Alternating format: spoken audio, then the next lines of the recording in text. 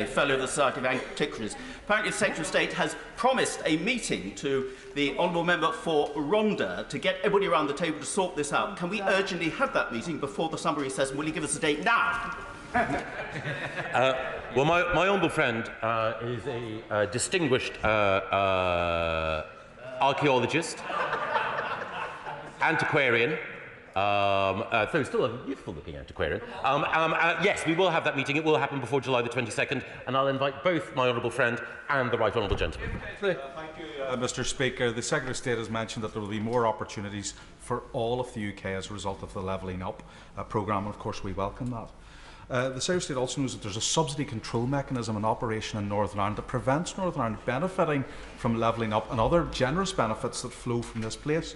Will the Secretary of State today ensure that everyone on his side of the House, and encourage people on this side of the House, to vote for the clauses in the Northern Ireland Protocol Bill, namely Clause 12, that removes that impediment to progress? Well, the Foreign Secretary will open the second reading debate, and I hope that people will listen to everything that the Foreign Secretary and indeed the Secretary of State for Northern Ireland say in order to make sure that Northern Ireland can benefit from its full participation in all of the benefits of being part of the United Kingdom. Thank you very much, Mr. Speaker, and I refer the House to my register of interests. There are 2 villages in my local area that will essentially become one due to a development that has been granted approval on appeal. How is the Minister addressing the current problem of the lack of a 5-year land supply, circumventing local planning decisions? The Levelling Up and Regeneration Bill and our forthcoming National Planning Policy prospectus will address precisely that question. Peter Grant. Thank you, Mr. Speaker. I welcome the Secretary of State's newfound enthusiasm for the Scottish Parliament. Does that enthusiasm extend to recognising the mandate that that Parliament has to honour the manifesto commitments on which a clear majority of its members have been elected in 2021, in 2016 and in 2011? Well, in 2014, the people of Scotland voted to remain part of the United Kingdom.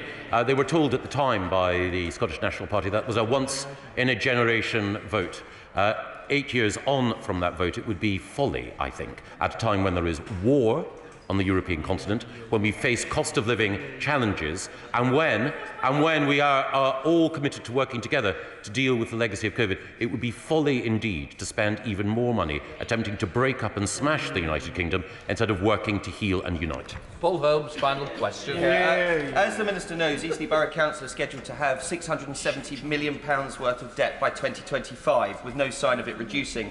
Does the Minister think this is acceptable, and what plan does his department have to tackle these profligate councils? Well, Eastleigh Borough Council being so profligate, I presume, I don't know, I don't have the facts in front of me, it must be a Liberal, Democrat-controlled council, because profligacy and fiscal incontinence on such a level could only, I think, be engineered by the opportunistic gang that masquerades as the Liberal Democratic Party. That's good. We now come to the statement. For those who wish to leave, please do so.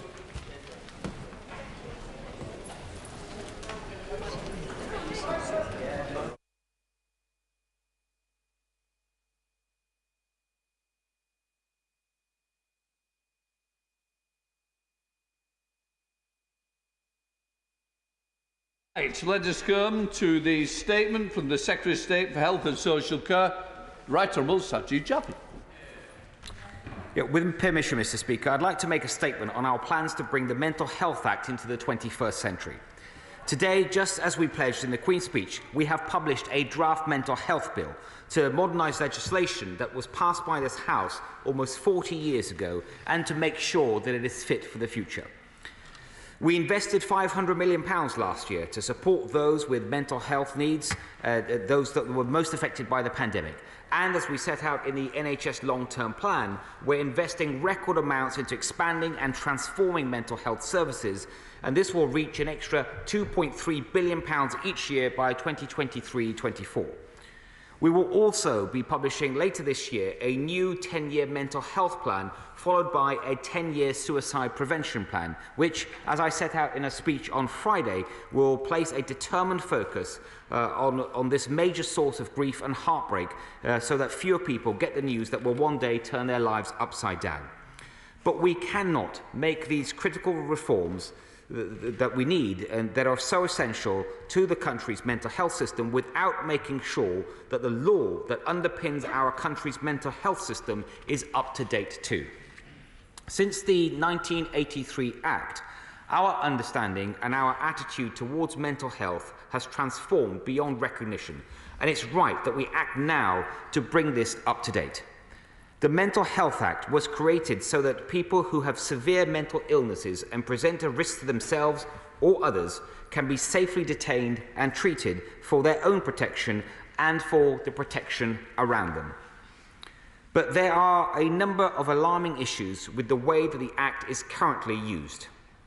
Too many people are being detained. They are being detained for too long, and there are also inequalities amongst those that are detained. The previous Prime Minister, my right honourable friend, the member for Maidenhead, asked Professor Sir Simon Worsley to lead a review into the Act. And I'd like to first pay tribute to my right honourable friend for her tireless commitment to this most important of issues, and also to Sir Simon for his illuminating report, which made a powerful case for reform and was rightly welcomed by all sides of the House. It made for uncomfortable, but I would say essential reading, vividly showing how the Act currently fails patients and their loved ones and deprives people of autonomy and control over their care. The draft legislation that we have published today builds on Sir Simon's recommendations, as well as those in our white paper, which were published in partnership with the Ministry of Justice last year. Just like Sir Simon's report, the white paper was welcomed by all sides of this House. It was welcomed also by leading charities, including Mind, the National Autistic Society, and Rethink, countless mental health professionals, and, critically, the people who use mental health services and their loved ones. Today, we are showing how we will put this vision into action. This bill is a once-in-a-generation reform, and I'd like to set out very briefly to the House the important themes that sit behind it. First, Mr. Speaker, the bill rebalances the criteria for detention, so it only takes place as a last resort when all other options have been explored and considered. Under the new criteria, people will only be detained when they pose a significant risk of harm to themselves and others, and patients should only be detained if they will benefit from the treatment that is made possible by their detention. Second, it shows how we will give patients more control over care and treatment, over their care and treatment. It will make sure that clinicians, in most cases, can only administer compulsory treatment if there is a strong reason to do so. In future, all patients formerly detained under the Act will have a statutory right to a care and treatment plan drawn up between a patient and their clinician that is personalised based on a patient's needs, and it gives them a clear roadmap to their discharge from hospital. However, there are some cases when patients are not able to make decisions about their own care or feel that they could benefit from some greater support.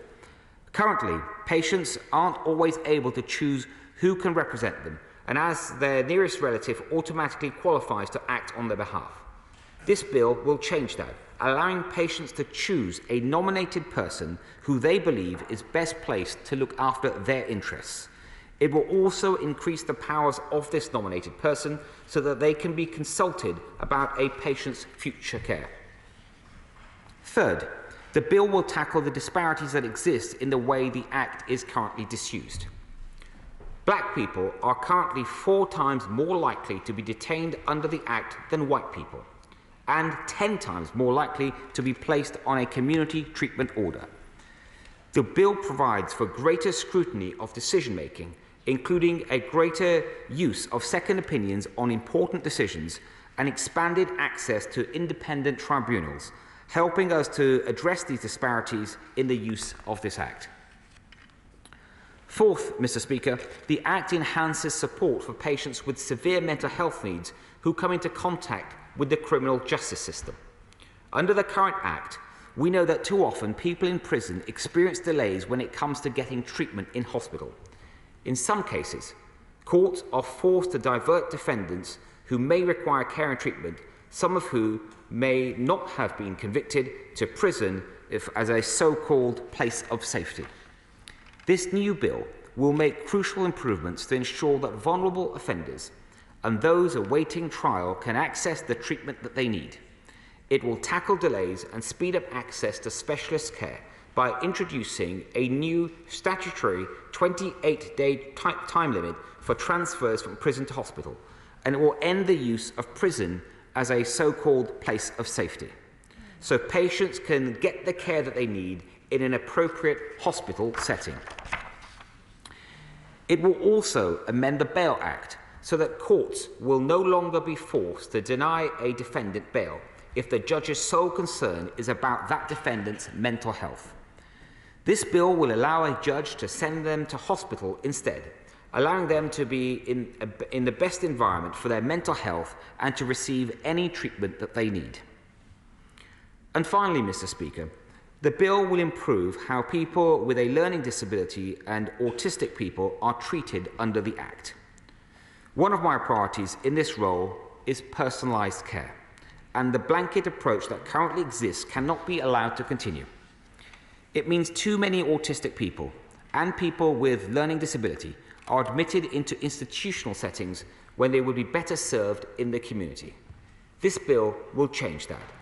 It limits the scope to detain people with learning disabilities and autistic people for treatment unless they have a mental illness that justifies a longer stay or if they are admitted through the criminal justice system. It also contains new duties for commissioners of local authorities and integrated care boards to make sure that the right community support is available instead. Mr. Speaker, I'm looking forward to working with honourable members from all sides of this House as we take these plans forward.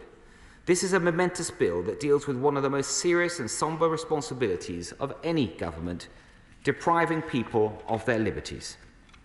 Mental health is something that can impact any one of us at any time. It's essential that we all have confidence that there is a system that we know would treat us and our loved ones with dignity and compassion. That is what this bill would deliver, and I commend this statement to the House. We now come to Shadow Minister Dr. Christina Holland. Thank you, Mr. Speaker. I would like to thank the Secretary of State for an advanced copy of the statement, but I would also like to thank the Secretary of State for sharing his family's experiences over the weekend. And I am so sorry to hear about the circumstances surrounding his brother's tragic death. This overhaul of the Mental Health Act has been long awaited, and we welcome this draft bill and the fact that the government has accepted the majority of the recommendations from Sir Simon Wesley's independent review of the Mental Health Act. It's been interesting to see the government's focus in the statement on keeping people in crisis out of A&E and plans to reduce the use of general ambulance call-outs for those experiencing a mental health crisis. In 2020, there were over 470,000 calls to 999 because someone was in a mental health crisis. And this took up an estimated 66,000 hours of call time. In my email inbox, I have numerous examples from across the country where children were stuck in A&E for over 24 hours, simply awaiting a mental health bed. And even one child who waited over 3 days. When I work shifts in A&E, I see more and more people coming into hospital in crisis. And this increased frequency is deeply, deeply concerning. Conditions are getting worse and illnesses are going untreated. We would not allow this within cancer treatment, so why is it allowed within mental health treatment? Deprivation of liberty and the use of coercion can cause lasting trauma and distress. This is especially true for children and young people who find themselves in these most difficult of situations and those whose voices are often not heard when decisions are being made. We are pleased that patients will have greater autonomy over their treatment in a mental health crisis. And we are glad that the government have been working with organisations to listen to the experiences of those with learning disabilities or autism. But I would like the Secretary of State to explain what safeguards will be put in place for people with learning disabilities or autism should the worst happen and they find themselves in prison. This is not a straightforward issue. Many people with learning disabilities or autism also live with serious mental illnesses, and we have to make sure that people like this have their rights protected and have dignity in their treatment. It is within our communities where we witness the harsh reality of the health inequalities that so desperately need to be addressed. And as the Secretary of State said, black people are over 4 times more likely to be detained under the Mental Health Act. My good friend give way. I'll be delighted. I appreciate my good friend. Okay, fine, thank you. As the Secretary of State said, black people are over 4 times more likely to be detained under the Mental Health Act. We need to advance the mental health equality framework, and there must be culturally appropriate services and the freedom for local areas to look at their specific populations in order to have the most suitable approaches. Culturally appropriate community provision is vital for mental health services that are truly joined up and effective, and crucially, work well for the patient. Will the Secretary of State also be able to provide reassurances on the future of community care, and how will they work with local authorities across the country to deliver community provision that works?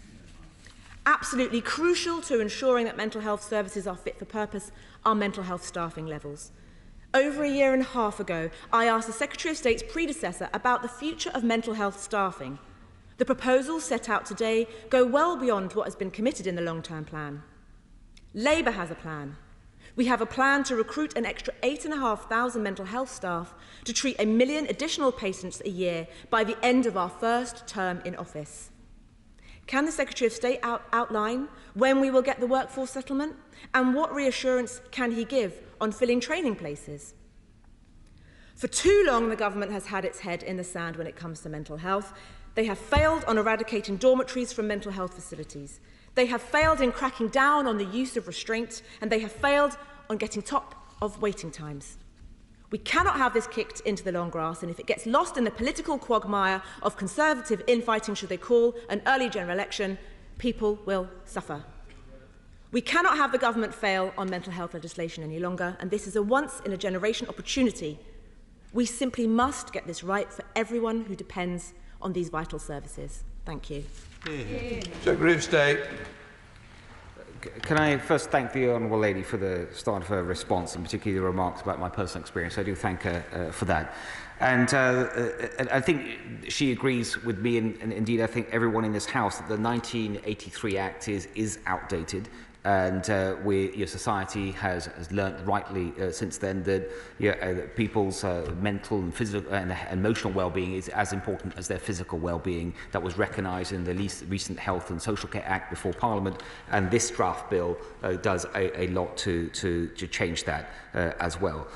She talked about the importance, and rightly, of mental health services. And the NHS is providing record funding putting record funding into NHS services. I think through the NHS Talking Therapy Service, last year some 1.25 million people were seen despite the pressures of the pandemic. And because of the pandemic, an additional £500 million of resources was put into mental health services. When it comes to workforce, we have today in the NHS around 129,000 health professionals focused on mental health. That is the highest number ever. That number is up by some 20,000 since March 2016. And in the NHS's strategic workforce plan that they are currently working on, the 15-year plan, having the correct provision for mental health, of course, will be a very important part of it. Resume. Thank you, Mr. Speaker. Can I commend my right honourable friend for his statement, thank him for his kind comments, but also join the opposition front bench in commending my right honourable friend for sharing his family's experience that shows this is not just a piece of legislation from the Secretary of State, it's from somebody who understands the issue. I welcome the publication of this draft mental health bill, but can I say to my right honourable friend that while it is necessary for it to be given proper scrutiny, does he join with me in believing that we need to ensure we get these new provisions on the statute book as quickly as possible to ensure that all those who are going through mental health crisis can indeed be treated with the dignity and compassion they deserve? Secretary of State. First, Mr. Speaker, let me again thank my honourable friend for the crucial role that she has played to get this House to this point today with the publication of this draft bill. It was her commitment to this issue about putting mental health on parity with physical health that has led us to this important point. And I agree with her absolutely. We have the draft bill in front of the House today. There will no doubt be pre-legislative scrutiny, which I strongly welcome, to have this bill ready as quickly as possible to bring to the House for a first reading and to make sure it becomes legislation as quickly as possible. Senator David. Thank you, Mr. Speaker. Mr. Speaker, I welcome this statement today from the government, but I am concerned about constituents who have a mental health crisis that present to A&E departments, and due to the long waiting times, they're usually unable to wait to be seen by psychiatrists. Can the Secretary of State say how this will be addressed in the mental health bill to make sure people get the urgent treatment that they need when they present to A&E departments? So stay. That is the Honourable Lady is right to raise this, but I can tell her, helpfully, that this bill is not that important in terms of getting what she wants to see, which is more care for people when they present themselves at A&E with mental health challenges. That is work that is already prioritised with the NHS. It is something that during the pandemic, because as she will understand and other honourable members understand, that there were increased issues around mental health and people not getting the care in the normal way that they would have had, and that's why we put record amounts of resources into the NHS, including to A&E provision of mental health services. Judge Select Committee, Jeremy Hunt. Mr. Speaker, can I too commend my right honourable friend's courage in talking about his family's tragedy, which is one of the most difficult things to do in politics, and can I also thank my right honourable friend, the member for Maidenhead, for her commitment to mental health, which was unparalleled amongst any of the Prime Ministers I've known while I've been in this place, and made an enormous difference to me when I was Health Secretary. I support wholeheartedly what the Health Secretary has said today. I hope he doesn't mind me saying that I'm worried that in one particular instance it doesn't go far enough, which is that we still have 2,000 people with autism and learning disabilities who are in secure institutions, effectively incarcerated, even though they would be better off in the community. It is a human rights scandal, and would he consider, as part of the remedy to this, changing the rules on sectioning, so that after a short period of time you have to reapply for sectioning every week or 2 weeks if you want to keep someone in one of those secure units, so there is pressure put on the system to find a better solution? So stay. First, Mr. Speaker, can I tell my honourable friend we are determined, of course, to reduce the number of people with learning disabilities and autism that are in mental health hospitals. And as part of those plans, we will shortly be publishing the cross-government Building the Right Support Plan to drive this progress. So we'll have more to say about that shortly. I listened carefully to the proposal, the suggestion my right honourable friend just made. I'll be happy to meet with him and discuss it further. Daisy Cooper. Speaker, I too was incredibly moved to learn of the Secretary of State's personal experience in this issue, and I commend his courage in talking about an incredibly deeply personal issue. I note in the statement that the Secretary of State has outlined that patients will be able to choose a nominated person who they believe will be best placed to look after their interests. And I wonder if the Secretary of State could outline what rights that nominated person might have. I have a particular issue in my own constituency where somebody has been moved from one part of the country to another. Their next of kin was not asked to give permission, and they only found out after the event. I think it's incredibly important that, as well as having a nominated person, that nominated person has outlined rights that can be enforced in these situations. So stay. I'm pleased the Honourable Lady welcomes this change that will come about through this bill. And the bill does, the draft, I appreciate it's only just been published and the Honourable Lady will need time to digest it. But it does set out how the nominated person, which doesn't have to be someone from the family, it can be anyone that individual chooses that they trust, will be able to co-produce, let's say, the treatment plan for that individual and work with them very closely. Robert Halfon. Thank you, Mr. Speaker. Will my right honourable friend look at the new book that's published this week by the Us For Them Parents group, Liz Manderley and Molly Kingsley, which talks about the damage to mental health to children during lockdown. We know that referrals have increased by 60% and that eating disorders during lockdown amongst young girls went up by 400%. Will my right honourable friend set out measures doing to help children with mental health, but also look at a social media levy, given the damage that social media companies do to children's mental health, to raise money to fund mental health resilience, And will he also look at a longer school day with extra sporting and other activities and wellbeing activities to help these children further? So state. My right honourable friend makes the very important point, Mr. Speaker, about children which in normal times clearly need the full mental health support, but especially during the pandemic and the impact. And I will take a look, I think he said Mandy and Molly Kingsley, if I heard him correctly, I will take a look at their work that he's mentioned. When it comes to levies, he will know that's a decision for the Treasury, but I'm sure he welcomes some of the measures in the online harms bill, and I'd be happy to meet with him and discuss some of his other proposals more. Thank you, Mr. Speaker. I think the whole House will welcome many of the changes that this bill represents, especially the section on black mental health and the situation of people being incarcerated in the mental health system. But I wanted to raise the issue of my constituents, many of whom who have suffered 8 years of systemic and catastrophic failure of their mental health trust, and ask the Secretary of State what in this bill will make a difference to them after almost 1,000 excess deaths in our mental health trust. Now, I know the Secretary of State has committed to meeting with me to talk about this, but I wonder whether he would also commit to meeting next Tuesday with many of the victims of 8 years of failure who will be coming to Parliament to discuss what's happened to them, and maybe he could tell them how this bill will change and turn their lives around and make a difference to them and their families. So to stay. I hope the honourable gentleman will agree with me that this bill is, I think he does, from the way he's framed his question, this is a huge step forward, especially on the important issue he mentioned at the start of his question about dealing with some of the inequalities that we all know has existed in provision. The way we will change things is not just through the bill, but of course through the continued investment and making sure those trusts that are failing, those failures are addressed. As he mentioned, I'm meeting with him, but the mental health minister would be happy to meet with the constituents that he mentioned earlier. Thank you very much, Mr. Speaker. I want to commend, first of all, the statement, and I want to commend my right honourable friend's bravery in sharing that story. I decided, after speaking with friends, to share my very own, and the fact that there were twice I attempted to take my own life and thankfully did not succeed. But when I needed the help, I was lucky enough to be able to get that help. And sadly, that's simply not the case with too many people across our United Kingdom. With 40% of GP appointments now being related specifically to mental health, my right honourable friend will know that I'm supporting the No Time to Wait campaign led by my good friend James Starkey, who is trying to make sure that we have a mental health mental health nurse in every GP surgery up and down this country to help with that early intervention that we know is so critical.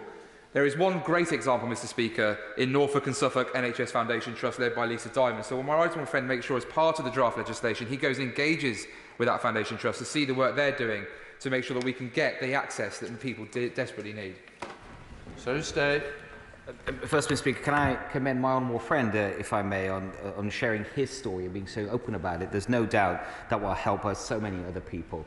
And I'm sure he'll welcome the government's plans to set out a new 10-year suicide prevention plan. On his question around provision and his campaign, I agree with him very much about the need to continue to work to improve provision, and I do believe I will be having a meeting with him and Mr. James Starkey to discuss his campaign further. Chris Bryant. Thank you, Mr. Speaker. I warmly commend what the Minister said over the weekend. Many of us in our own family have experienced suicide, and it's good when people like him are able to share that experience. I think it helps an awful lot of people around the country. Can I just ask him about brain injury, which he knows I'm a bit obsessed with? I visited 3 units in Newcastle, Birmingham and Sheffield the week before last. And the big problem is that people are being given what's called a neurorehabilitation prescription, which is very similar to what he's described, but unfortunately, the moment they leave the trauma unit, those services simply aren't available in vast parts of the country. There's not enough occupational therapists, there's not enough speech and language therapists, there's not enough physiotherapists and psychiatrists to do that work.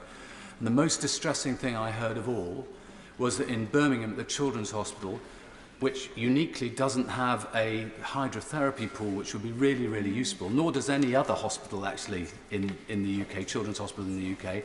They saw a 70% increase in brain injuries in children during COVID from parents effectively attacking their children. How are we going to get the workforce that we need really to be able to make a difference to those people's lives? Secretary of State. The honourable gentleman will know that the investment already going into workforce is at record levels, that as the NHS sets out its 15-year workforce strategy, of course it would look into, and rightly so, into ABI. But I want to thank him for the work that he's doing with my honourable friend on the ABI strategy. I understand the call for evidence has just closed, and that is also a process that will help bring about the change that he seeks. Thank you, Mr. Speaker. I met with some amazing young people from my constituency last week at It's Our Care lobby in Parliament.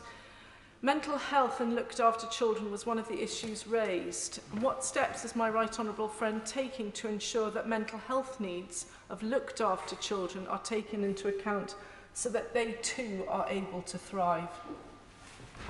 Secretary of State. It is an important issue my honourable friend raises about the mental health needs of looked after children. In terms of mental health services for children, including looked after children, we've increased resources to a record level, but we do need to make sure the strategy is fit for the future, and it will be a key part of our new 10-year mental health strategy. Charlotte Nettles. Thank you, Mr. Speaker. Global research into psilocybin has shown significant potential for the treatment of mental health conditions, including depression, PTSD, anorexia and alcohol addiction. However, its Schedule 1 status under the Misuse of Drugs Regulations 2001 is hindering research in the UK and condemning thousands of people to unnecessary suffering. Indeed, organisations like Heroic Hearts, which supports military and emergency services veterans with PTSD, has to facilitate patients travel abroad to access treatment that they should be able to receive here where appropriate. Can the Secretary of State please inform the House what conversations he has had or intends to have with the Home Office about the rescheduling of psilocybin in order that this vital area of mental health research can be progressed and treatment brought into the 21st century with this bill? Secretary of State. Madam Deputy Speaker, it's an important issue the Honourable Lady raises. She will know, as she's referred to this, is rescheduling is an issue for the Home Office, and it is something I will make sure I take up with the Home Secretary. Hugh Merriman. Thank you, Madam Deputy Speaker. I chair the All-Party Parliamentary Group for Autism. It was a role I took on after we lost Dame Cheryl Gillan. From her position in this place, she was tireless in terms of highlighting that there is a difference between those who suffer a lifelong development disability, such as autism, and those that have mental health conditions, albeit it's fair to say that those with autism do suffer the higher proportion of mental health. As things stand, we have 61% of all of those in mental health hospitals that have autism as a condition. That's 1,200 people. That figure used to account for 38%. So can I welcome the Secretary of State's draft mental health bill? Can I ask him if he would like to meet with the all-party parliamentary group to discuss what this will do for those with autism? And can I also parrot the call from the chair of the Select Committee that we really need to review the sectioning of those in mental health provision, because there are far too many languishing and they do need our help? Secretary of State. Madam Deputy Speaker, I agree with my honourable friend, and the reforms that we set out today in this draft bill will mean that learning disability and autism will no longer be a reason, in the absence of a mental health condition, for people to be detained in a mental health hospital after an initial period of assessment. And I'd be happy to meet with him and his APPG. Marcia de Cordova. Thank you, Madam Deputy Speaker. I just would like to place on record, firstly, my disappointment that yet again the Secretary of State's department haven't produced all the papers for me in large print, as they have done in standard print, and I would hope that he will take that away and ensure that I receive my papers as soon as possible. Right, so I am sure the Secretary of State would agree with me, or have the same level of disappointment as me, that in England, 24% of all children mental health service referrals were closed before that child actually receiving any support.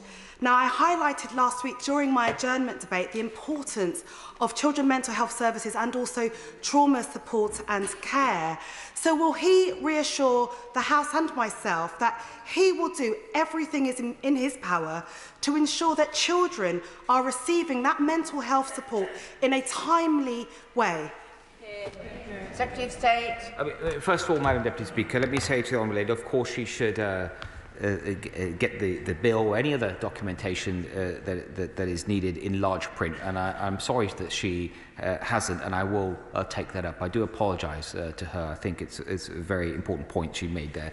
On children's support, the support for children has, even before the pandemic, it was rightly a priority. Funding is increasing by 2023 to record levels of additional 2.3 billion in total, which includes an additional 345,000 people, the children and young people that can be seen with that funding. Also during the pandemic, we put in an additional 79 million, and we will be setting out in our new mental health 10-year strategy exactly how we will go on to do more.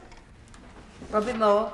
Thank you, Madam Deputy Speaker. And can I commend the Secretary of State in bringing forward this mental health bill, because over the past months I've met with some key individuals across Keighley who have been providing mental health and wellbeing support and advice, including Nick Smith, Ryan Anderson, Bill Graham, and one of our hard-working GPs, Caroline Raymond, who are all passionate on this subject. And I'm sure they'll be pleased to see greater autonomy being brought forward to individuals being able to provide their own personalised care. But one of the key things that they've raised with me is issues around those adults and children with learning difficulties. So can my right honourable friend confirm that this bill will help those with learning difficulties and to be able to engage further with mental health and wellbeing services? Secretary of State. Yes, it will. And as I've set out, Madam Deputy Speaker, in earlier answers to earlier questions about some of the changes the bill is bringing about for those with learning difficulties and autism, but also I think my honourable friend will welcome the publication when we do bring it to the House of the new 10-year mental health plan. Barry Sherman.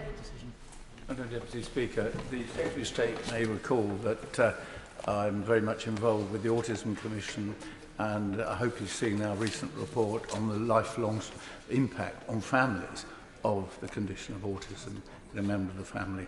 But would you take it from me that I support everything he said this morning, but except one thing, and that is we need a deep cultural change in this area.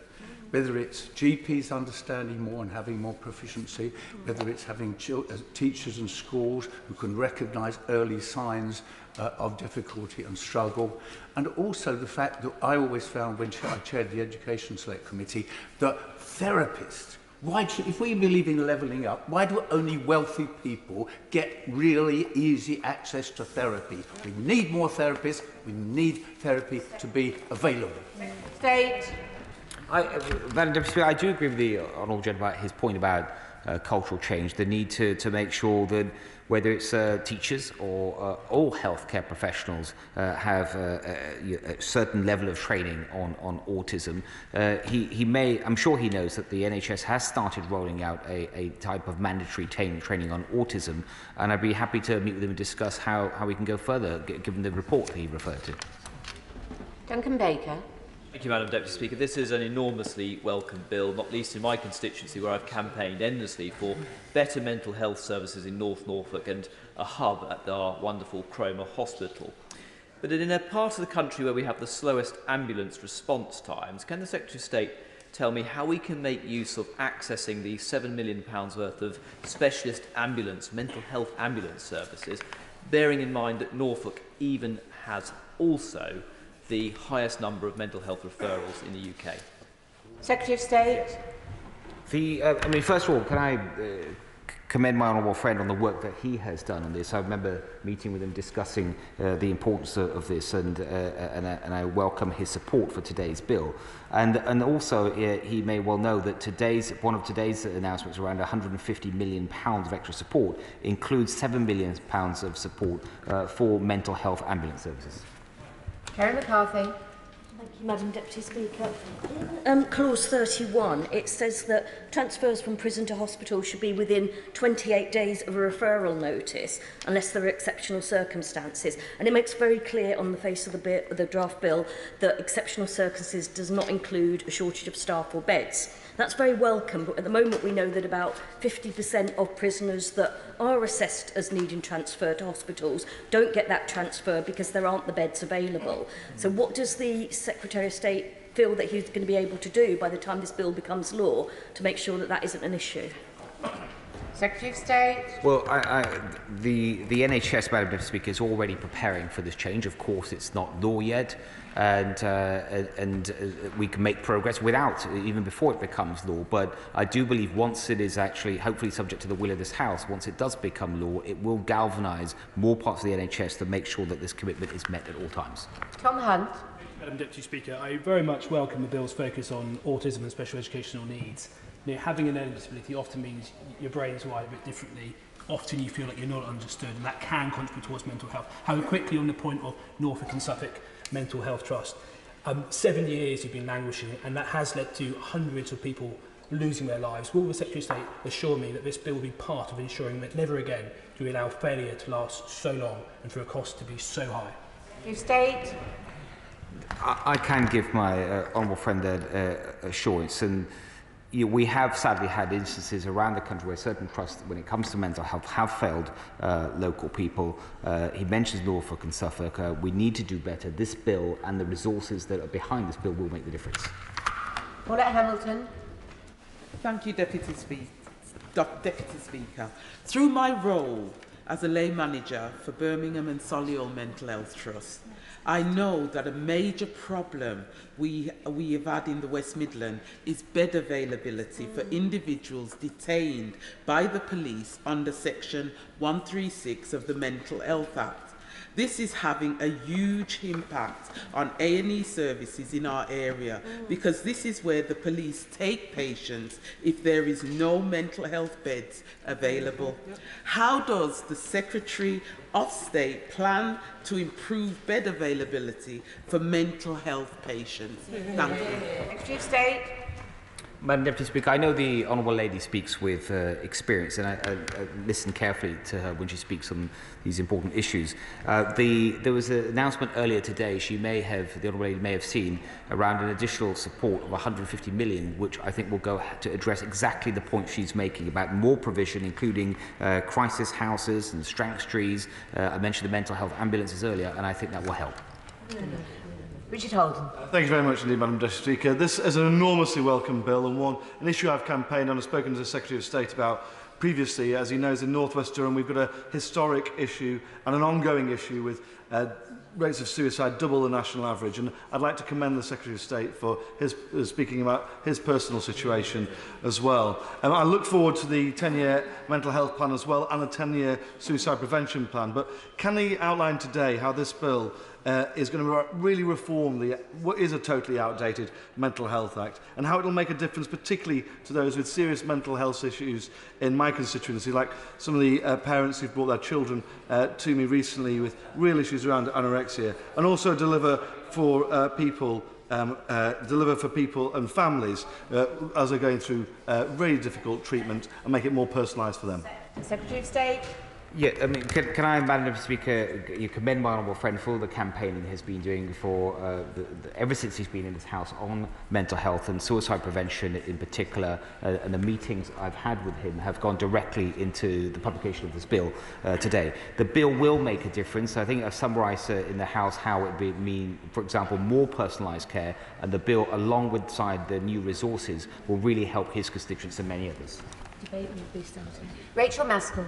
Thank you, Madam Deputy Speaker, and I welcome the bill today. The acuity of people's mental health challenges while in the community is escalating before there is appropriate intervention. So how will this bill ensure that those earlier interventions are made so that people aren't having to go into secure accommodation for their safety? Well, Secretary of State.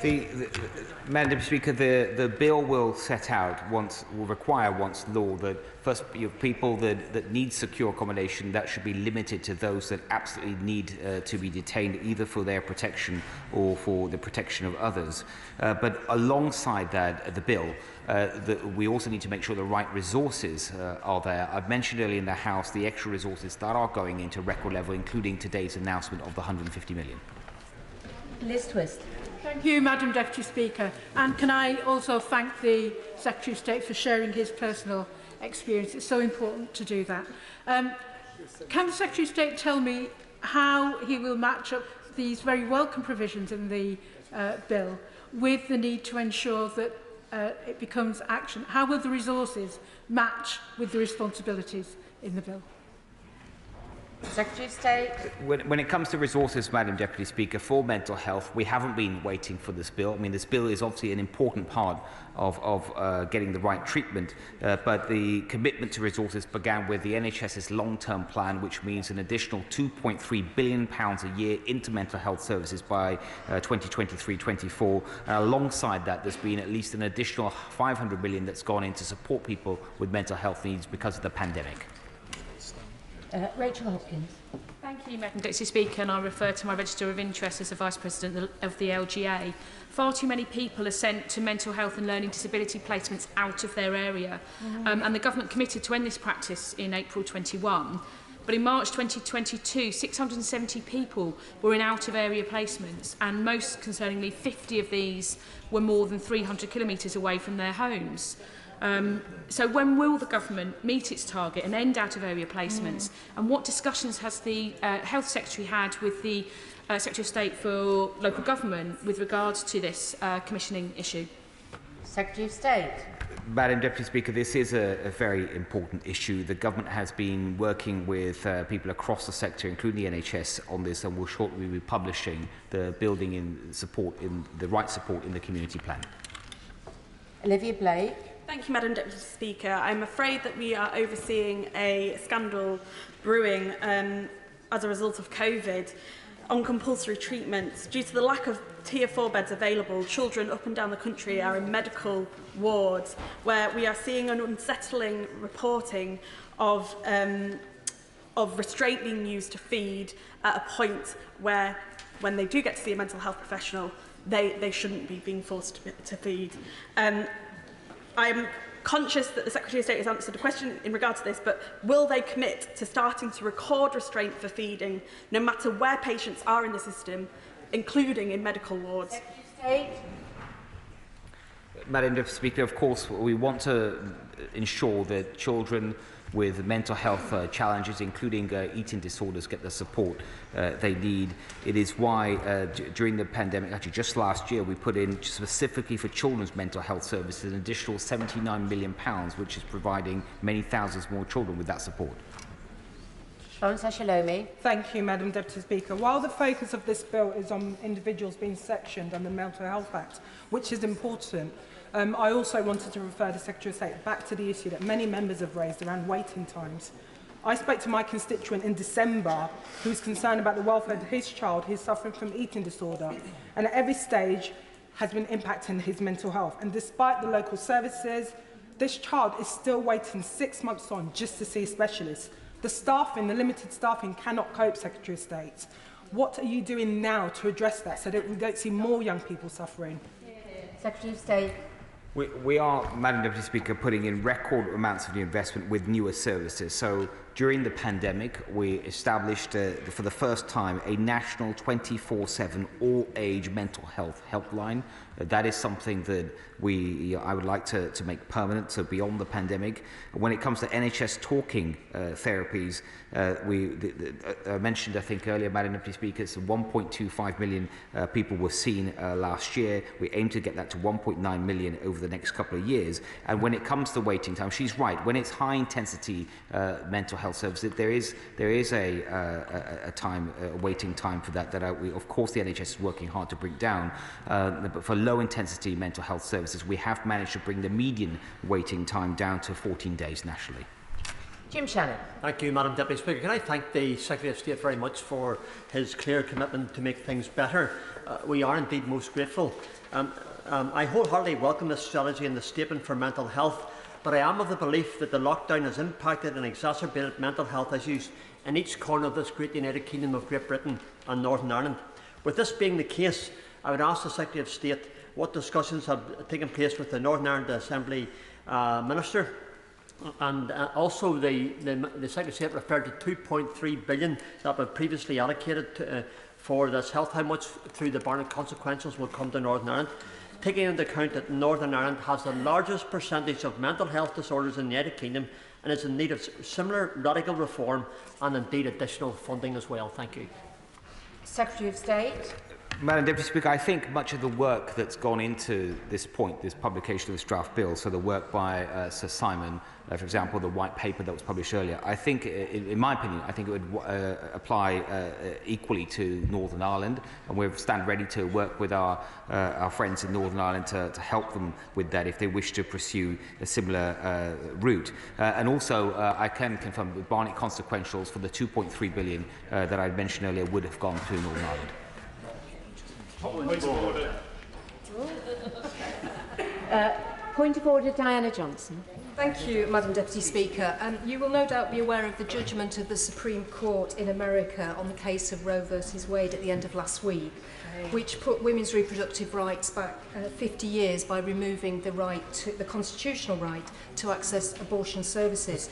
Given the leadership that the United States play in the world and the fact that the right-wing American groups and media will now feel fully emboldened to campaign for the rolling back of women's rights in the United Kingdom, have you, Madam Deputy Speaker, had any indication or notification from the government of a statement that will be made to this House about the human rights of women in the United States and in the United Kingdom and indeed around the world? And if not, how can we put this on the record that we are very concerned about what's happened in the United States?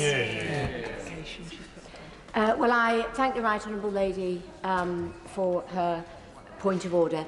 I have not received any notification that the government is likely to make is intending to make a statement on this, and I don't believe the Speaker's office has either. However, I'm sure the Treasury bench will have heard her comment, and she has obviously put on record her concern about this issue. Point of order, Chris Bryant. Thank you, Madam Deputy Speaker, and I apologise that there are three parts to this. On the 23rd of May, I raised a point of order about the failure of the Department for Bays to respond to my correspondence on behalf of my constituent, Mr Brian Price of Treorchy, since I first wrote to the Government on the 25th of November 2020, not 2021, 2020. 8 letters later, 1 parliamentary question and a point of order later, and a month after that, guess what? Still no reply. So what can I do? Likewise, I wrote to the Foreign Secretary, making a formal subject access request to the Foreign and Commonwealth Office on the 8th of March of this year. They said they would give a formal response within a calendar month. On the 20th of April, they wrote to give a new date to respond, the 20th of June. Guess what, Madam Deputy Speaker? Last week they replied, "We cannot at this stage give you a definitive date of when we will be able to issue our reply. But the law requires answers to subject access requests within a calendar month. What can I do?" So far, this month, we've had 42 passport cases in my constituency, and that's just this month. 16 new passport cases today.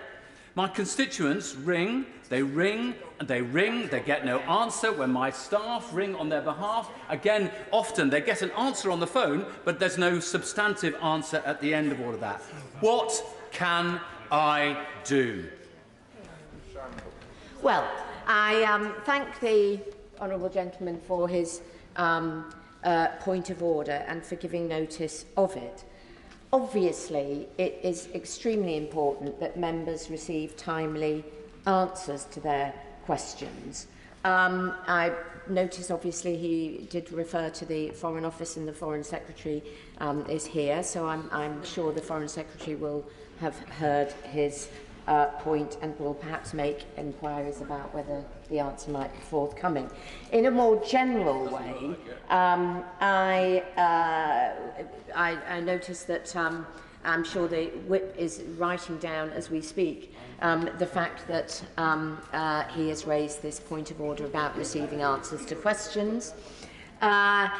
In addition, he may like to approach the Procedure Committee, who I understand do keep statistics on the problems that may arise with the answering of questions, and they do publish a report on that. So that may be another route that he could take. And he knows very well that, business questions could be a time when he could raise it. I do understand his frustration, and once again reiterate, which I know the Speaker would want me to reiterate, that it is important that members get answers to their questions. Thank you. Point of order, Christine Wakefield. Thank you, Madam Deputy Speaker. On a point of order, on Thursday, the 23rd of June, the Honourable Member for Redditch made a claim that, and I quote, "The government has legislated to prevent fire and rehire." So the government, to my knowledge, hasn't voted to pass any legislation to prevent fire and rehire since my honourable friend, the member for Brent North's bill in October of last year. Could the Chair please direct me on how best I can go about correcting the record, please?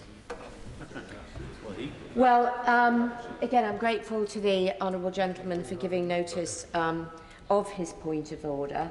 Of course, it's not for the Chair to fact-check comments made by members or ministers, but if the Minister does feel there has been any inaccuracy, there are ways for the record to be corrected. He has once again put his point on the record, and I'm sure that that again will be fed back from the Treasury bench.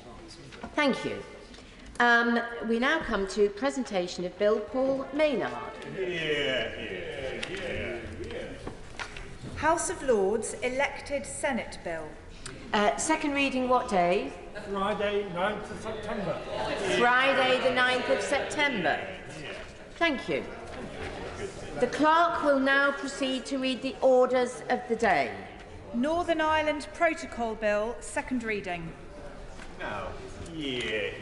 Thank you. I need to inform the House that the reasoned amendments have not been selected. And before I ask the Foreign Secretary to move the second reading, I do want to reiterate how important it is for members who wish to speak in the debate to be here at the beginning, to hear all the opening speeches, to stay in the chamber for the vast majority of the debate, and to be there certainly for the wind-ups and to be there in good time. It's very discourteous not to follow those rules, especially on an important debate like this. Foreign Secretary Liz Truss to move the second reading. Madam Deputy Speaker, I beg to move that the bill be now read a second time. We are taking this action to uphold the Belfast Good Friday Agreement, which has brought peace and political stability to Northern Ireland.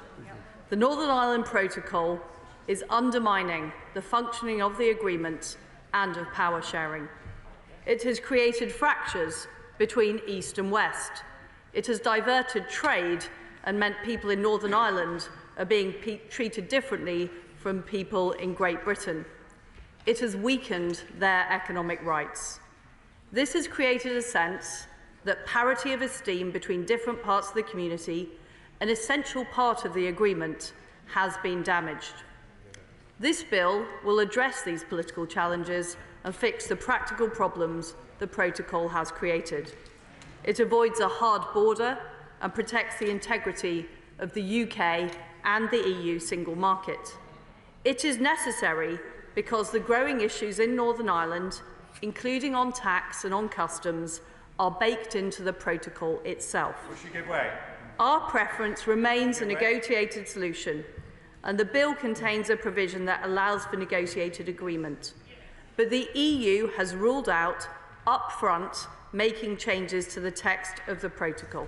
I'll give way to an honourable friend. I'm very grateful to the Foreign Secretary, and I congratulate her on her very patient and good diplomacy. Will she confirm that this very moderate measure is completely legal and essential to the peace and goodwill of Northern Ireland? I can absolutely confirm to my right honourable friend that this bill is both necessary and legal, and the government has published a legal statement setting it out. I'll make a bit more progress and then I'll allow some further interventions. We continue to raise the issues of concern with our European partners, but we simply cannot allow this situation to drift. Northern Ireland has been without a devolved government since February, due specifically to the protocol, at a time of major global economic challenges. Therefore, it is the duty of this government to act now to enable a plan for restored local government to begin. It is both legal and necessary. This bill fixes the specific problems that have been caused in Northern Ireland, whilst maintaining those parts of the protocol that are working. It fixes problems in 4 areas: customs and SPS, a dual regulatory model, subsidy control and VAT, and governance. On customs and SPS, the bill creates a green and red lane system. All those trading into Northern Ireland will be part of a trusted trader scheme. Goods destined for Northern Ireland will not face customs bureaucracy. Goods for the Republic of Ireland and the EU will go through full EU-style border procedures. And all data for both the green and red lanes will be shared with the EU in real time as the goods depart from Great Britain. This means the EU will have this data before the goods arrive in Northern Ireland, ensuring that the EU single market is protected. I'll give way to the honourable gentleman. Can I thank the Secretary of State for bringing this forward and for her comprehensive understanding of the position of many people in Northern Ireland. Someone who has had businesses contacting him from those who have openly stated they are from a nationalist tradition and yet feel afraid to voice complaints to their own MPs, as an example, due to fear of reprisal, that I speak with confidence, and I can assure the Secretary of State of this issue, that Northern Ireland as a whole needs this bill not simply for cultural identity, which is imperative for financial viability for the small businesses, and the effects of the EU's vindictive approach to block VAT and state aid. Really, Secretary of State, this bill is long overdue. Just to say that interventions should be fairly brief, because we've got a lot of people wanting to speak in this debate. Foreign Secretary. Madam Deputy Speaker, I was talking about the data that we are sharing with the EU, and I'm pleased to say that we already have this system in place. We're giving demonstrations to businesses and the EU to show how it works, and I'm very happy to make those demonstrations available to members of Parliament as well. Any trader violating the lanes will face penalties and would face ejection from the scheme. I'll give way to the honourable friend. I'm extremely grateful to the Foreign Secretary for giving way, and I have an immense amount of sympathy with what she is saying. And it does seem to me that the EU is not being particularly constructive in trying to get the solution that we all want to see achieved. But can I say to her that many of us are extremely concerned that the bill brazenly breaks a solemn international treaty, it trashes our international reputation, it threatens a trade war at a time when our economy is flat, and it puts us at odds with our most important ally. Can she say anything to reassure me in my anxieties on these points? Well, as I said at the outset, our preference is for a negotiated solution, and we have sought a negotiated solution for 18 months. But as recently as last weekend, the EU have refused to change the text of the protocol. That is why there is strong legal justification, as set out in our legal statement, for us taking this action, because our priority as the United Kingdom government has to be political stability within our own country. And whilst we put this bill through Parliament, we will continue to seek a negotiated solution with the EU, and in fact there are provisions of the bill to deliver it. So I would strongly encourage my right honourable friend to raise this with the EU directly and to encourage a negotiated solution, because there is a solution to be achieved. We have laid it out very clearly with our red and green lane proposal, but we do need the EU to agree to change the text of the protocol. That is the fundamental issue that needs to be addressed. I'll give way to the honourable lady. Grateful to her for giving way. The government's legal position prays and aids the international law doctrine of necessity, but the International Law Commission says that where a state has itself contributed to the situation of necessity, That doctrine can't be prayed in aid. Now, given that the Prime Minister signed the withdrawal agreement, including the protocol, in the knowledge that it would give rise to precisely the difficulties of which they now complain, which we debated on the floor of this House, doesn't she see that there's a pretty big hole in the legal advice that she's been given? Well, we set out the case extremely clearly in the legal advice, and the doctrine of necessity has been used by other governments in the past where there is a severe issue and the other party is unwilling to renegotiate that treaty. And that is the position that we are in with the Northern Ireland Protocol. And what I would say to the Honourable Lady, and indeed other members on the opposition benches, is given the EU refuse to reopen the Northern Ireland Protocol, and those issues, such as customs and tax, are specifically baked in, what is their solution to dealing with the real issues in Northern Ireland?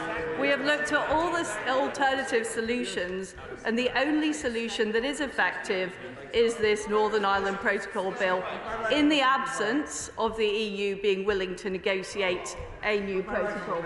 I'll give way to my honourable friend. Most grateful to my right honourable friend. She could also point out that the protocol itself contains provisions for it to be changed, and the EU refuses to contemplate using those provisions. And may I also just point out that at the time we signed the protocol, we did not know the shape of the trade and cooperation agreement, and it was reasonable to expect the EU to give mutual recognition of products and standards and mutual recognition of SPS standards, as for example they have with New Zealand, and they refused to give us those provisions. The problems in the protocol would be much less if they had given us a better trade deal. Well, my right honourable friend is absolutely right about the fact that the protocol isn't set in stone. And this is why, for the past 18 months, this government has sought to achieve negotiated changes in the protocol. But in the absence of the EU being willing to change the text, the only way to resolve this is for us to legislate. Now, I'm going to make more progress, and then I will take more interventions. We fully understand and respect the legitimate concerns of the EU that the single market should be protected, and our solution does just that. The bill will also establish a dual regulatory regime, so businesses can choose between meeting UK and EU standards. This removes the barriers to goods made to UK standards for being sold in Northern Ireland, and it cuts the processes that drive up costs for business. It prevents unnecessary divergence between two parts of the UK internal market, and anyone who trades into the EU single market will still have to do so according to EU standards. The bill will also ensure that the government can set UK-wide policies on subsidy control and VAT, overcoming constraints that have meant Northern Ireland hasn't benefited from the same support as the rest of the UK.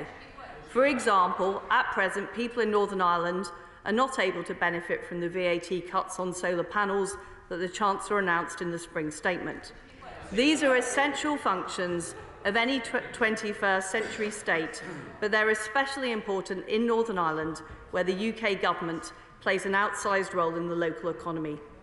We will maintain, I'll give way in a minute, we will maintain the arrangements in the protocol on VAT, which support trade on the island of Ireland, while ensuring Northern Ireland can still benefit from the freedoms and flexibility available in Great Britain. I'll give way to the Honourable Lady. I'm grateful to her for giving way. I wonder if she understands why so many people would accuse this government of the most rank hypocrisy. First of all, this is a predictable outcome of the agreement that they negotiated when they didn't give a fig for the situation in Northern Ireland, quite frankly. Secondly, if they were serious about negotiations, they could be using Article 16. And thirdly, at the very same time that the Prime Minister is glad-handing G7 leaders in Bavaria and extolling the virtues of a rules-based international system, his own government at home is riding a horse and coaches through a rules-based system. Does she understand the concerns we have, and what kind of reputation is the UK going to have on a global stage as a result? Well, as I made clear, we are very clear that the Belfast Good Friday Agreement should have primacy. The fact is that it has been undermined over the past 2 years, and we can see that in the fact that the institutions of Northern Ireland aren't up and running, and that is why the government needs to act. And we're doing so in a reasonable and legal way. I'll give way on my... I'm very grateful to my right honourable friend give way, and I accept entirely her desire to achieve a negotiated settlement if at all possible. I know how much work has gone into that. But taking her back to the legal point, she will know that the application of the doctrine of necessity requires both the legal tests being met, but also the evidential base, because it's largely fact-specific to show whether or not those tests have in fact been made. I know that the government has been working hard to assemble that evidential base. But can she tell us as to when that evidential base is going to be available to the House so that we can form a judgment as to whether or not those legal tests are met and that therefore proportionality and necessity is actually met? It would be very helpful to have that, perhaps before we come to a conclusion on the bill. Well, I thank my right honourable friend for that point.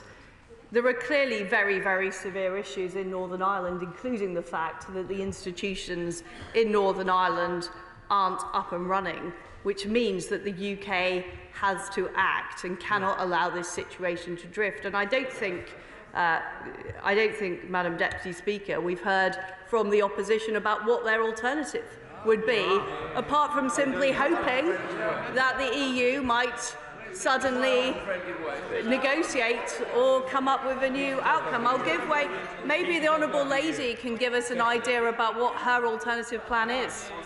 Over the past 6 years, I've given several alternatives, including as a shadow minister. My question to the Secretary of State is, she talks about the institutions. Can she give the House today the details on the agreement she has secured from the political parties in Northern Ireland that they will return to Stormont on the completion, or even indeed the completion of second reading, any point during the committee stage or on third reading? What in this bill has secured that going back, and what role is there for anybody in Northern Ireland with the powers going to the Minister of the Crown? Well, I note the Honourable Lady hasn't come up with any alternatives to this bill to be able to move the situation forward. And the approach we have taken with the 4 areas that I'm currently talking through is we've identified what the practical problems are for the people of Northern Ireland, and we have come up with solutions that address those problems whilst protecting the EU single market. And it is our expectation that the passage of this bill will result in the institutions being re-established. I will, Madam Deputy Speaker, make progress on talking through the elements of the bill, and then I'm very happy to accept further interventions later on in this debate. The bill will ensure that the government can set UK-wide policies on subsidy control and VAT, overcoming the constraints that have meant Northern Ireland hasn't benefited from the same support of the rest of the UK, as I mentioned. It will also maintain the arrangements in the protocol on VAT which support trade on the island of Ireland, whilst ensuring Northern Ireland can still benefit from the freedoms and flexibilities available in Great Britain. It will remove the role of the European Court where it is not appropriate, including its role as the final arbiter of disputes. This is in line with normal international dispute resolution provisions, including in the Trade and Cooperation Agreement. The bill will also enable courts to seek an opinion from the European Court on legitimate questions of the interpretation of EU law, ensuring that it can still be applied for the purposes of North-South trade. The Belfast Good Friday Agreement is based on consent from both communities. All unionist parties have cited the European Court as a main cause of a major democratic deficit. Together with VAT and state aid rules, it causes unionists to feel less connected and less part of the UK. This is not a hypothetical issue. The European Court has already become one of the most controversial elements of the protocol, threatening to disrupt everyday lives. The EU has brought infraction proceedings against the UK in 5 areas, covering issues like parcels and transporting pets. And to be absolutely clear, the bill only changes the parts of the protocol that are causing the problems and undermining the 3 strands of the Belfast Good Friday Agreement. I'll give way to the honourable gentleman. I'm very grateful to the Foreign Secretary. It's a very short question, really, which is simply this. She says that the bill is legal. Lots of other people disagree with her. including lots of very eminent lawyers, both in this country and elsewhere. Which body will arbitrate on that decision as to whether this bill is legal? Parliament. Well, we have published our government legal statement, which clearly states the reasons that this bill is legal and the necessity of pursuing this bill. And I do return to my point about the lack of alternatives being proposed by the opposition. We have exhausted all the other avenues, and this remains the course of action that is actually going to deliver for the people of Ireland, Northern Ireland, and re-establish the institutions. I give way to my honourable friend. I thank the honourable lady for giving way. And there's a lot of talk about international law here. Can I take her to clause 3 of Article 2 of the UN Charter that says all members shall settle their international disputes by peaceful means in such a manner that international peace and security and justice are not endangered. That's incumbent on us and the EU, and they need to engage with us and negotiate in order that the peace is not threatened. Well, my honourable friend is right, and it is very clear from the legal advice that one of the issues is that the EU won't change the text of the protocol, even though when the protocol was negotiated, it was very clear that it wasn't set in stone, that it should be subject to change because of the very unique situation in Northern Ireland. But, Madam Deputy Speaker, we are very clear that there are elements of the protocol that are working and that we do want to maintain. We'll maintain the conditions for North-South cooperation and trade and uphold the common travel area. We'll maintain the functioning of the single electricity market, which benefits both the Republic of Ireland and Northern Ireland. And the bill provides specific powers to implement technical regulations as part of our solution. And today we launched consultation with businesses to make sure that the way this bill is implemented works for the people of business in Northern Ireland.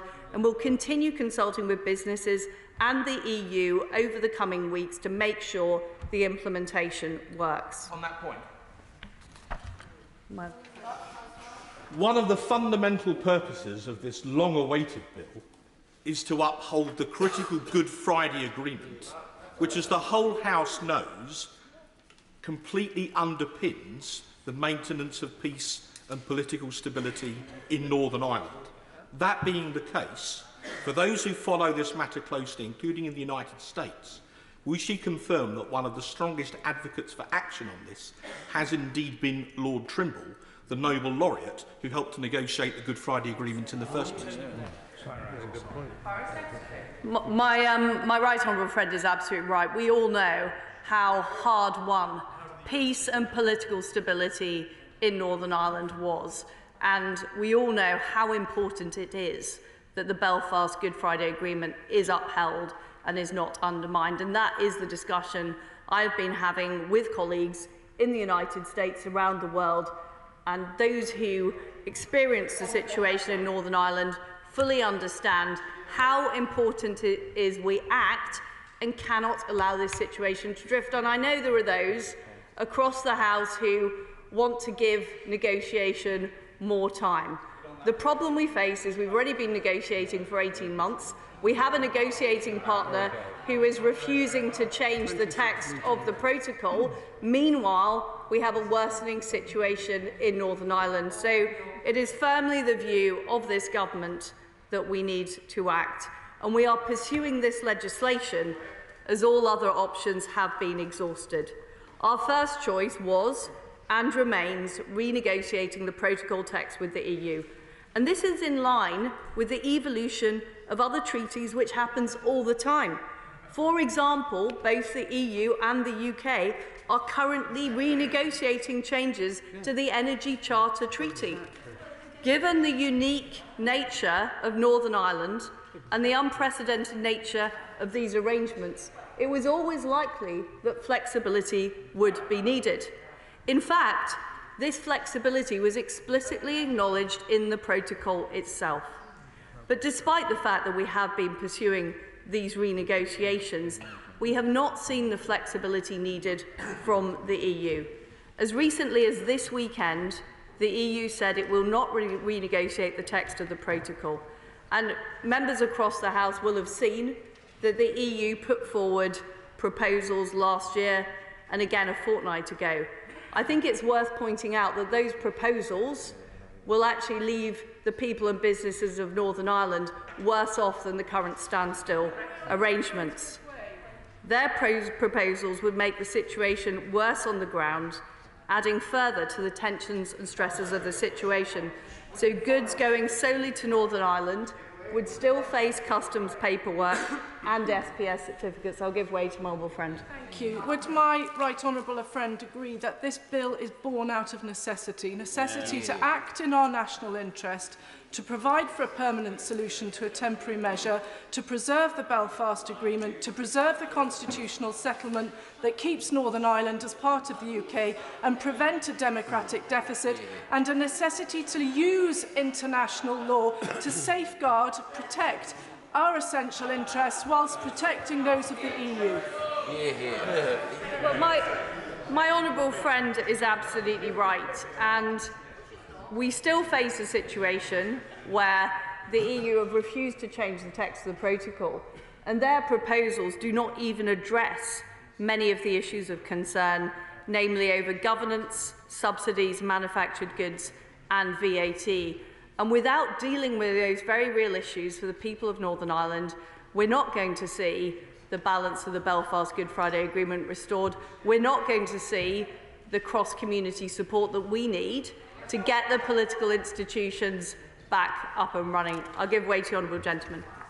Grateful to the Foreign Secretary. The Foreign Secretary knows that the three things that need to be resolved are the friction with trade, repairing the harm to our constitutional position within this country, and erasing the democratic deficit at the heart of the protocol. And the Foreign Secretary has fairly outlined the myriad of steps that this government have taken, and that this bill is required. It can have our support in resolving these issues. But the Foreign Secretary will also hear a lot of opposition from this side of the House.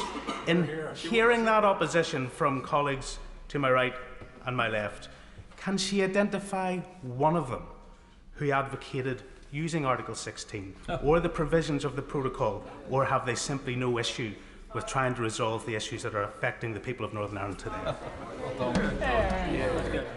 Well, the honourable gentleman makes a very good point, and those who are advocating further negotiation with the EU do need to persuade the EU to change their negotiating mandate so that the text of the protocol can change, because we know that those specific issues, like the customs bureaucracy, like the VAT, can only be addressed by addressing the text of the protocol itself. And I wanted to come on to the specific point the honourable gentleman made about Article 16. Of course, we have looked at triggering Article 16 to deal with this issue. However, we came to the conclusion that it would not resolve the fundamental issues in the protocol. It's only a temporary measure, and it would only treat some of the symptoms without fixing the root cause of the problems which are baked into the protocol text itself. It could also lead to attrition and litigation with the EU while not delivering sufficient change.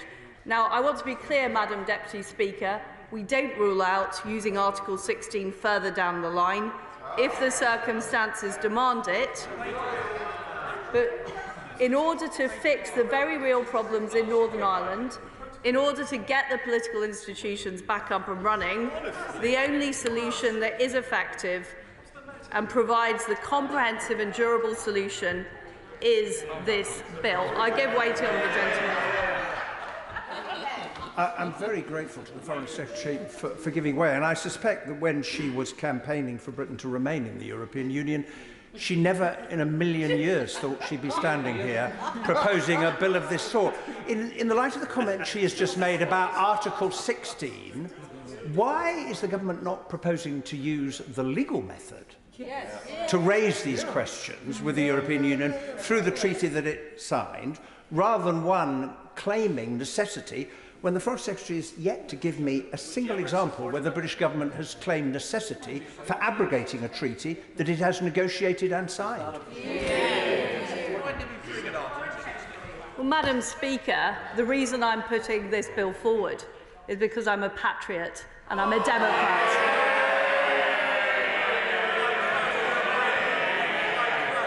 And our number one priority protecting peace and political stability in Northern Ireland and protecting the Belfast Good Friday Agreement. And nothing the honourable gentleman has suggested will achieve that end. Madam Deputy Speaker, I will finish off my remarks. The only way that we will uphold the Belfast Good Friday Agreement and fix the problems in Northern Ireland is to pass this legislation. And we've heard on the opposite side of the House all kinds of complaining about the solution we're putting forward, but we've heard no alternative solution that will deliver. We've heard no alternative solution that will deliver. I want to be very clear. This is not my preferred choice, but in the absence of a negotiated solution, we have no other choice. There is no need for the EU to react negatively. They will be no worse off as a result of this legislation. These issues are very small in the context of the single market, but they are critically important for Northern Ireland. I'll give way. I'm very grateful. The Foreign Secretary knows that I have grave concerns about her bill.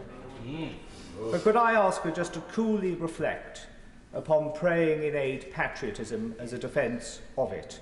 Is she seriously impugning the patriotism of colleagues across this House who have concerns about her bill? I find that a false conflation. I was directly responding to the point of the honourable gentleman asking me why I had campaigned one way in the referendum, and now I'm working to make sure that the Brexit negotiation that we achieve works for the people of Northern Ireland. And that is because I believe in the union of the United Kingdom. I believe in the relationship between Great Britain and Northern Ireland, and I want to resolve those issues. And all I am pointing out, Madam Deputy Speaker, to colleagues around this House is that I have negotiated in good faith with the European Union, but they have refused to change the text of the protocol. I have looked at all the options, including triggering Article 16, to see whether that would work to resolve the very serious issues in Northern Ireland, and I have come to the genuine conclusion that they will not. As I've said, these solutions work for the people. I'll give way to the honourable gentleman. I thank the Secretary of State for giving way. Will the Secretary of State now commit that never again will a government stand at that dispatch box and change the Act of Union in a way which is detrimental to this United Kingdom that we all adhere to and all admire? And will she also confirm that over 300 hours have been spent in negotiations with the EU and they have resisted any change whatsoever, such as their animosity towards Northern Ireland? Well, the very clear reason we are acting now is that there has been a refusal to change the text of the protocol that is causing the very real problems in Northern Ireland. And as I've said, these issues are very small in the context of the single market, but they are critically important for the people of Northern Ireland, and that is in whose interests we act in putting through this bill. Once this legislation is enacted, we can draw a line under this issue and unleash the full potential of our relationship with the EU. Fundamentally, we share a belief in democracy, in freedom, and the right of all countries to self-determination. We are natural allies in an increasingly uncertain and geopolitical world. I won't give way anymore. I'm almost at the end of my remarks. The House will be pleased to hear. We want to work with the EU for the betterment, not just of Europe, but the world, and to focus all of our efforts on tackling external threats like Putin's Russia. Once this legislation is through, we will have a solution that helps restore the balance between the communities and uphold the Belfast Good Friday Agreement. That is the purpose of this bill, and I commend it to the House. The question is that the bill be now read a second time. Shadow Foreign Secretary David Lamb. Well, thank you, Madam Deputy Speaker. Less than 3 years ago, the Prime Minister stood at that dispatch box seeking to persuade the House to support the withdrawal agreement and that he had negotiated it with the European Union. It was, he said, a great deal for England, for Scotland, for Wales and Northern Ireland. He urged each of us to show, and I quote, the same breadth of vision our European neighbours had with whom he had struck the agreement. He reassured us that, above all, we and our European friends have preserved the letter and the spirit of the Belfast Good Friday Agreement.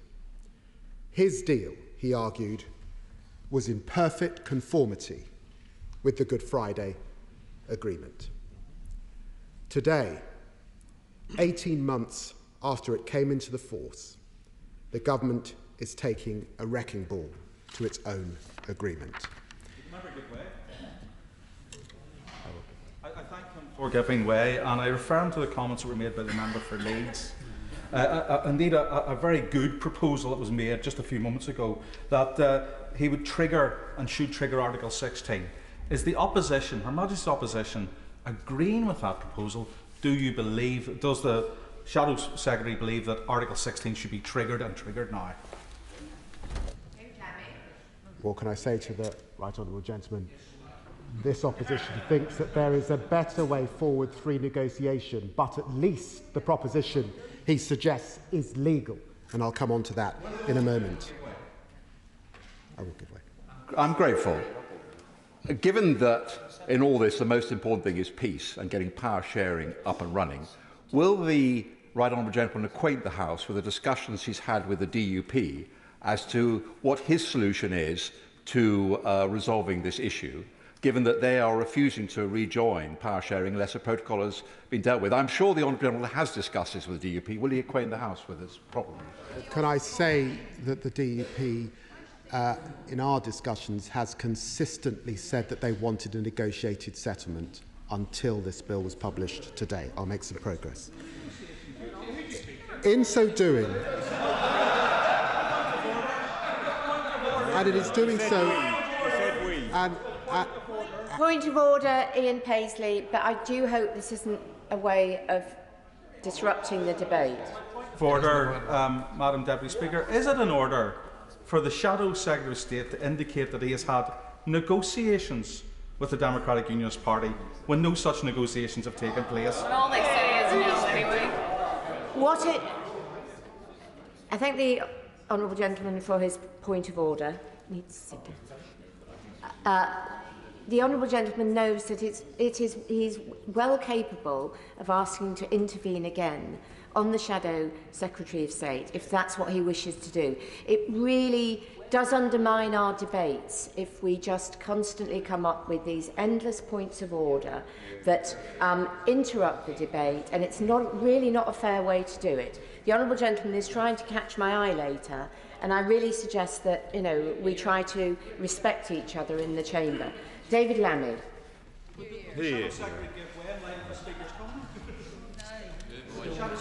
I won't give way. I'm going to make some progress. Madam Deputy Speaker, in bringing this bill to the House, the government is doing so because it objects to the text that it negotiated and the choices that it freely made.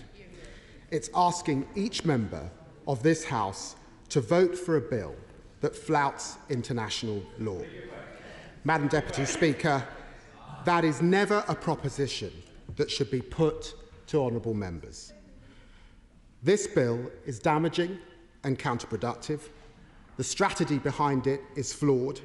The legal justification for it is feeble. The precedent it sets is dangerous, and the timing could hardly be worse. It divides the United Kingdom and the European Union at a time when we should be pulling together against Putin's war on the continent, and it risks causing new trade barriers during a cost of living crisis. I will give way. Very grateful. The protocol makes very clear the primacy of the Good Friday Agreement for peace in Northern Ireland and says that the EU will respect our internal market. They are doing neither. What is his policy to persuade them to do so? Negotiate. Just as this opposition did to get the Good Friday Agreement. We negotiate. You do not break international law and alienate our partners and allies, not just in Europe but across the world. And the honourable gentleman should know better. Madam Deputy Speaker, as we debate this bill, we should ask ourselves some simple questions. First, will this bill resolve the situation in Northern Ireland? Second, is it in the best interests of our great country? And third, is it compatible with our commitment to the rule of law? And let me take each in turn. Would he give way? I won't give way at this moment. You should just wait. Let's deal with Northern Ireland first as context. None of us in this House doubt the situation in Northern Ireland is serious. On this side of the House, we need no reminder of the importance of the Good Friday Agreement, one of the proudest achievements of a Labour government, achieved together with parties and communities across Northern Ireland and the Irish government in Dublin. It was the result of hard work and compromise, of graft and statesmanship, a relentless focus on the goal of peace. It was born 6 months after Bloody Sunday. For more than half of my lifetime, Northern Ireland endured the pain and violence of conflict and division. More than 3,500 people were killed, thousands more were injured, cities and communities riven by intolerance and division. I remember what this conflict brought to my own city, from the Baltic Exchange attack to the Docklands bombing. And Madam Deputy Speaker, above that door and others, to this very chamber, are plaques to Erin Neve, to Ian Gow, to Sir Anthony Berry, to Robert Bradford, and most recently to Sir Henry Wilson. Nearly a quarter of a century has passed since that hopeful Easter in 1998. Since then, we've seen transformational progress. A generation has grown up in a new Northern Ireland, harvesting the fruits of a hard-won peace. That legacy demands that all of us act with the utmost responsibility and sensitivity. We need calm heads at this moment and responsible leadership. We recognise that the operation of the protocol and the barriers and checks that were inherent to its design have created new tensions that do need to be addressed. Unionists feel that their place in the UK is threatened, and we must listen to all concerns of all sides. We all want to see power sharing restored, both the UK government and the European Union, and parties across Northern Ireland need to show willing and to act in good faith. But at its most fundamental level, Madam Deputy Speaker, the bill will not achieve its objectives. This House cannot impose a unilateral solution when progress demands both sides agreeing. This is not an act of good faith, nor is it a long-term solution. Only an agreement that works for all sides and delivers for people and businesses of Northern Ireland will have durability and provide the political stability that businesses crave and the public deserve. Instead, this bill will make a resolution more difficult. By breaking its obligations, the government dissolves that little trust that remains. By taking this aggressive action, we make it harder for those on the other side of the table to compromise, and on that basis alone, this bill should be rejected. I give way. I thank the Shadow Secretary of State for giving way and recognise the comments he has made about the Belfast Agreement and the need for consensus. And he is aware that there is not a consensus in support of the protocol and never has been from day one in Northern Ireland. And I gave time, a lot of time, for the negotiations to progress, and that didn't work because the EU fundamentally refuses to change the text of the protocol. So will the Shadow Secretary of State, if he is serious about getting a solution that works, go to the EU and join the government in making the argument that they need to agree to a negotiation where they are prepared to change the text of the protocol? Well, I'm grateful to the right honourable gentleman and obviously for his experience in these matters, and indeed when the protocol was being negotiated in the first place. Can I say to him that I did meet with EU ambassadors in London last week and made that very point, and can I point him to the speech that I made last week as well, in which I highlighted exactly what he has just said. I'll give way to the honourable. That makes some progress. Grateful, and I don't think anyone in this House can doubt his personal commitment to the Belfast Good Friday Agreement after the remarks he has made. And as someone whose father was nearly blown up in the Grand Hotel, I share that passion. But the problem he's got to grapple with, he wants a negotiation. What if they will not negotiate? What would he do then? Because that is the position we're in. We cannot elevate the protocol to be more important than the Belfast Good Friday Agreement. And that is the necessity we face. Well, I accept the sincerity with which the right honourable gentleman makes his remarks. Let me just say that they have said that trust is at an all-time low. And the question for this House is, does this maintain trust or assist with trust, given that ultimately this will be an agreement and it will be negotiated? I will give way. I'm grateful to my right honourable friend who's making a brilliant speech. Is he aware of comments from the US Trade Representative, Ambassador Tai, and indeed from Speaker Pelosi, and indeed from a host of our American allies on Congress, who have been very clear with us that there will be no US-UK trade deal unless there is a durable way forward on the Northern Ireland question. So not only does this reckless approach risk destroying relations with the EU, it risks a deal with America too. My right honourable friend is exactly right. I have been to Washington on 3 occasions in the last 6 months, and I can say that across the political divide, Republicans and Democrats have raised this issue. And on my most recent visit, they were aghast. They had not seen the content at that stage, but they were aghast at the proposition of this bill. And perhaps the Secretary of State, when she rises to, or when he rises to conclude, might say what our American friends and allies have said in relation to this bill now that they have seen the draft. But can I just make some progress? The second point that I wanted to make is it in the best interests of this country? As we stand here today, Britain faces the worst cost of living crisis in decades. Inflation is at more than 9%. Bills are rising. Energy costs are soaring. Supply chains are under pressure.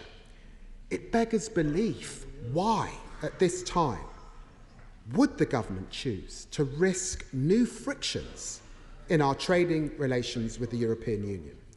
The government cannot get away with abdicating responsibility for this reckless conduct. If we choose to break a contract, we cannot plausibly expect the other side to take no action in response.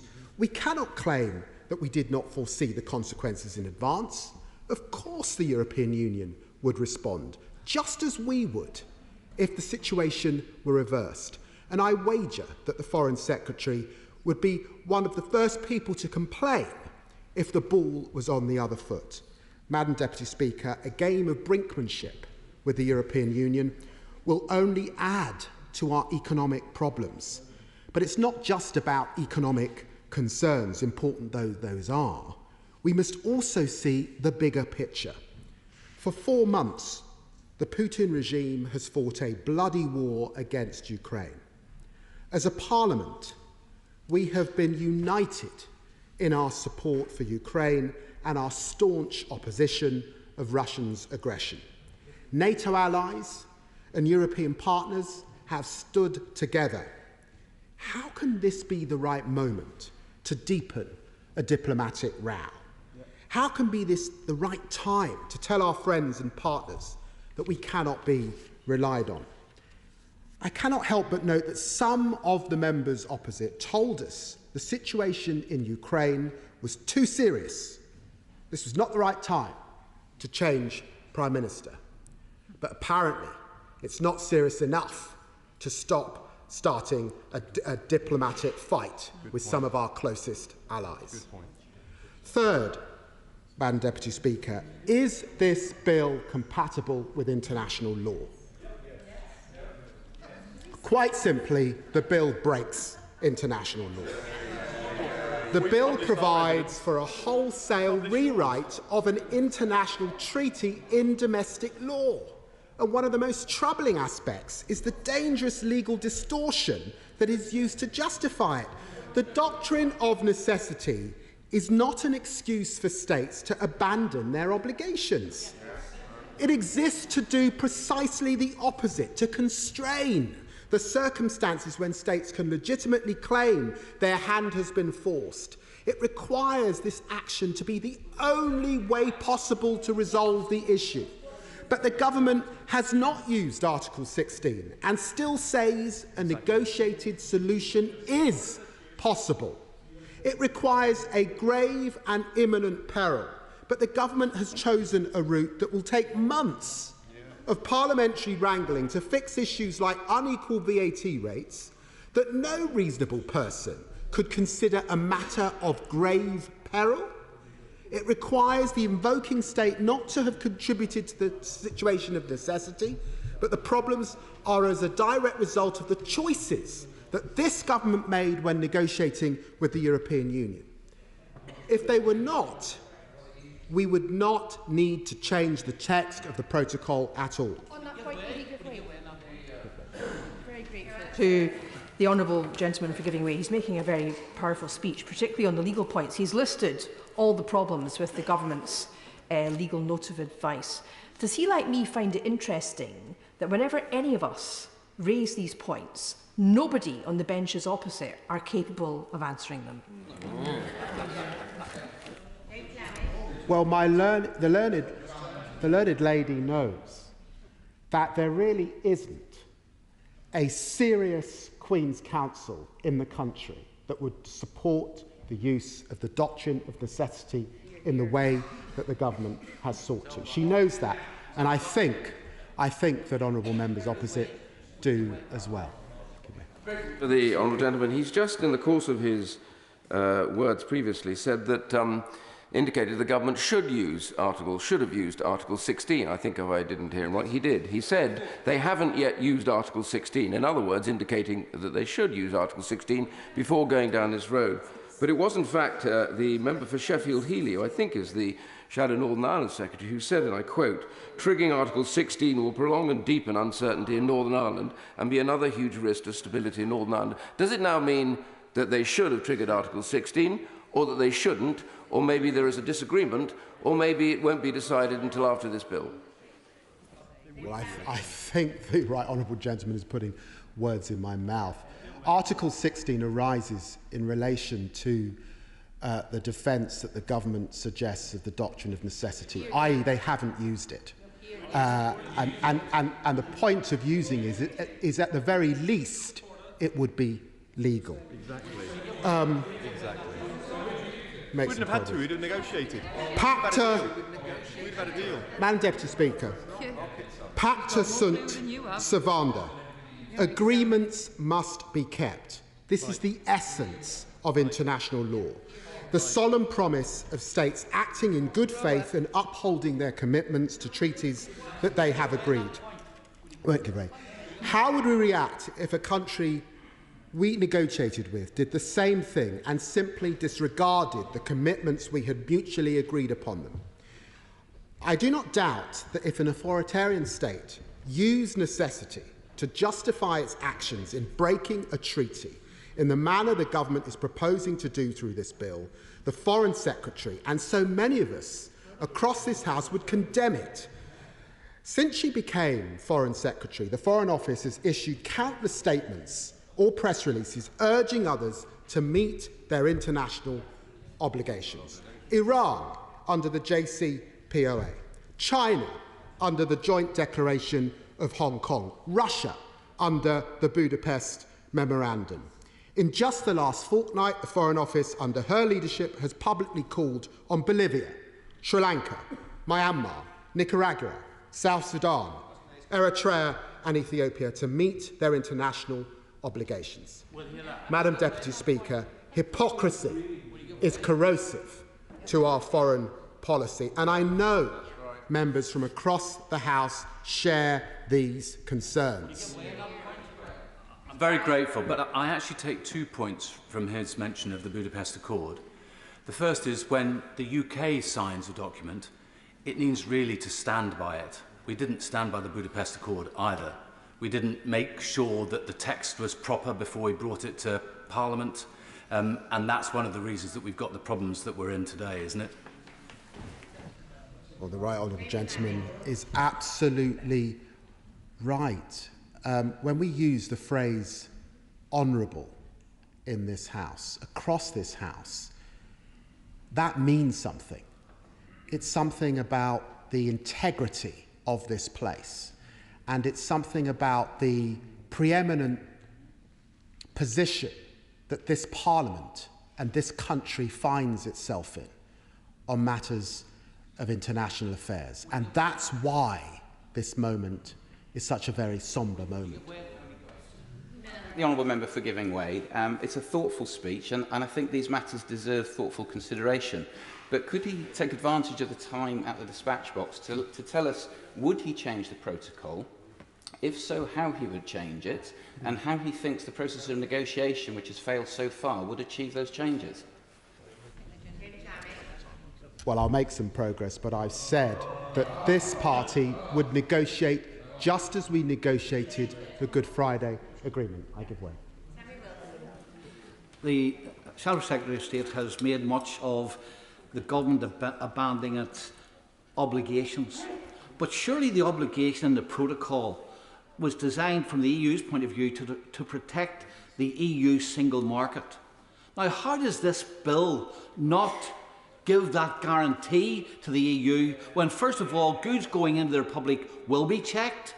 Secondly, there will be severe penalties on those who try to evade those checks. And thirdly, any firms producing in Northern Ireland will have to abide by EU rules and comply with EU rules when they're sending goods to the Republic. Surely that safeguards the single market. The obligations have been met. Some checks are all right. Well, I say to you, gentlemen, yes, it needs to be improved. The question is how is the best method to achieve that? And is breaking international law is a situation in which our EU partners don't trust us. Is that the best way? Let me just make some progress, because I've been on my feet for a long time, and lots of honourable members want to contribute to this debate. Our country's reputation is a matter, Madam Deputy Speaker, beyond party. It's hard won and easily lost. When this bill was first mooted, the Right Honourable Member for Maidenhead asked, what would such a move say about the United Kingdom and its willingness to abide by treaties that it had signed? As the Right Honourable Member for Bromley and Chislehurst has said in a very thoughtful piece on this legislation last week, our country benefits greatly from our reputation for keeping our word and upholding the rule of law. We should be very wary indeed of damaging that standing. And the Honourable Member for North Thanet has said, I don't see how any Member of Parliament can vote for a breach of international law. Lord Anderson and Lord Pannick, amongst the most distinguished lawyers in the country, have called this bill a clear breach of international law. And I quote, "It shows a lack of commitment to the rule of law and to a rules-based international system that damages the reputation of the United Kingdom." And Sir John Jones QC, formerly the most senior lawyer in government, has described the legal justification for this bill as, I quote, "hopeless." This is, of course, the same distinguished lawyer who resigned the last time the government proposed legislation in violation of its own treaty commitments. On that occasion, the Secretary of State for Northern Ireland had the temerity to tell the House the truth about the government's plan to break international law in a limited and specific way, to use his term. This bill breaks the withdrawal agreement in a broad and extensive way, while maintaining the pretense that it's somehow compliant. And I'm not sure what's worse, to be open about breaking the law or to dress it up as a treaty violation with this flimsy and transparent legal distortion. Undermining... I'll give way. He is making a thoughtful speech. So can I ask him to confirm two things? One, can he confirm to the House he's actually read the Northern Ireland Protocol? And if he has read it, can he remind the House what Article 13.8 says about the ability to amend or even supersede the protocol entirely? Can I say to the honourable gentleman, and he's been in this House for many years like me, this is too serious for any shadow or minister not to have spent the whole weekend working hard on this bill, and he knows that. And he also knows that all of us come to this House hopeful that we can reach agreement, but very, very conscious of the law-breaking that is going forward. And so, of course, I have.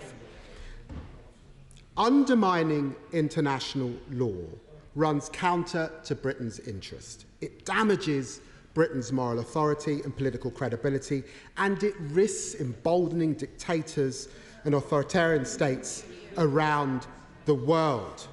It serves the best interests of those who want to weaken the rule of law.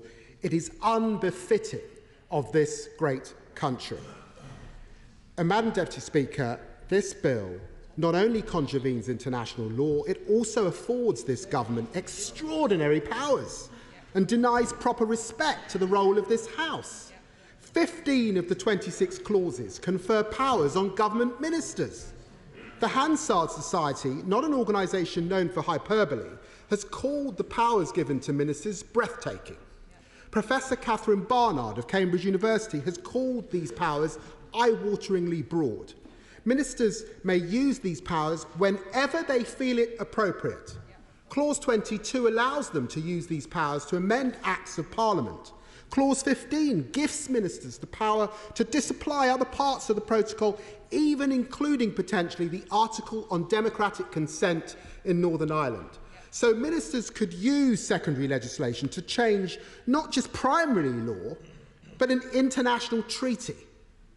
This is a power grab so broad, Madam Deputy Speaker, it would make Henry VIII blush.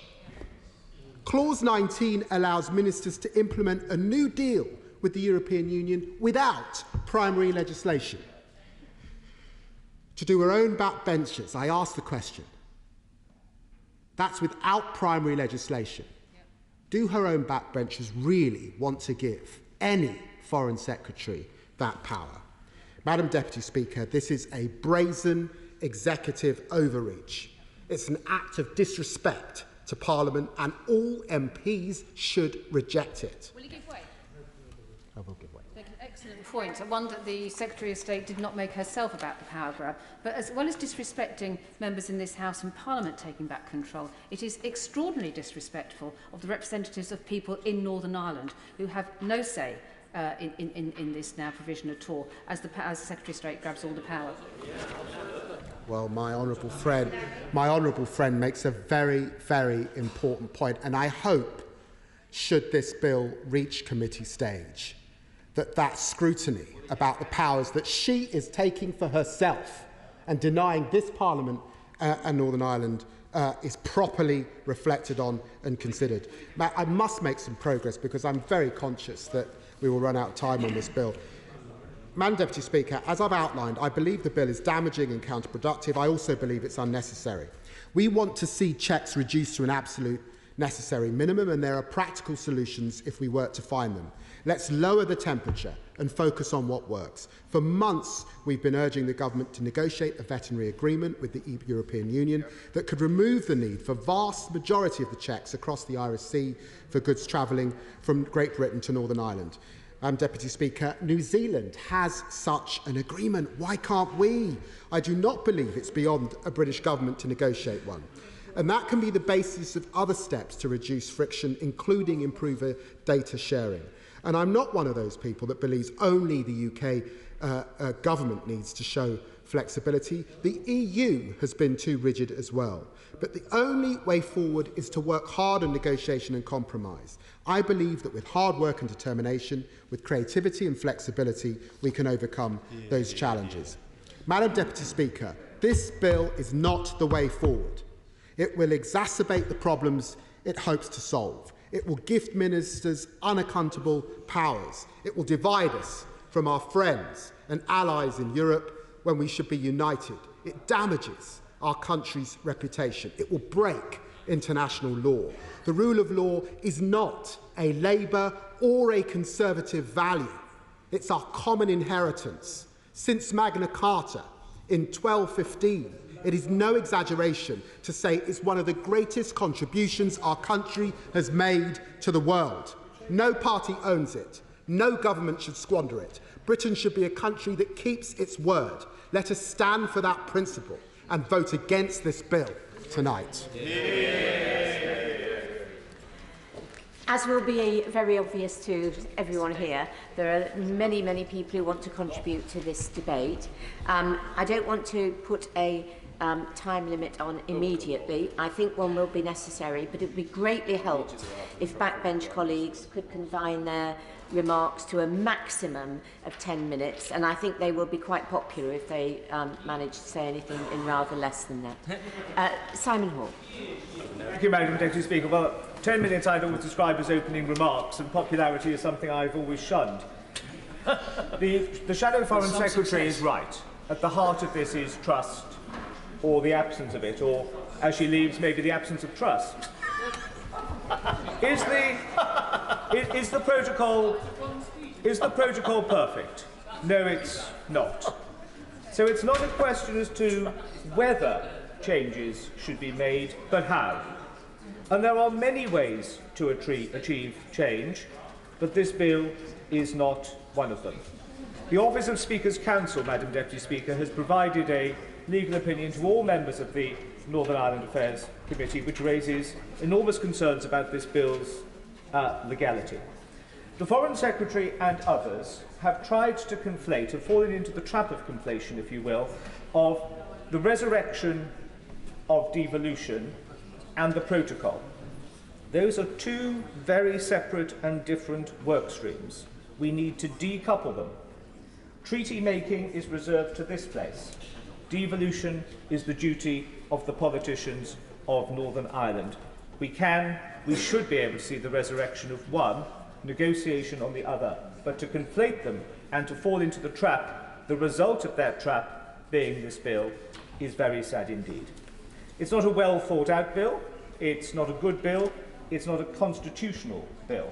The integrity of the United Kingdom can only be changed via the Good Friday Agreement. The protocol and trading arrangements does not interrupt or change the constitutional integrity of the UK. So for those who try to position this as a constitutional bill, I don't agree. Would you allow me? Because I just want to make a few more statements. I think this bill is a failure of statecraft, and it puts at risk the reputation of the United Kingdom. The arguments supporting it are flimsy at best and irrational at worst. It's a bill that risks economically harmful retaliation. a bill that runs the risk of shredding our reputation as a guardian of international law and a rules-based system. How, in the name of heaven, can we expect to speak to others with authority when we ourselves shun, at a moment's notice, our legal obligation? A hard-won reputation so easily played with. I'll give way to my neighbour. I'm very grateful to my neighbour for giving way. He's making a very good speech. This is, of course, permissive legislation. Meanwhile, negotiations are ongoing. He refers to a failure of statecraft. Whose failure? Well, I think it's a failure, probably of both sides, yes, but a presumption that if I don't get my own way on everything, I'm going to take my ball off the pitch, I'm going to act unilaterally, I'm going to act off my own bat. That is not the way to do it. He knows as well as I do, as a former distinguished minister at the Northern Ireland Office, most of Northern Ireland outcomes are based on compromise, of give and take, of finding the place and the path of least resistance. So it has been a failure of statecraft. I don't believe that this bill passes that international test of necessity. It has to pass all of the tests as set out in the statute, and it doesn't. So what is this bill? Is it a bargaining chip to try to browbeat the EU? Is it a bribe to honourable and right honourable members in the DUP to get back around the table at Stormont? Let me just finish what it might be, and then of course I will give way to him. Is it a muscle flex for a future leadership bid to sacrifice on the national on the altar our national reputation for personal ambition? Would be, I think, shameful. Of course, I'll give way to the right honourable gentleman. I thank the chair of the Select Committee for giving way, and the honourable lady, the member for Bristol South, made a point earlier. Can I just say to the honourable member that what we have as a result of this protocol is a democratic deficit in Northern Ireland. Many of the laws that now regulate how we trade with the rest of the United Kingdom are made by a foreign entity over which we have no say whatsoever. Our VAT rates are set by that foreign entity. No taxation without representation. I don't need to be bribed to ask for what is the right of my people. Democracy. Democracy. To the right, that's a point with which I have much sympathy and which members of the committee discussed with the Commission when we were there last December. They are aware of that, and just as Norway has ministers of the Norwegian government in Brussels week in and week out discussing those things. The EU, and he will know as well, Northern Irish business organisations are really keen to identify platforms whereby that democratic deficit can be in some way addressed. I agree with him entirely. I'm tempted to say to him, don't shout at me, shout at the ministers who advocated the protocol and that we should sign it all and support it. I'm going to make some progress, if I may. 4 minutes. As a party, we have to be the party of the rule of law, or I must suggest we are nothing. And I think it is sad, in a way, that we have to be reminded of that. This is a power grab. All of these Henry VIII clauses.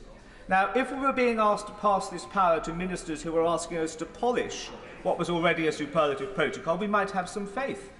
But as they've already admitted that what they've negotiated, the results of which have either caught them by surprise, or they hadn't understood the import of what they were signing up to, they hadn't quite understood the terms of the words which we were meaning. We're told to expect that they were surprised that the other side would expect us and them to fulfil the obligations that we had negotiated. Now, I would suggest that given what we can all unite upon, I have little or no doubt, given our deep understanding, all of us, of the complexities and the difficulties of the politics of Northern Ireland, to have entered into something so lightly without understanding precisely all of the details and then say, well, we're having to do this because we didn't expect the other side to do it in the way that they want us to do it, is, I think, for the birds, Madam Deputy Speaker. It is totally bonkers. They told us that having reached a difficult compromise on the final text of the protocol, the government expected the EU to do something else. So with all of the history, all we relied upon was expectation.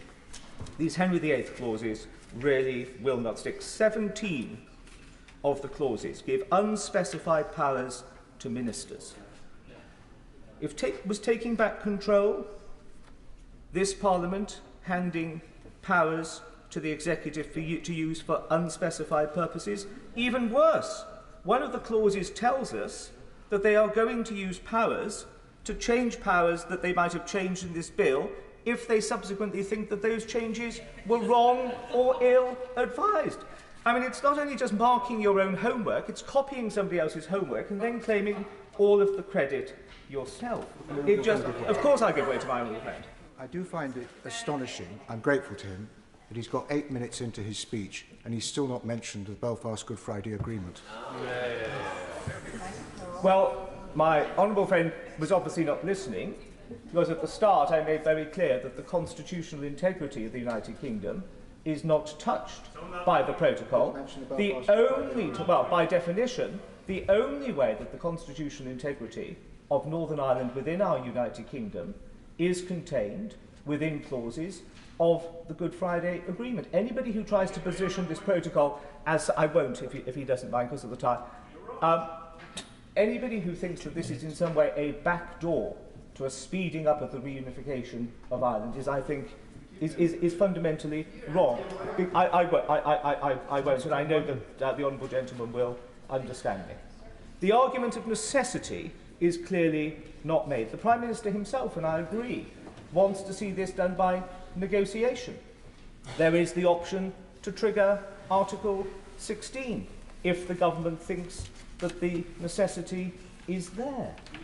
And if the situation is as bad as some ministers would have this House believe, one has to ask why they haven't used the emergency brake of Article 16, but have instead suggested a very calm and tranquil Sunday afternoon walk through a bicameral system of legislative progress, something which is going to take 10 months. Now, either the data is as bad as they tell us it is, which incidentally, Madam Deputy Speaker, it is not, which then requires legal rapid action, or we are just going to do this, which then just suggests to me that this is all gamemanship and muscle flexing. Belfast Port is now handling a record amount of port, 25.6 million tonnes of cargo last year. The food and drink sector is benefiting. More Irish business is buying stuff from Northern Ireland. This is good for Northern Ireland plc. In conclusion, Madam Deputy Speaker, the Henry VIII clauses are wrong, the purpose of the bill is wrong, the necessity isn't proven. Can I just ask my honourable and right honourable friends on this side of the House this question, which I ask sincerely. Playing fast and loose with our international reputation, playing fast and loose with our adherence to the rule of law, an executive power grab with Henry VIII clauses, pandering and giving way to some sort of political brinkmanship on one side of that very sensitive divide in Northern Ireland, which can't be afforded as a plaything. If that side of the House, if the Labour Party were on the government bench and they were doing what is contained in this bill, what would our Conservative response be? We would say that this was a party not fit for government. We would say this was a party that does not understand our traditions, respects our traditions, or understands the importance of reputation. For a fellow Tory to have to point this out to Tories, Madam Deputy Speaker, is shameful. Could I just ask my right honourable and honourable friends just to think about what this does to our party's reputation and to our nation's reputation, because both are in peril. SNP spokesperson Richard Thompson. Thank you, Madam Deputy Speaker. I rise to speak, as it states on the order paper, in line with what was the basis of a reasoned amendment, namely that we believe that this bill breaks international law. We've already had to stumble our way through the consequences of a Brexit deal that was supposedly oven-ready. And quite frankly, what is proposed in this set of legislation before us today is no better. Because the fact is, Madam Deputy Speaker, if this bill does not break international law, then it's an act preparatory to doing so. Now, I'm going to start out my remarks with being as helpful as I think I can to the government here. And first of all, let me state that I hope I can understand and at least empathise with some of the concerns of people in Northern Ireland over how aspects of the protocol are working, or as they would view it, not working. And secondly, I don't consider that it's unreasonable in and of itself that in light of experience, the government should seek to try and renegotiate aspects of the deal that has taken effect. However, I'm very firmly and clearly of the view that this is absolutely not the way to go about trying to achieve that objective. Now, Madam Deputy Speaker, I'm bound to observe that although we're here to talk about a bill in the Northern Ireland Protocol, the issues here do not only affect Northern Ireland. We're subject to a withdrawal agreement which doesn't work for Scotland, or I would contend any other part of the United Kingdom either. There's much rhetoric that the government uses about a precious union, but it's a union, I'm bound to observe, under the stewardship of this government, which didn't pay a great deal of attention to the concerns or priorities of the majorities in Scotland and Northern Ireland which opposed Brexit. And if relations are to be rebalanced across these islands, whether that's cross-community in Northern Ireland or even cross-union, it seems to me that some recognition of those points is long overdue by the government. Hear, hear, hear. Yes. I was very fortunate, Madam Deputy Speaker, to have the honourable gentleman in my constituency where I given the opportunity, and I know he enjoyed it, to meet some of the unionist community groups and to meet the fishermen, to meet elected representatives. Every one of those people, and the right honourable member will remember it very well, conveyed to him that the unfairness of the Northern Ireland Protocol, the impact it was having on fishing, the impact it was having on the community, and he will know, the right honourable member will know that the local community people that he met as well were very fearful of a future where the Northern Ireland Protocol was retained. Does he understand those issues, and would he express that in the Chamber as well? He's just said that. Well, I thank the honourable gentleman for that intervention. I recall with great fondness that visit, particularly the discussions we were able to have in Portavogie, and I'm extraordinarily grateful to the honourable gentleman and indeed to everybody that I met when I was last in Northern Ireland to get the chance to discuss these issues. And as I've said, I certainly hope I can empathise and understand at least some of the issues that were there, and if the honourable gentleman will allow me to make some progress, he might see where there are areas perhaps of agreement, but also inevitably some areas of divergence in that. Yes. I'm very grateful to him, because it seems to me the fundamental issue of debate this evening is all about whether actually the EU would move on the implementation issues that they claim are the only problem. It's not an issue of renegotiation for them, it's an issue of implementation. And they've said that they believe that actually customs formalities can be reduced by about 80%, and the same with sanitary and phytosanitary checks. They believe that the expanded trusted trader scheme could solve a lot of these problems. How confident is the honourable gentleman that actually these things will be delivered, given how long this has been going on for and the effect already evident in Northern Ireland?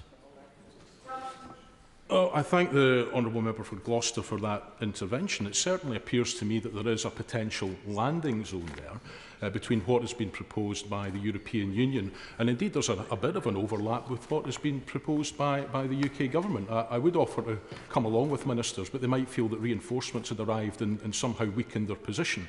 But nevertheless, there ought to be a landing zone here for those of goodwill and good faith. Now, I have to say, though, Madam Deputy Speaker, that even as a supporter of Scottish independence, I find it utterly inconceivable that any unionist government would have signed up to the kind of arrangements which placed a trade border down the middle of the Irish Sea while denying it was doing any such thing.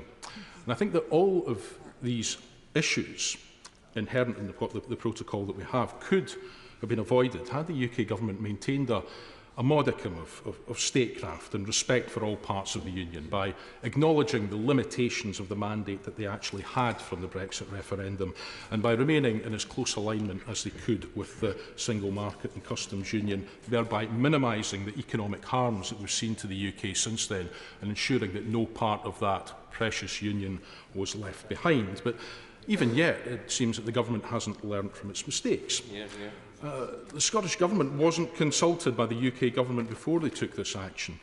And I believe I'm right in saying the UK Government didn't even afford the Scottish Government the courtesy of a phone call in advance to advise of these plans. And it's also been reported that the UK Government did not consult with their top legal advisor, the First Treasury Counsel, Sir James Eadie, on the legality of their moves. So we have a UK Government which, it seems to me, is in contempt both of international law, as we've seen in other matters in domestic law. And aspects round about the Prime Minister's current political travails are bad enough, but to stand up and use the full authority of a ministerial office to say that which is not seems to me to get right to the heart not just of the problems being presented by the protocol in its current form, but also about the fitness of the Prime Minister or anyone aspiring to replace him to hold office. I give way. Thank you, Madam Deputy Speaker. I thank the honourable gentleman for giving way. It's clear the protocol isn't working. Northern Ireland business is suffering. May I ask the honourable gentleman, in what way does this bill act to the disadvantage of the European Union? Because it seems to me it's a very good way forward.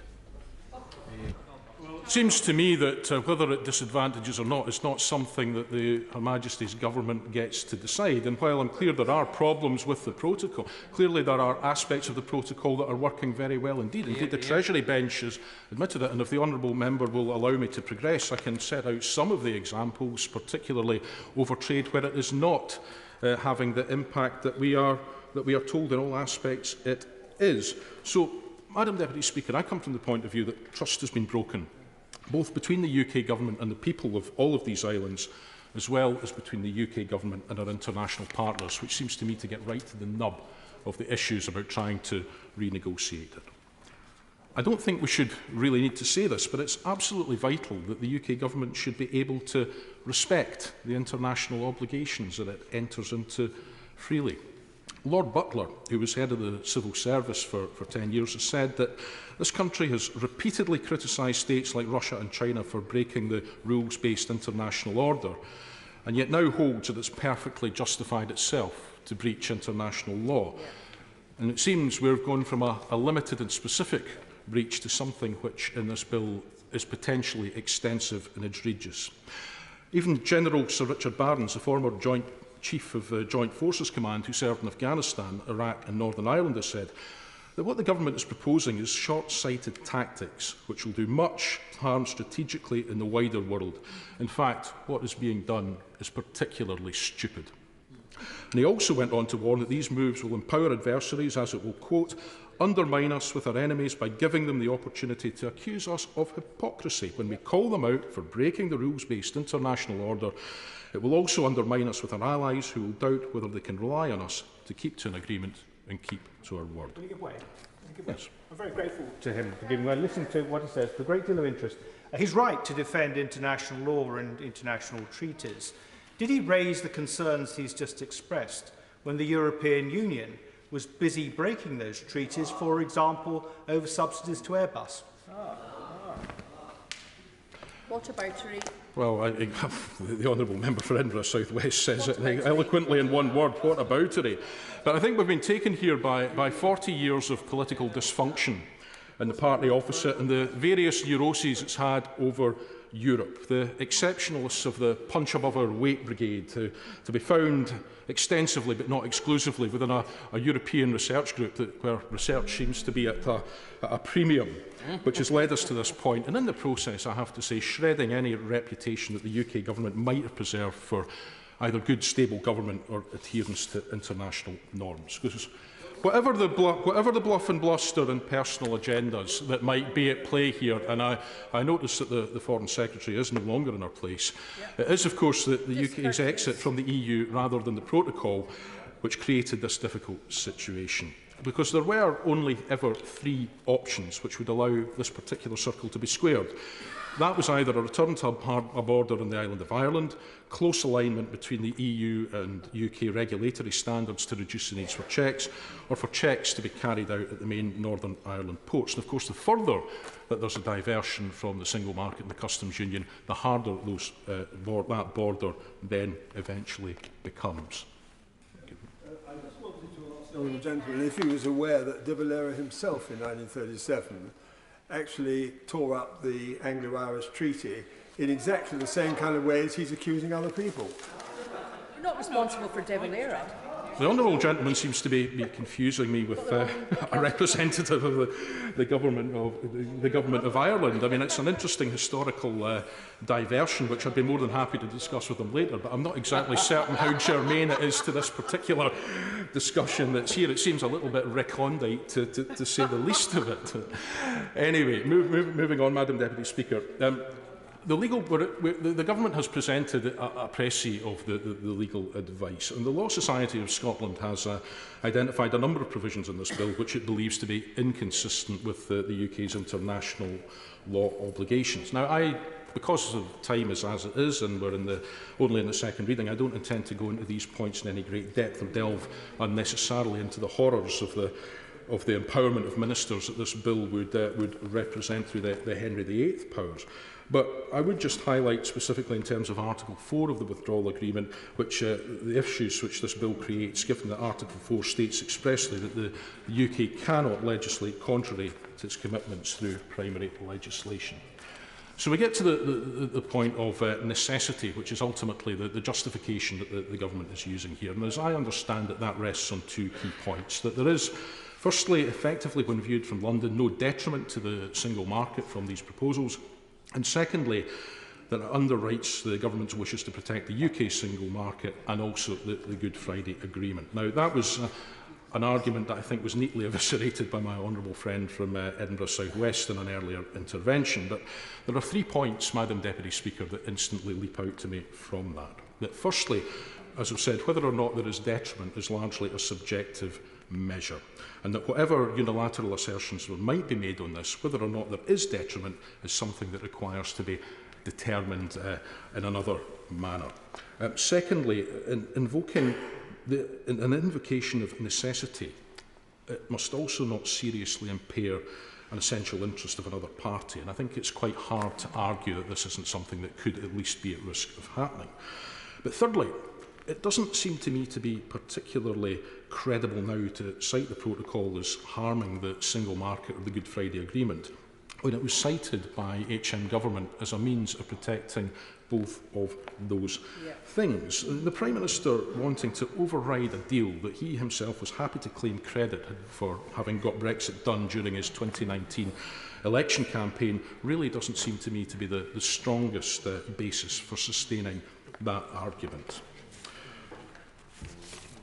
Now, in terms of the economic effect, Northern Ireland has clearly lagged behind the rest of the UK in economic performance in recent decades relative to the UK.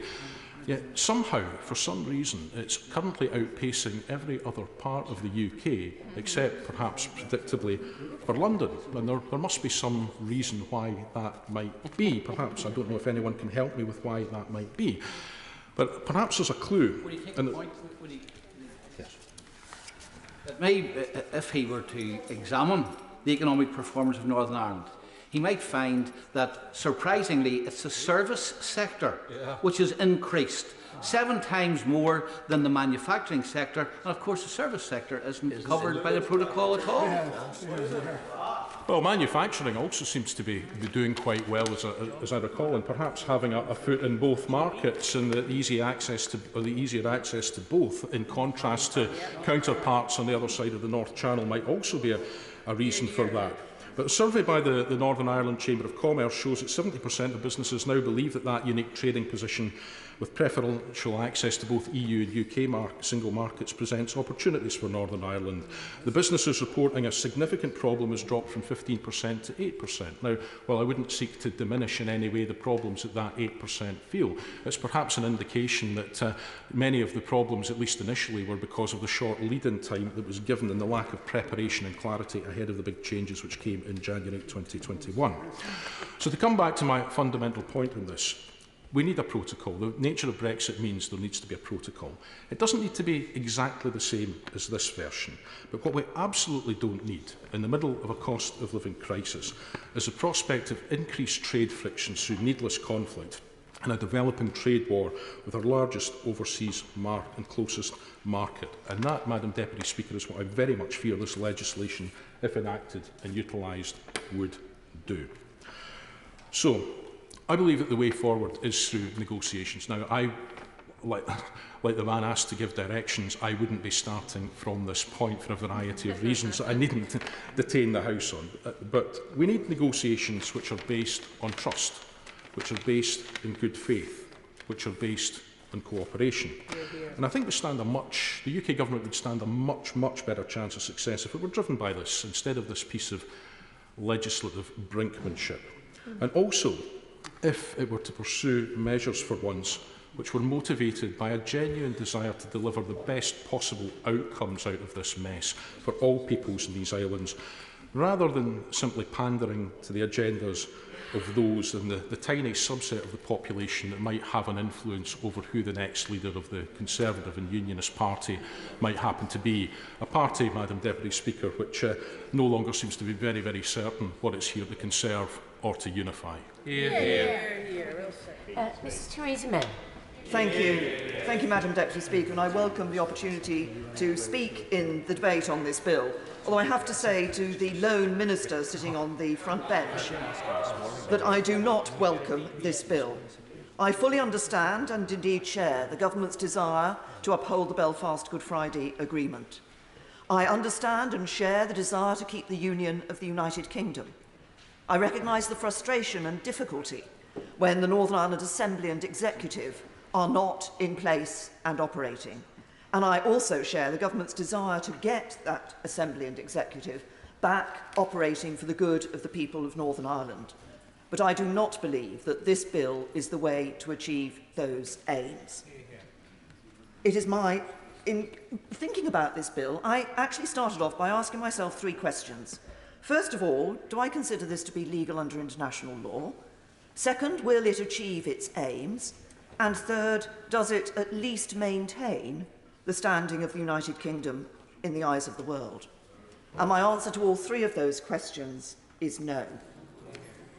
And that is even before we look at the extraordinarily sweeping powers that this bill would give to ministers. Now, the government's claim of legality, as we have heard, is based on the doctrine of necessity in international law. The government, as the Foreign Secretary said, has indeed published a legal position.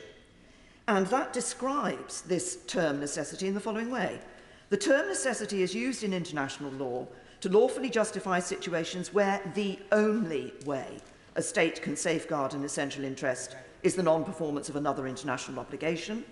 The action taken may not seriously impair the essential interests of the other state and cannot be claimed where excluded by the relevant obligation, or where the state invoking it has contributed to the situation of necessity. So let's examine this. First of all, it is claimed that it is the only way. If the necessity argument is to hold, this must be the only way to achieve the government's desires. Yet the government's legal position paper itself accepts there are other ways. For example, it says the government's preference remains a negotiated outcome, which indeed was reiterated by the Foreign Secretary in her opening speech in this debate. It also acknowledges that there's another potential way to deal with this issue in the existence of Article 16. So the government's preferred option is negotiation, and then there's a second option, which is Article 16. Now, Article 16 is referred to in the legal position paper, but when I read it, I thought it was referred to in a way which seemed to try to say that the existence of Article 16 somehow justifies the introduction of this bill. Article 16 does not justify this bill. The very existence of Article 16 negates the legal justification for this bill. So let's also examine some of the other arguments for invoking the necessity defence. That defence cannot be claimed where the state invoking it has contributed to the situation of necessity. And again, in their legal position paper, the government sets out its argument that the peril that has emerged was not inherent in the protocol's provisions. I have to say to the Minister that I find that a most extraordinary statement. The peril is a direct result of the border down the Irish Sea, which was an integral and inherent part of the protocol which the government signed in the withdrawal agreement. Now, it is possible, of course, that the government might say, oh, well, we knew about that, but we didn't think the DUP would react in the way that they have. Well, I say to the Minister, they should have listened to the DUP and the many debates that went on the withdrawal agreement, because they made their position on the protocol very clear at that point, and it was not positive. So, finally, necessity suggests urgency. Imminent peril is the other phrase, the phrase that is used. There is nothing urgent about this bill. It has not been introduced as emergency legislation. It's likely to take not weeks but months to get through Parliament. And as the former Treasury Solicitor Sir Jonathan Jones said in the House magazine, if the UK really did face imminent peril, you might think the government would need to deal with it more quickly than that. So my answer to all those, the question is that whether it is legal under international law, is for all the above reasons, no, it is not. So question 2, will it achieve its aims? Now, I'm assuming that the aims are either to encourage the DUP into the Northern Ireland Executive, or it's a negotiating tool to bring the EU back round to the table. On the first of these, so far I have seen no absolute commitment from the DUP that the Executive will be up and running as a result of this bill. There were rumours at one stage that at second reading that might happen. Well, as far as I can see, it has not happened. I have to say to the Minister that if my right honourable friend, the Foreign Secretary, wants to have a discussion with me about negotiations with other parties in this House on various matters, I'm very happy to do so. But if the bill is a negotiating tool, will it actually bring the EU back round the table? Well, so far we've seen no sign of that. And can I just say that actually my experience was that the EU looked very carefully at the political situation in any country. As I discovered after I had faced a no-confidence vote, despite having won that no-confidence vote, they then start to ask themselves, well, is it really worth negotiating with these people in government? Because will they actually be there in any period of time, regardless of the justification or not for them taking that view? But also, actually, I suspect they are saying to themselves, why should they negotiate in detail with a government that shows itself willing to sign an agreement, claim it as a victory, and then try to tear part of it up in less than 3 years' time? So my answer to the second question as to whether this bill will achieve its aims is that no, it will not. My final question is about the UK's standing in the world. The UK's standing in the world, our ability to convene and encourage others in the defence of our shared values, depends on the respect others have for us as a country that keeps its word and displays those shared values in its actions. As a patriot, I would not want to do anything that would diminish this country in the eyes of the world. I have to say to the government, this bill is not, in my view, legal in international law. It will not achieve its aims, and it will diminish the standing of the United Kingdom in the eyes of the world, and I cannot support it. I'm very grateful to the backbench speakers so far who have been very considerate of others in the length of their speeches. But I will, after the next speaker, have to introduce an 8-minute time limit in order to be able to give everybody equal access. Sir Geoffrey Donaldson. Thank you, Madam Deputy Speaker. I welcome the opportunity to speak at second reading of this very important bill. And at the outset, I think it would be important to make the point to all right honourable and honourable members that this is not simply another Brexit-related bill, nor indeed is it a technical bill to remedy problems that have arisen since January 2021, albeit that it will have that effect. Fundamentally, the Northern Ireland Protocol Bill seeks to finally and fundamentally reset and restore Northern Ireland's relationship with the rest of the United Kingdom, given the devastating impact of the Protocol on the economic, constitutional, social and political life of Northern Ireland over the last 18 months. Many in this House will remember our opposition to the Protocol, and it's an honour to follow the former Prime Minister, and she quite rightly flagged up our opposition from the outset to this Protocol. And it gives me no pleasure to say that we warned that it would be bad for Northern Ireland and it would not work. and that assessment has been more than borne out in reality. The Northern Ireland institutions were restored in January 2020, and the former Secretary of State is in his place. And he was very much involved in bringing about the New Decade, New Approach agreement. But at the heart of that agreement was a clear commitment by the UK government to protect Northern Ireland's place within the UK internal market, and that it would be respected. And on that basis, my party re-entered power sharing, and we kept our side of the bargain. And we were patient, and we waited for the government to take the action to protect our place in the internal market.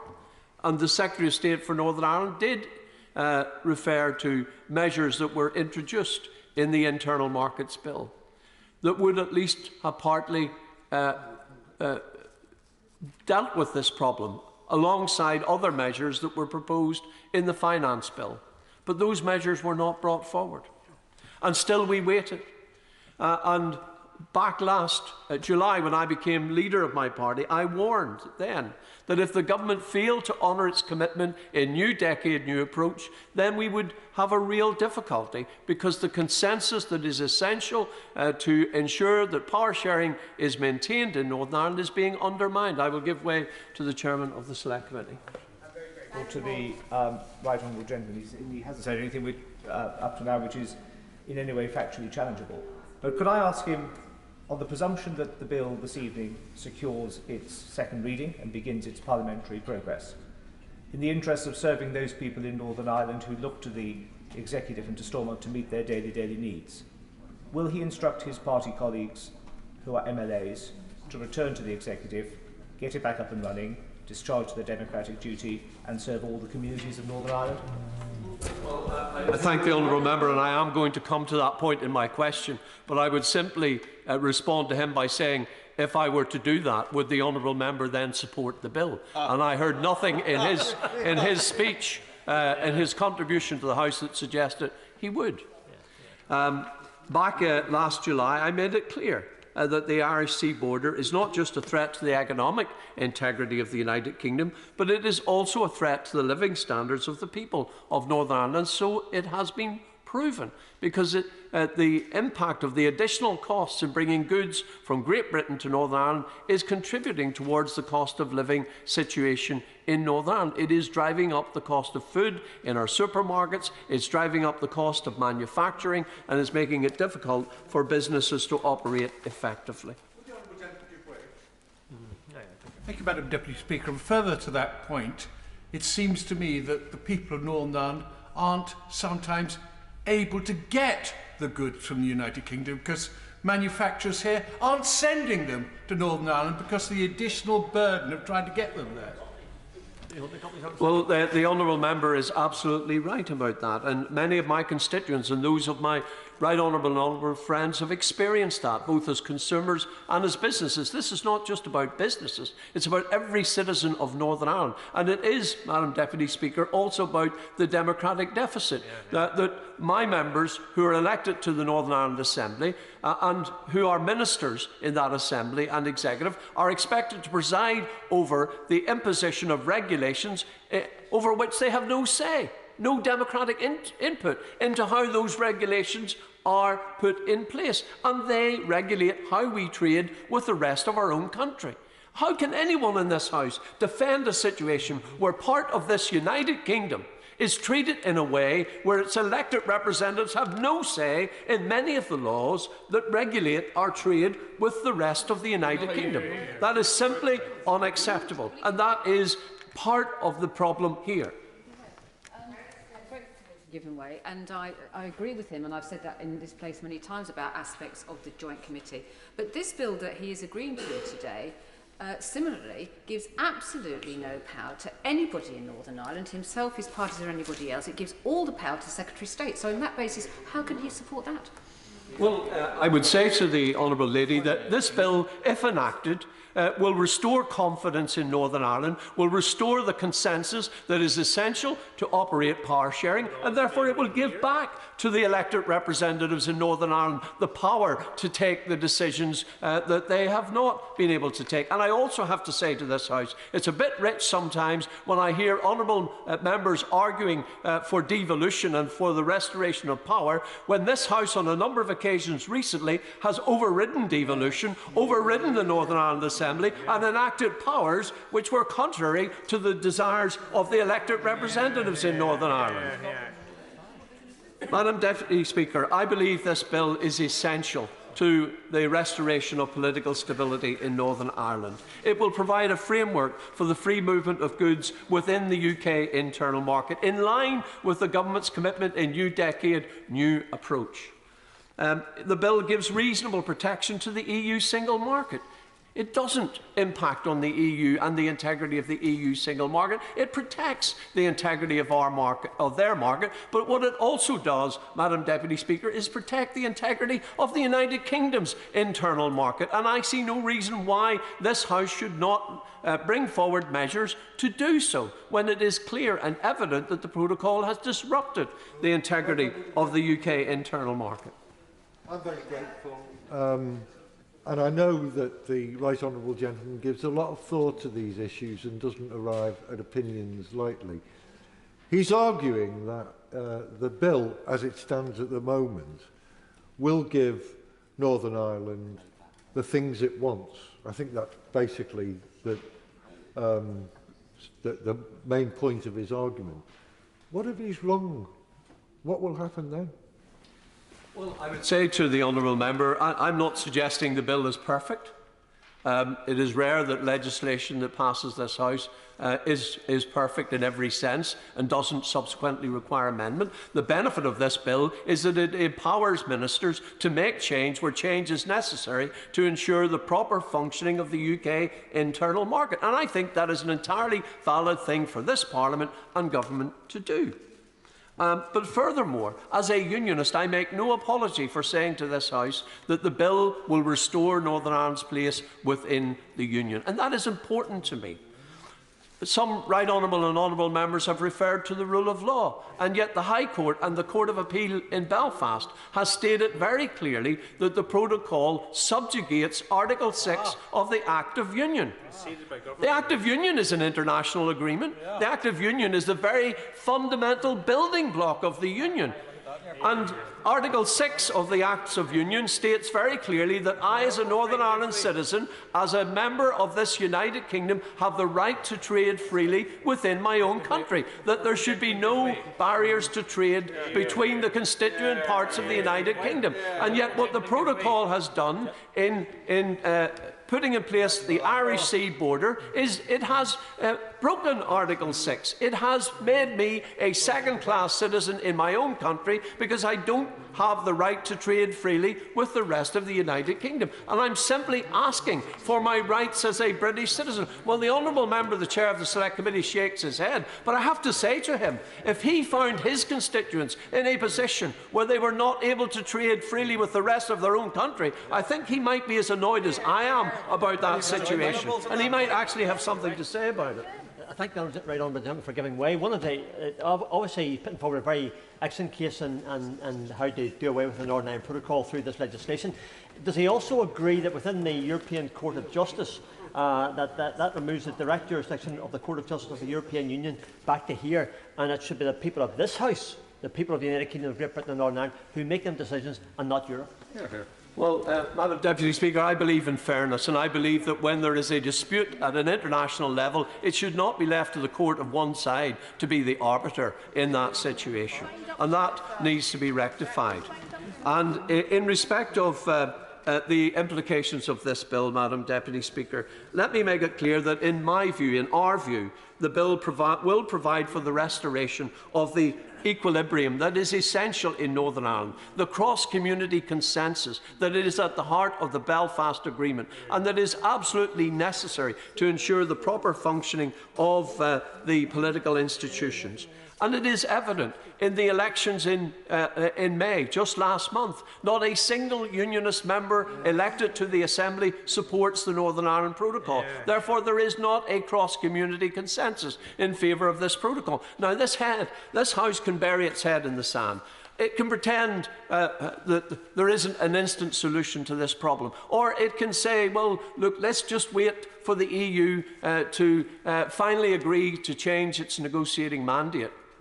But what about in Northern Ireland in the meantime? I want to see those political institutions restored, but I'm not able to do it if my ministers are required to impose a protocol that harms Northern Ireland. I'm not prepared, my party is not prepared to engage in an act of self-harm to this part, Northern Ireland's part, of the United Kingdom. We're simply not prepared to do that. And therefore, is it the will of this House that it wishes to see Northern Ireland languishing without political institutions able to operate because there is no cross-community consensus, while we argue the rights and wrongs and the legalities of this situation? I don't have, unfortunately, that situation. I don't have, for my people, a situation where we can talk all night and debate about this bill and its legality in international law. I happen to believe there is a necessity, and the necessity is peace and stability in Northern Ireland. And this House is charged, this government is charged with responsibility of ensuring peace and stability in Northern Ireland. Therefore, there is a necessity. And I do not see, and I have not heard from anyone else in this House opposing the bill, what their solution is. Beyond, let's have more negotiations with an EU that refuses to change its negotiating mandate, that will not change the text of the protocol. And I have to say to right honourable and honourable members, a refusal to change the text of the protocol simply means that we won't get a solution that will achieve the cross-community consensus required in Northern Ireland. And I believe the bill offers a solution. Does the right honourable gentleman accept, as he said earlier, that there is a serious democratic deficit which exists at the moment in the making of laws which are made by European institutions in the Council of Ministers by majority vote, behind closed doors, where none of his voters have an opportunity to intervene whatsoever, and at the same time in a manner which is completely inconsistent with proper democratic procedures? Isn't that absolutely right, in reply to the honourable member for North Dorset? Madam Deputy Speaker, I thank the honourable member for Stonen for the excellent work that he has been doing in helping to bring about the progress that we're making towards the restoration of the political institutions in Northern Ireland. As I come to a conclusion, Madam Deputy Speaker, let me say this. Much of what will happen in the coming period in Northern Ireland will be shaped by the attitudes and decisions in this House. If this bill convincingly passes all of its common stages in its current form, and if the Government continues to develop the regulations required to bring to an end the harmful implementation of the protocol, then that would, of course, give substantially greater confidence that new arrangements are on the way, which in turn would provide a basis to take further steps to see the return of our local institutions. And therefore, I would appeal to members of this House who genuinely want to see the institutions restored, up and running in Northern Ireland again, to prioritise the interests of Northern Ireland over any narrower ideological reservations that they may have about this bill. I urge them to recognise the vitality of this bill, now progressing rapidly through its legislative stages in the Commons before the summer recess, and ensuring that not only does this bill receive substantial support in this House, but it is not subject to either wrecking amendments or indeed other amendments that would dilute the framework and impact of the bill. Madam Deputy Speaker, in conclusion, much harm has been inflicted on the Belfast Agreement and its successor agreements. Time is now short to ensure that we arrest this situation, and the only way to do that finally and fully is to deal with the protocol and to see Northern Ireland once again focus on moving forward together. We want to see the Northern Ireland Assembly and Executive restored, and that can be achieved where there is a sustainable basis for doing so. We will continue to be condition and not calendar-led as we look forward to this bill now making rapid progress. I commend this bill, and we will be supporting it in the interests of Northern Ireland and the integrity of the entire United Kingdom. Ian Smith. Mr. Speaker, it's a pleasure to speak after my right honourable friend for Lagan Valley. And there are powerful and legitimate arguments being made regarding the legal basis of this bill, and I'm sympathetic to them. Whatever the motivations and goal of this bill, and whatever the reasons we're at this point, it's important to look at what is practical and most likely to succeed regarding the NI protocol, and what will ensure we show to the people of Northern Ireland that we're handling this issue with balance and an even hand. There are real and significant issues that we've just heard with the protocol: customs checks, east-west, and regulatory challenges, to name but two. Whilst I don't accept that the protocol is a constitutional threat to the UK, it is clear that there are many complex challenges created by it. In acknowledging these issues, however, there's a significant support for the Northern Ireland Protocol. Business organisations across Northern Ireland have been engaging in good faith with government for over 2 years, looking at a myriad of ways to improve the deal. Their view is that the need for stability and balance can only be achieved through a negotiated settlement, and that they want to preserve the opportunities of the protocol. They also want to protect the strong position of the Northern Ireland economy, which has now been shown in multiple reports to be performing amongst the best in the country.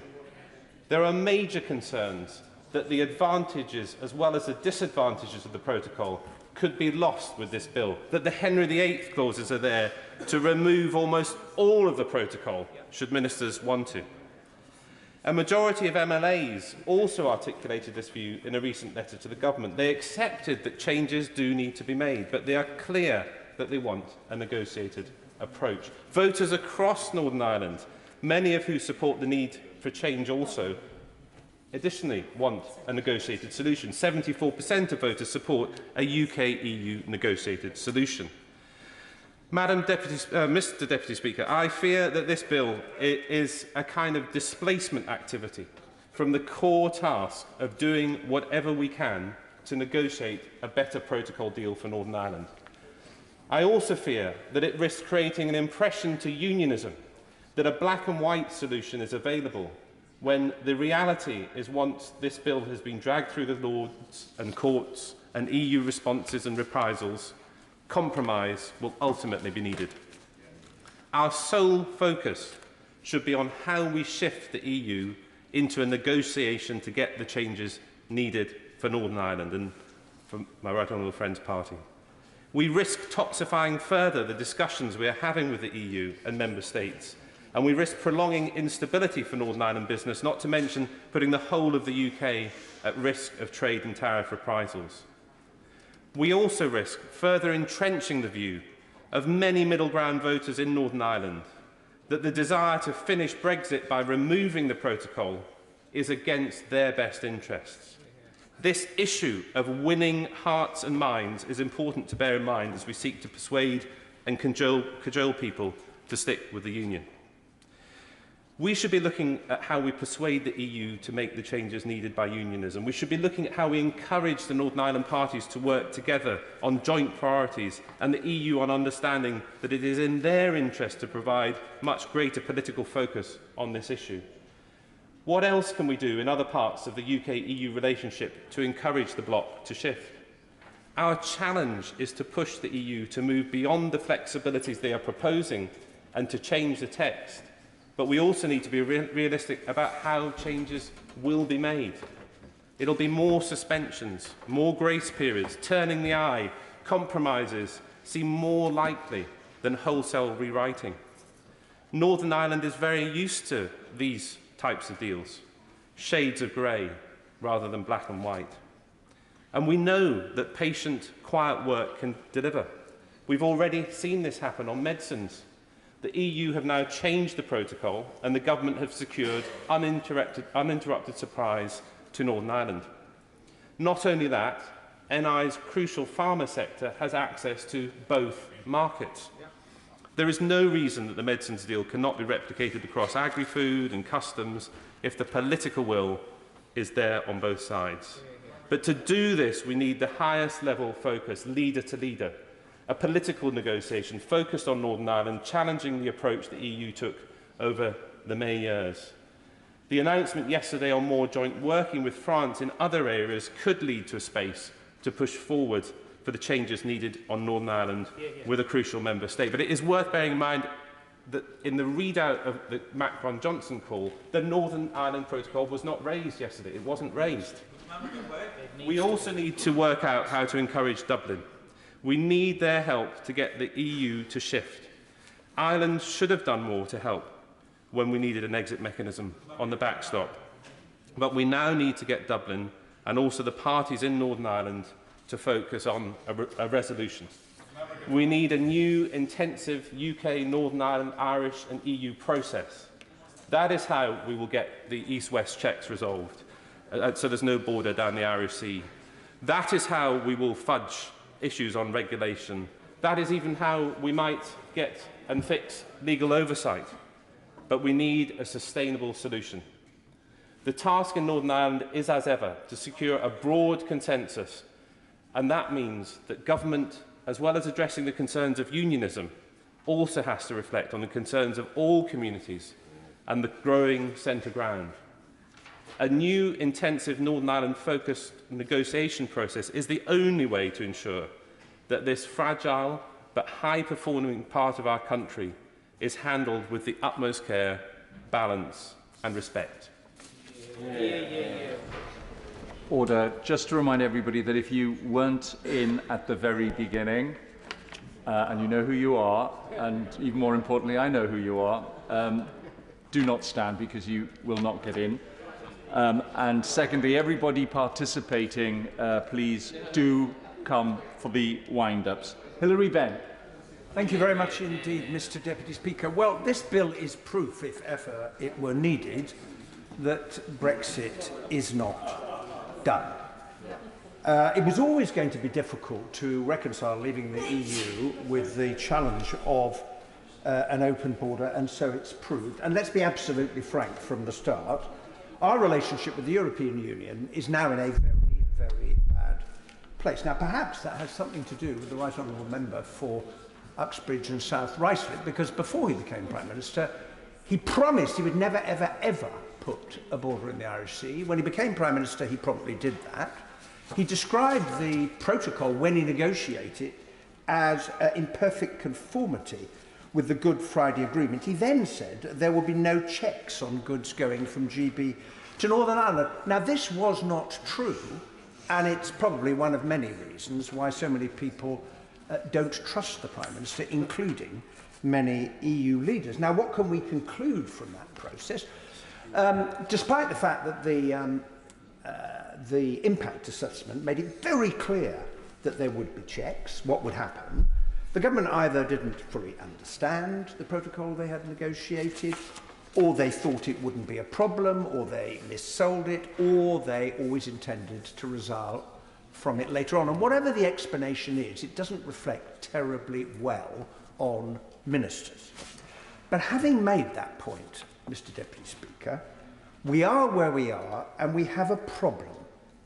And the problem is that the Northern Ireland Assembly and the Executive are not functioning, and all of us should be worried about that. And I should have said at the beginning, it was a great pleasure to follow the Right Honourable Gentleman, because I think he spoke extremely wisely. Now, as the member for Maidenhead, Right Honourable Member for Maidenhead, pointed out, I suppose in the government's eyes the test of the bill is, will it work to bring the institutions back up and running? And none of us knows for sure the answer to that, but in the meantime the Foreign Secretary is taking a very big gamble, and in the process, in my view, she is trashing Britain's international reputation as a country that can be trusted to keep its word. Now, I don't propose to dwell at all, really, on the detail of the bill. Others have done that very effectively, but it's just not the way to solve the problem, and I oppose it because it will lead to a prolonged standoff with the European Union. It will prolong the problems that the Right Honourable Gentleman who speaks for the DUP, has just referred to. It will worsen relations, and if everything goes horribly wrong, it could end up in a trade war with the European Union at a very difficult time for us economically, and when we have a real war on our hands between Russia and Ukraine. So we have to find another way of resolving this, and that does require the UK and the EU to sit down and negotiate. And I've heard all the arguments from both sides. It's the other lot who are not doing the talking, and we're willing, and so on and so forth. And they can carry on blaming each other till the cows come home. But as long as they do that, they will be failing to fulfil, both sides, their political responsibility to find a political solution to what is a political problem. And at the heart of this is, how do you protect the integrity of the single market while not interfering unreasonably with goods moving from Great Britain to Northern Ireland? And that's why the protocol refers to goods at risk. This is the key phrase we have to bear in mind. I think there's some pretty easy places to start. And if you do take supermarket deliveries travelling from Kenryan to Larne to shops that are only in Northern Ireland, what exactly is the risk of those goods undermining the integrity of the single market? And as far as I can see, there is none. Therefore, why should they require an export health certificate? In the 18 months that the grace periods have been extended, can anyone point to a single example of the integrity of the single market having been undermined? Because I am not aware of one. I genuinely cannot fathom why the EU is so insistent on requiring a customs code to be provided by supermarkets and others, because what are they going to do with the statistics? Are they actually going to publish stats on the movement of baked beans and baby food between GB and Northern Ireland? And we were aware of the other problems: seed potatoes, organic products, divergence on certain ingredients. Now, in making that point, I'm not going to, because I do want to keep to time. Of course, they're products where it can reasonably be argued there is a potential risk. I wish we'd spend the time talking about those products one by one, because if there's a good case, I'm sure that the government will respond. And while the EU says it's offered to reduce paperwork, the thing to remember is it's a reduction compared to the full application of the rules. It is an increase compared to what is currently the case because of the extension of the grace periods. And that's why I've said to the EU and all those I've spoken to, the EU needs to move to make this negotiation work. And surely we can reach some agreement on SPS checks on the basis that almost all the food produced in Britain is produced to exactly the same standards that it was while we were members of the European Union. So, in conclusion, Mr. Deputy Speaker, I find this very frustrating, because you hear Simon Coveney on the radio when it's put to him the idea of a green lane. He said, well, we propose something very similar. Well, why can't the two parties get on with a negotiation to make this happen? I mean, heaven forbid, if you can negotiate the Belfast Good Friday Agreement, this astonishing achievement, and it's the phrase of my good friend, the Shadow Secretary of State for Northern Ireland, who said earlier today, if you can do that, is the government really incapable, with the EU, of negotiating for a prawn sandwich to cross the Irish Sea without a lot of accompanying paperwork? This cannot be beyond the wit and ability of politicians. So, in my view, Mr. Speaker, this is a bill born of desperation rather than principle. It's a bill trying to solve a problem that is entirely of the government's own making. It's a bill that does Britain's international standing no good whatsoever. And it's a bill that will make the negotiation, that is the only way this is going to be solved in the end, harder rather than easier, because there are so many more pressing things for us to be talking to the EU, our biggest, nearest and most important trading partners, still about, not least the war in Ukraine, not least climate change. And the current crisis in the government in respect of Northern Ireland arises from a practical problem, and it requires a practical solution. We need those old virtues of patient diplomacy and negotiation, which takes as its starting points the purpose of the rules to protect the integrity of the single market, rather than the rules themselves. And frankly, it's now time for the government, together with the EU, to get back round the table and sort this out. And Duncan Smith. Grateful to Deputy Speaker for calling me so early. Can I just start by saying to the right honourable gentleman, I agree with all this stuff about the trade issues. These have been on the table for ages, and I will just give him one small point about, I think, during the breakdown in my previous right honourable friend's negotiations when she was Prime Minister, I happened to take a delegation, including Lord Trimble, to see the then chief negotiator.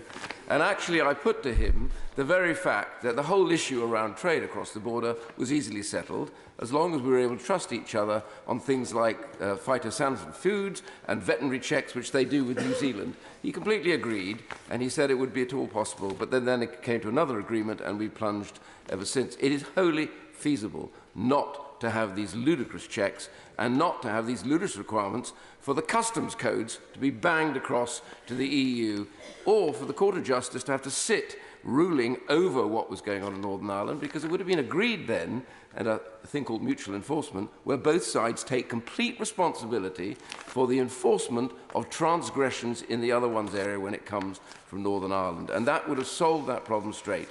Here's the problem. The EU has point-blank refused to negotiate that. Now, here's the point about this, the protocol. I'm not for saying the protocol should go completely. I'm actually saying it should be changed. That's the whole point. When I looked at it and read it before we originally voted on it, I read very clearly what its main purpose was. Article 1, paragraph 1 and 3 make it very clear that the primacy in all of this is the Good Friday Belfast Agreement.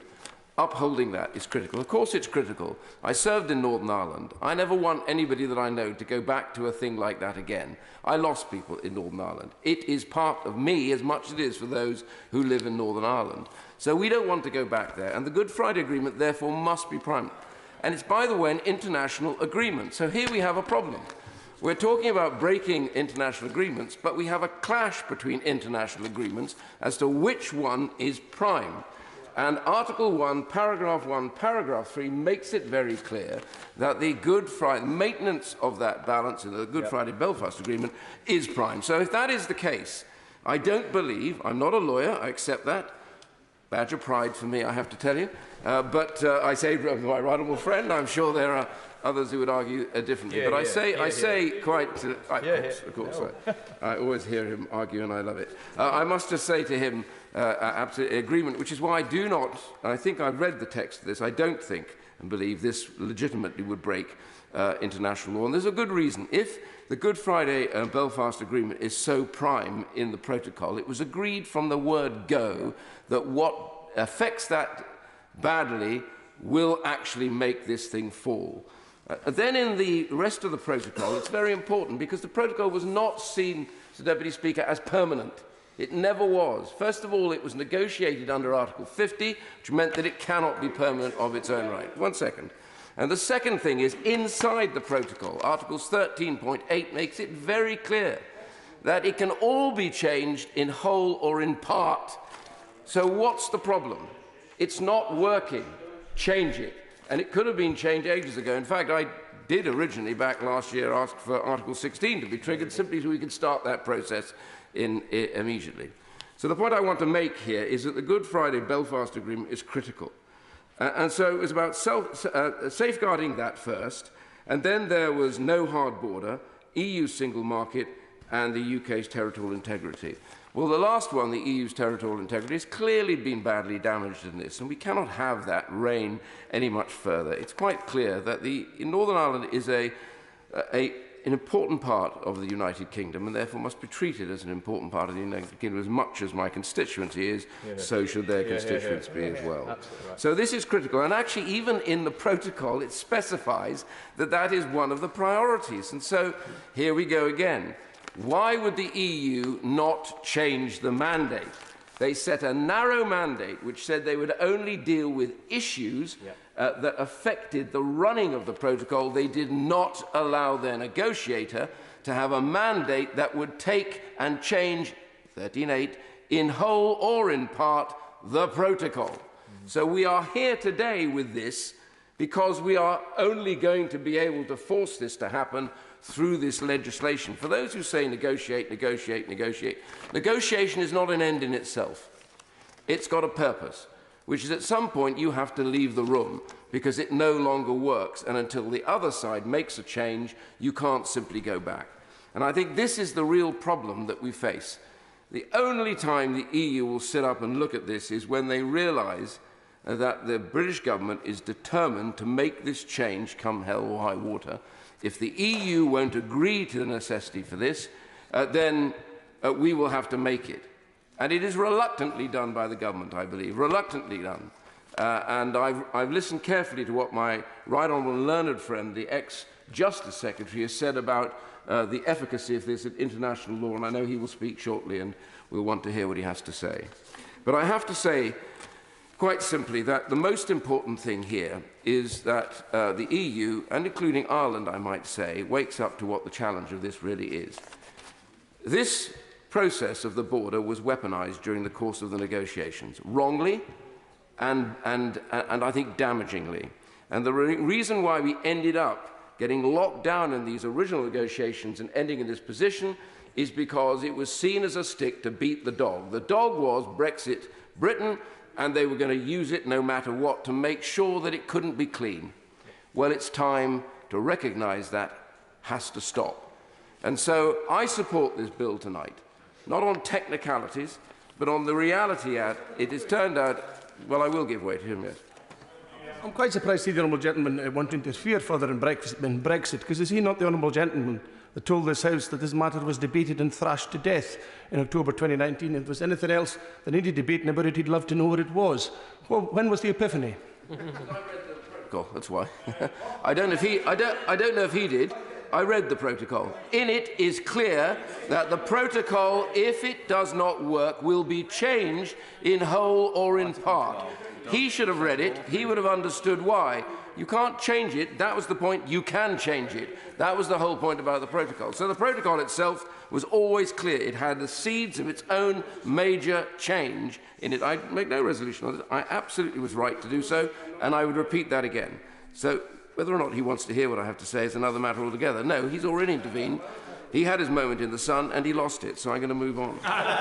So the reality here is, I have to say to, to my honourable and right honourable friends, we are here because of the necessity of the way that the EU has behaved, and I have to say, the Irish government. There have been some good people. The President of Irish Taoiseach, I think, has been much more reasonable about this, but the Irish Foreign Secretary has celebrated quite recently the diversion of trade that was taking place, which contravenes Article 16 and makes it very clear that it had to be changed. Again, I read the treaty, which I don't think he did. So the point really is that I would say to my honourable and right honourable friends, we are here because we have to be here. I do not believe it breaks international law. It's a clash of international treaties. The most important international treaty is the Belfast Good Friday Agreement. The maintenance of that is critical. I want to see the DUP back in power sharing. I hope, as I understood the right honourable gentleman say, that he would head in that direction and go back into power sharing once this is through. The Commons, I'll hold him to that, I hope. And I want to say to my honourable friends, let's get this done as quickly as possible, because only then will the EU realise that we mean business. Hear, hear. Claire Hanna. Thank you very much, Mr. Speaker. These have been a frustrating and damaging few years for Northern Ireland, and this bill adds to us. It's been bad for the economy, for businesses who need stability and not brinkmanship, and it's been bad for relationships in each of the agreement's three strands within Northern Ireland, North and South of Ireland, and between East and West. And more than that, this bill is being seen as part of the government's departure from the values of the Good Friday Agreement, from compromise, from partnership and from the rule of law. It's recycling the same distortions and half-truths that the people of Northern Ireland have been listening to for the last 6 or 7 years of the Brexit debate, and there is still a failure to reconcile the dilemmas that Brexit forces, the choices that the UK government have made with the reality of our geography, and there have been some truly mind-bending arguments put forth to justify this bill, that this bill is about consent and consensus, when in fact the majority of people in Northern Ireland have not consented to Brexit in any form, and while a majority of voters and MLAs reject this bill in the strongest possible terms, that it's about protecting the Good Friday Agreement, while the government across are in the middle of body slamming a cornerstone of that Good Friday Agreement, and by people who we all saw scuttling away from castle buildings when the Good Friday Agreement was being forged, and people we all saw screaming in the windows in the first few years while we tried to implement that agreement. We've heard tonight that it's about rights. Well, the women of Northern Ireland and the LGBT community of Northern Ireland and the minority ethnic community of Northern Ireland would like a word if it's truly about rights. We've heard that it's about the alleged damage to our economy, when every credible business organisation in Northern Ireland is calling for the retention of the protocol, when business after business is lauding the potential of dual market access, when Northern Ireland is the only region outside of London in the UK that is managing to achieve post-pandemic GDP growth. We're told that it's about a democratic deficit, and that's protested by removing the entirety of government from the people of Northern Ireland, and that's going to be solved by handing over Henry VIII powers that will allow the government to ride roughshod over everybody in Northern Ireland. I'm old enough to remember when Brexit was supposed to be about parliamentary sovereignty. We've been promised that and promised sunlit uplands, but with the distortions people in Northern Ireland have experienced, we are getting gaslit uplands in Northern Ireland. There has been a cynical campaign for years to distort the causes and effects of the protocol. I can understand entirely the hurt and the frustration of many ordinary unionists. They have been catastrophically misrepresented by the DUP in particular, and by the PM, who insisted that there would be no... You said all the words for 3 years, 4 years, 5 years here, and we ended up with the protocol. Yes. Some of us are here to try and address the mess that was created. You lost a third of your seats. While you voted down every possible option that could have prevented the sea border, but unionism and others are wrong to think that the solution is breaking international law and walking away from partnership and compromise. And I hope also that they will understand, and I mean this in the best possible way, many of us, hundreds of thousands of us in Northern Ireland who don't identify as unionists, constitutionally compromise every single day. We live in a reality where the governance lines don't directly match up with our identity, and we do it because it suits the majority of people, and we do it because Northern Ireland isn't a place where hard, sharp lines of sovereignty work. It isn't a place where the winner can take all. It is a place where we survive in, as the member said, the shades of grey of governance. And I'm glad that some of the very plausible solutions, like SPS arrangements and veterinary deals,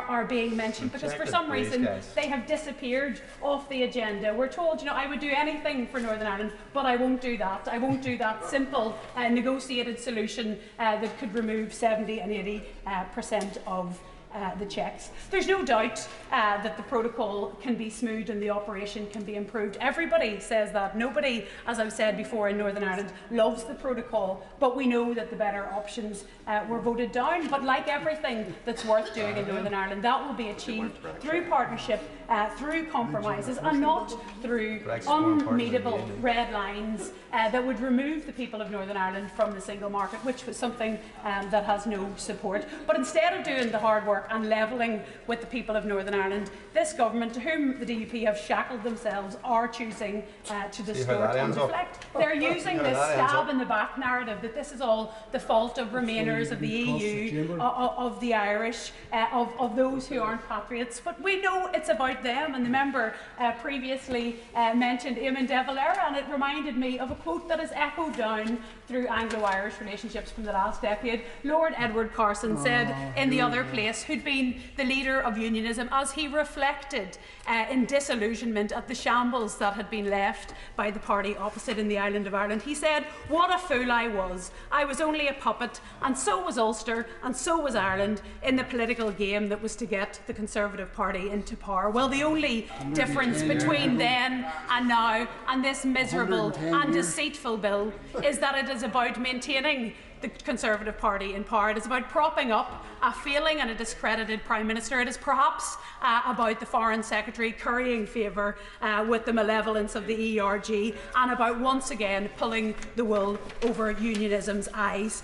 Well, Mr Speaker, I suspect we can't stop this bill, as people will troop through and support it, but members and honourable members should understand that people on the island of Ireland and further afield are observing this process. They are watching to see what this government is doing, and they are having to work through the implications of dealing with a government who are in a very bad place morally and who are in contravention of the culture of lawfulness that many of us have worked very, very hard to cultivate in Northern Ireland. And their approaches are fundamentally altering dynamics and relationships between these islands. And I don't believe, having spent the last 6 years of my life having this same argument, I don't believe the party opposite have it in them to put the people and the businesses and the economy of people of Northern Ireland first. But I would implore some of my colleagues on these benches to please unshackle yourselves, work with us, work with your neighbours and your colleagues and your friends to arrive at the solutions, the negotiated solutions that we all know are possible. We have solved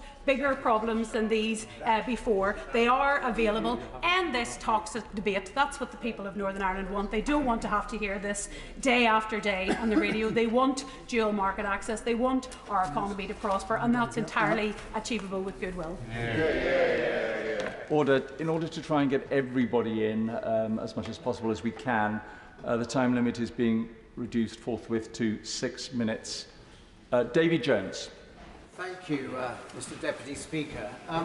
The status of Northern Ireland within the United Kingdom derives initially from the Act of Union of 1800, which provides in Article 6 that in matters of trade and treaties with foreign powers, the subjects of Ireland shall have the same privileges as British subjects.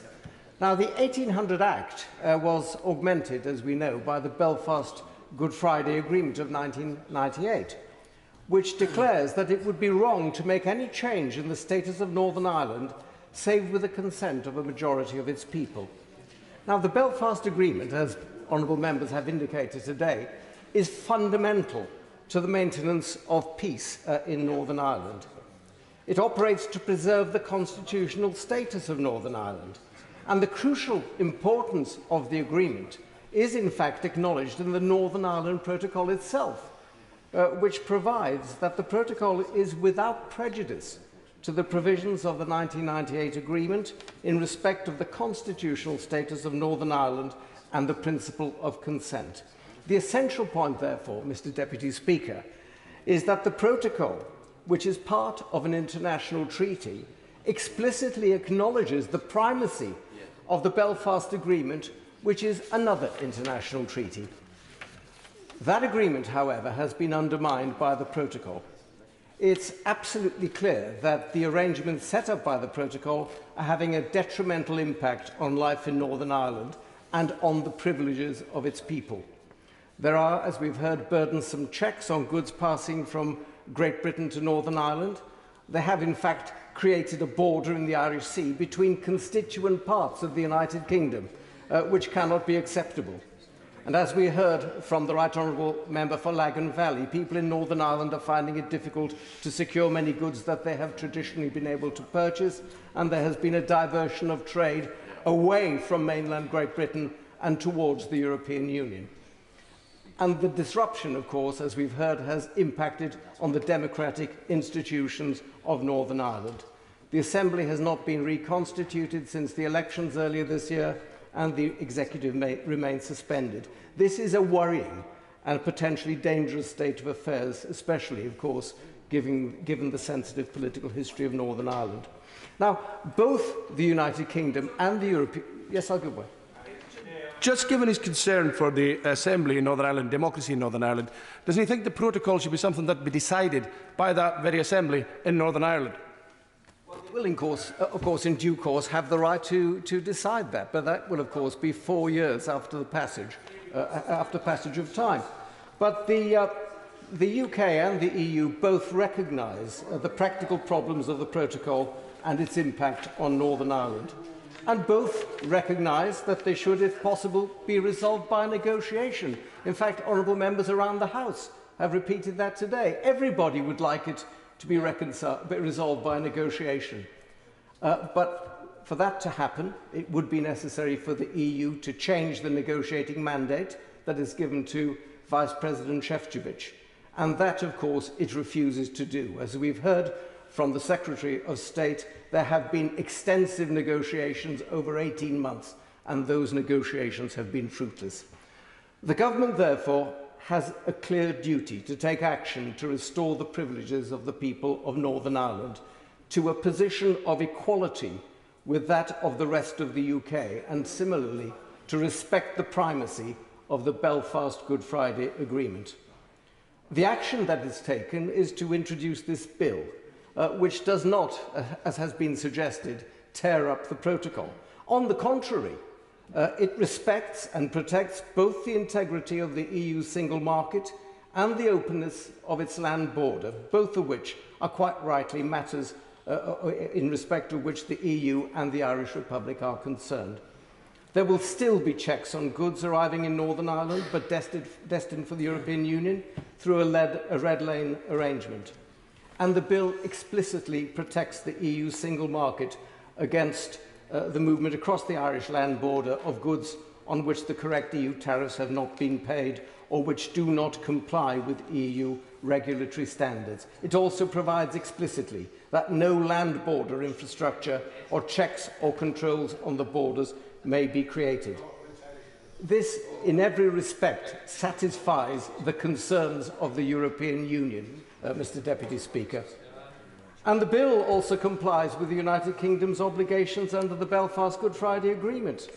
It preserves the status of Northern Ireland within the United Kingdom by restoring the equality of the privileges of its people to those enjoyed by the people of the rest of the United Kingdom. So this bill is wholly necessary, Mr. Deputy Speaker. Without it, the peace process established by the Belfast Agreement will be dangerously compromised. It's a crucial but proportionate bill, and it deserves the support of this House. Thank you very much. Sir Tony Lloyd. Thank you, Mr. Deputy Speaker. I think anybody in this House who takes legislation seriously ought to start from the presumption that operating tactically is a dangerous process. It is short-sighted and short-term. But this, in the context of Northern Ireland, is not simply foolish. It is very, very dangerous.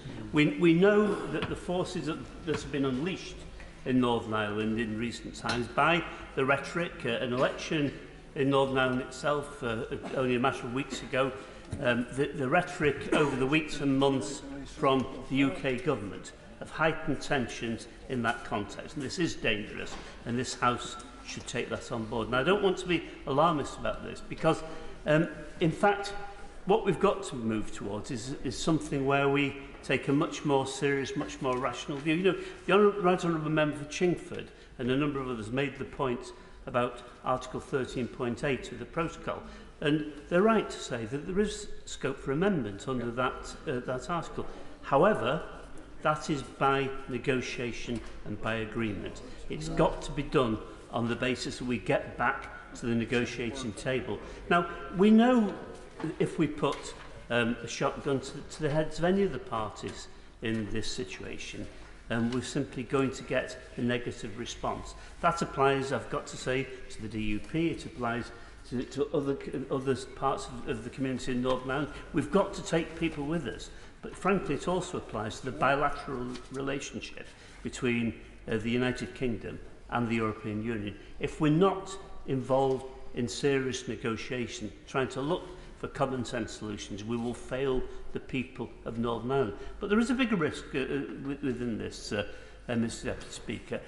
And the bigger risk is this, is that the situation can be traumatic for people across the Northern Ireland. If we enter into a really serious breakdown of relationships with the European Union, things will be dramatically worse for the people in Northern Ireland, and they will be worse for my constituents, they'll be worse for the constituents of every member of this House. So we do now need rational politics. Now, my honourable friend for Leeds Central made some very sensible points. It's long been the case, and it's been obvious from the very beginning that that once we'd begun to move towards Brexit, the situation that guaranteed the respect for the Good Friday Agreement could only be done in one way. It couldn't be done by having a hard border across the island of Ireland. It shouldn't be done by having a hard border down the Irish Sea. It has to be done by some form of negotiated solution that respects the fact that with two potentially different systems, those potentially different systems have to be brought as close together as possible. Now, a sanitary phytosanitary agreement is so obvious, so very obvious, because we start from the same premise. There's no member of the governing party, no member of the opposition who are arguing we should deteriorate our SPS conditions in Great Britain. Therefore, a negotiated SPS agreement, as was achieved not simply with New Zealand but also with Switzerland, two different models, but a uniquely UK-EU model would be perfectly practical. So let's move on that. Let's look at the practical details. Let's look hard at those practical details, because take this away from the heavy rhetoric. See these as being practical problems that can be solved by goodwill, and we can move the situation on. Now, Mr Deputy Speaker, I also have got to say, though, that there have been some very powerful voices, I've got to say, on the government benches about the legality of this bill, and that should worry honourable members across this chamber. It's not good enough to compare the Good Friday Agreement and the protocol as if somehow one has to go and the other not. We've got to maintain international law under all circumstances. We've got to do it, because when I stand up and say to people in other countries we have an expectation of those very high standards, I'm right to be able to say, because my country also respects those very high standards. That actually is true patriotism. Real patriotism comes from those measures there, not simply the jingoistic flag waving. So let's say that this really does matter, that we are a law-abiding country, because if we're not a law-abiding country, quite frankly, we'll let ourselves down, we let the world down. Now, that's a really serious issue we have to confront here tonight. And I would appeal to Right Honourable members opposite to take this very, very seriously. I would appeal to my friends in the DUP on the same basis, because it will affect the way that all of us, people in Northern Ireland, people in the rest of Great Britain, are viewed if we get this wrong. So there's some really difficult issues here. These can be solved, but they will not be solved, Mr Deputy Speaker, by this bill. Not even by amending this bill. What we need to do is get back to that negotiating table, get back with a sense of dealing with practical issues. That is a way forward. It's the sensible way forward. Sir Robert Buckland. Thank you, Mr Deputy Speaker. I have diligently sat throughout this entire debate, and I have to say that I think this House is soberly and carefully examining an issue that isn't just an issue of Brexit, it isn't just an issue of our relationship with the EU, it goes to the heart of the exceptional nature of Northern Ireland and its position within our great United Kingdom. It's exceptional. That was the arrangement that was reached a century ago, whether we like it or not. And it is the consequences of that exceptional position that Northern Ireland is in that has made this particular issue so vexed and so complicated. Having been in government when the final withdrawal agreement was negotiated, I think we all remember, I certainly remember with great clarity, the need in my mind for there to be an agreement with the EU for us to be able to chart a way forward, not just in terms of our withdrawal and the period of grace that we had for the year after our withdrawal, but our subsequent agreement, the trade agreement, which for me is of paramount importance. And therefore it is with very careful and measured thought that I come to this debate, Mr Deputy Speaker, because I do not want to see as an unalloyed pro-European. I still believe in the importance of Britain's role with our friends in Europe and the importance of the maintenance of strong bilateral arrangements, that we should do anything hastily that could jeopardise that important continuing relationship, which is why the words of my right honourable friend, who was then Secretary of State for Northern Ireland, who worked diligently to bring back that executive with great success, his words about the need for Franco-British bilateral discussions to proceed at pace, I think are words that we should heed very strongly, because in my considered view, that is going to be the way that we unlock the sort of negotiation that everybody in this chamber wants to see. And they're right to talk about the need for negotiation. But this is the reality. There is no negotiation. We can't even call it a negotiation, because Maros Sefcovic, working as he does for the Commission, needs political direction from the EU and from its member states, most notably France, in order to be able to even call the discussions that he is having with the United Kingdom a negotiation. That's the reality. And masterly inactivity, although it is sometimes absolutely the right way for nation states to proceed, I'm afraid is not an option for us here. Because masterly inactivity is something that a nation should pursue when it has a position of an advantage. And I'm afraid we don't. Because our essential interests are, I'm afraid, under threat. And we've identified our essential interests here as the maintenance of stable social and political conditions in Northern Ireland, the protection of the 1998 Belfast Good Friday Agreement, and the effective functioning of the unique constitutional structures created under it, and the preservation and fostering of social and economic ties between Northern Ireland and the rest of the United Kingdom. And here's the point, Mr. Deputy Speaker, in the short time that I have. A lot has been said about necessity, as if it requires imminent peril, the sort of immediate threat that faces us just outside that door now.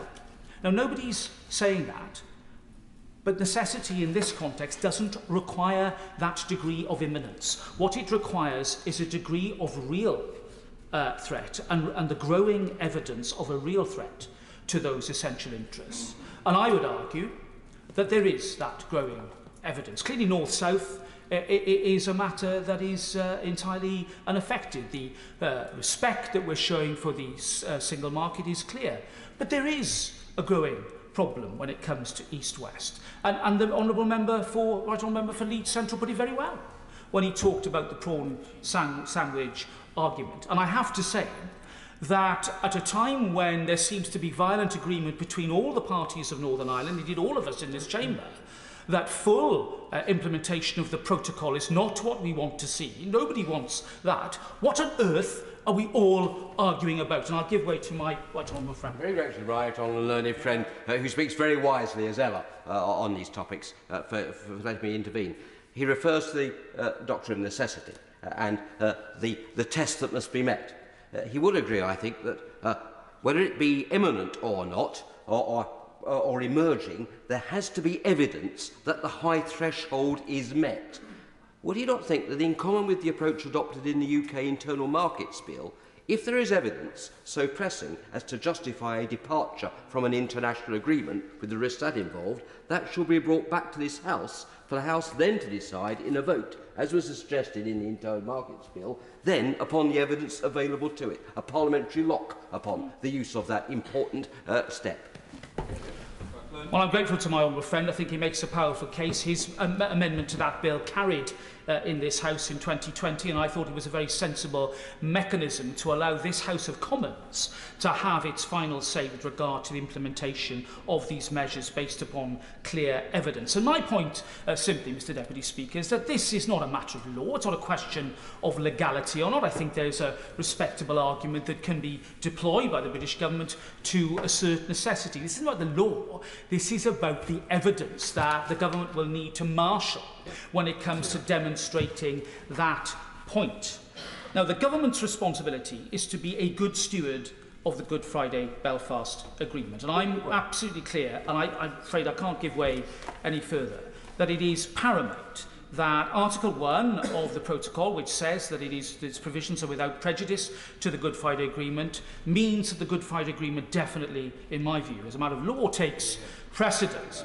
And therefore, any government that fails to act, that sits idly by and ignores the concerns of honourable members opposite, indeed wider community, the wider interests of our kingdom, is failing in its duty. But I say this to the right honourable gentleman, leader of the DUP and his party, that I've listened very carefully to what he said this afternoon, and I would like further clarity as to whether, in his reference to passage of this bill, he means the clearance of this bill through this House, as opposed to the final clearance of the bill in the other place before it returns for final consideration. I'll give way to you.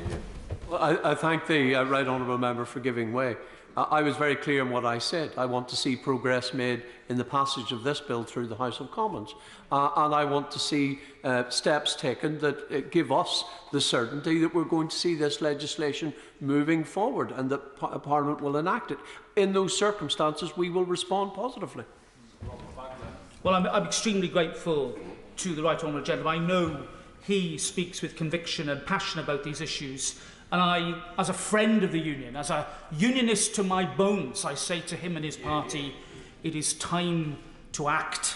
It is time for us to come together if we are going to restore stability, that the mainstream opinion of people in Northern Ireland, for whom politics is not their everyday preoccupation, is crying out for. And what he and his party and I must agree upon is that the United Kingdom must be that source of stability, because if we fail to be that source of stability, then people cannot be blamed if they vote with their feet or vote in another way, God forbid.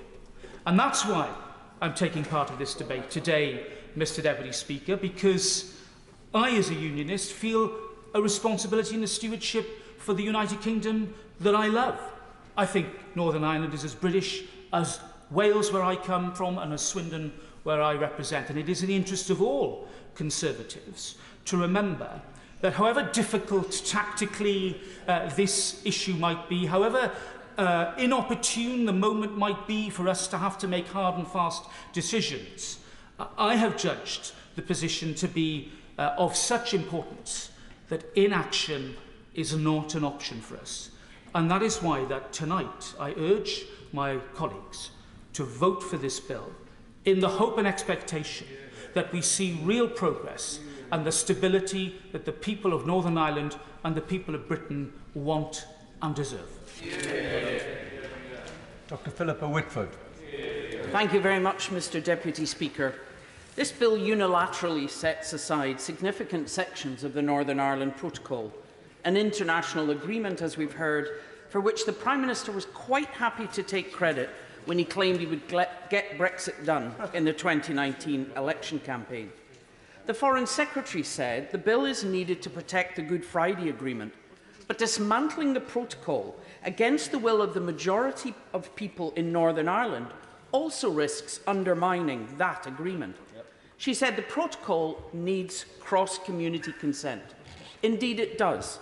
But does she have consent from both communities for this bill? I doubt it. Scant consideration was given to the province by Brexiteers before the referendum, nor thereafter to the fact that, like Scotland, Northern Ireland, the majority voted to remain in the EU.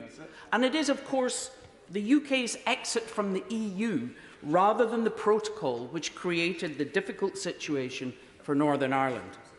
This was recognised by the then First Minister, Arlene Foster, when she demanded a special trading arrangement for Northern Ireland shortly after the referendum, a request for special treatment now repudiated by herself and her party. As my colleague, the member for Gordon, has already highlighted, there were only three choices: a border on the island of Ireland, close alignment between UK and EU standards to reduce checks, including a veterinary agreement, or checks carried out at Northern Ireland ports. The return of border infrastructure in Ireland was seen as an unacceptable threat to peace, but it was the Prime Minister's choice of a hard Brexit with maximal divergence from the EU, which inevitably left checks on the Irish sea crossings as the only remaining option.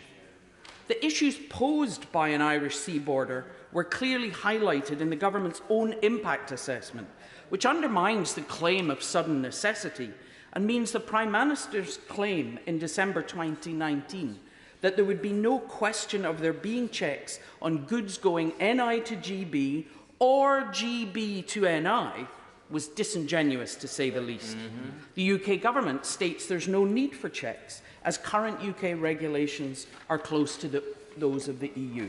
Indeed, they are, but they're proposing a bonfire of EU regulations and already negotiating trade deals which would allow lowered standard foods and goods to be imported into the UK. The Prime Minister cites economic failure and the outcome of the recent elections as justification for tearing up the agreement, despite a clear majority of Assembly members supporting the protocol in principle, and recent economic data showing Northern Ireland outperforming Great Britain.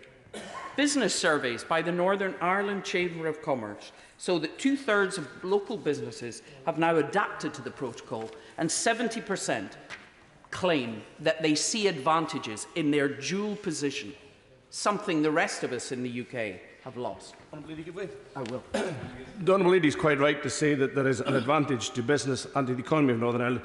And interestingly, last week the Secretary of State for Northern Ireland couldn't tell me that they'd done any economic analysis whatsoever. But when we think of the Minister for Brexit advantages, who said that if they were to introduce a border for imports in the United Kingdom, be an act of self-harm. If that happens, or if that were to happen, it would make it even more obvious that the Northern Ireland Protocol was an economic advantage to Northern Ireland, as they wouldn't be doubly hampered, first by this and then by the second completion of Brexit borders. I thank my honourable friend for his intervention. I mean, it's still the case that there's no question there are issues, particularly with the implementation of the protocol. 29% of businesses are still experiencing some difficulties, although those facing serious problems have dropped from 15% to 8% since last year. This improvement over time suggests that some of last year's problems could have been avoided if businesses hadn't only been given a matter of weeks to get ready for last January. But supply chains from GB producers and manufacturers would certainly benefit from technical improvements, particularly to reduce the burden on goods that are purely for sale in Northern Ireland. I think all of us can recognise that. But while the EU proposed mitigations last October, including an express lane for exactly these kind of goods, the UK government hasn't engaged in any discussion since February. So talking about 18 months of solid negotiation is nonsense.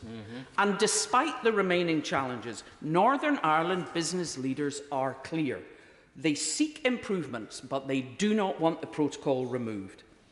The loss of trust in this UK government to honour their commitments is already holding back participation in Horizon Europe, to the detriment of research teams across the UK, especially in Scotland, where they had a disproportionate success rate in landing EU funding.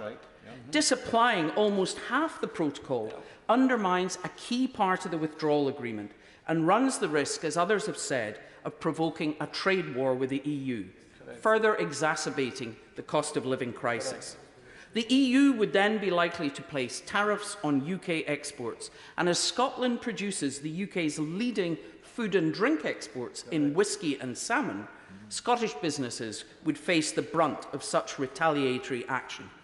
Mr. Deputy Speaker, it is vital the UK and EU get back round the table with all the stakeholders from Northern Ireland to discuss practical improvements to implementation of the protocol, reducing the friction and intrusion to a minimum while keeping the economic benefits for the province.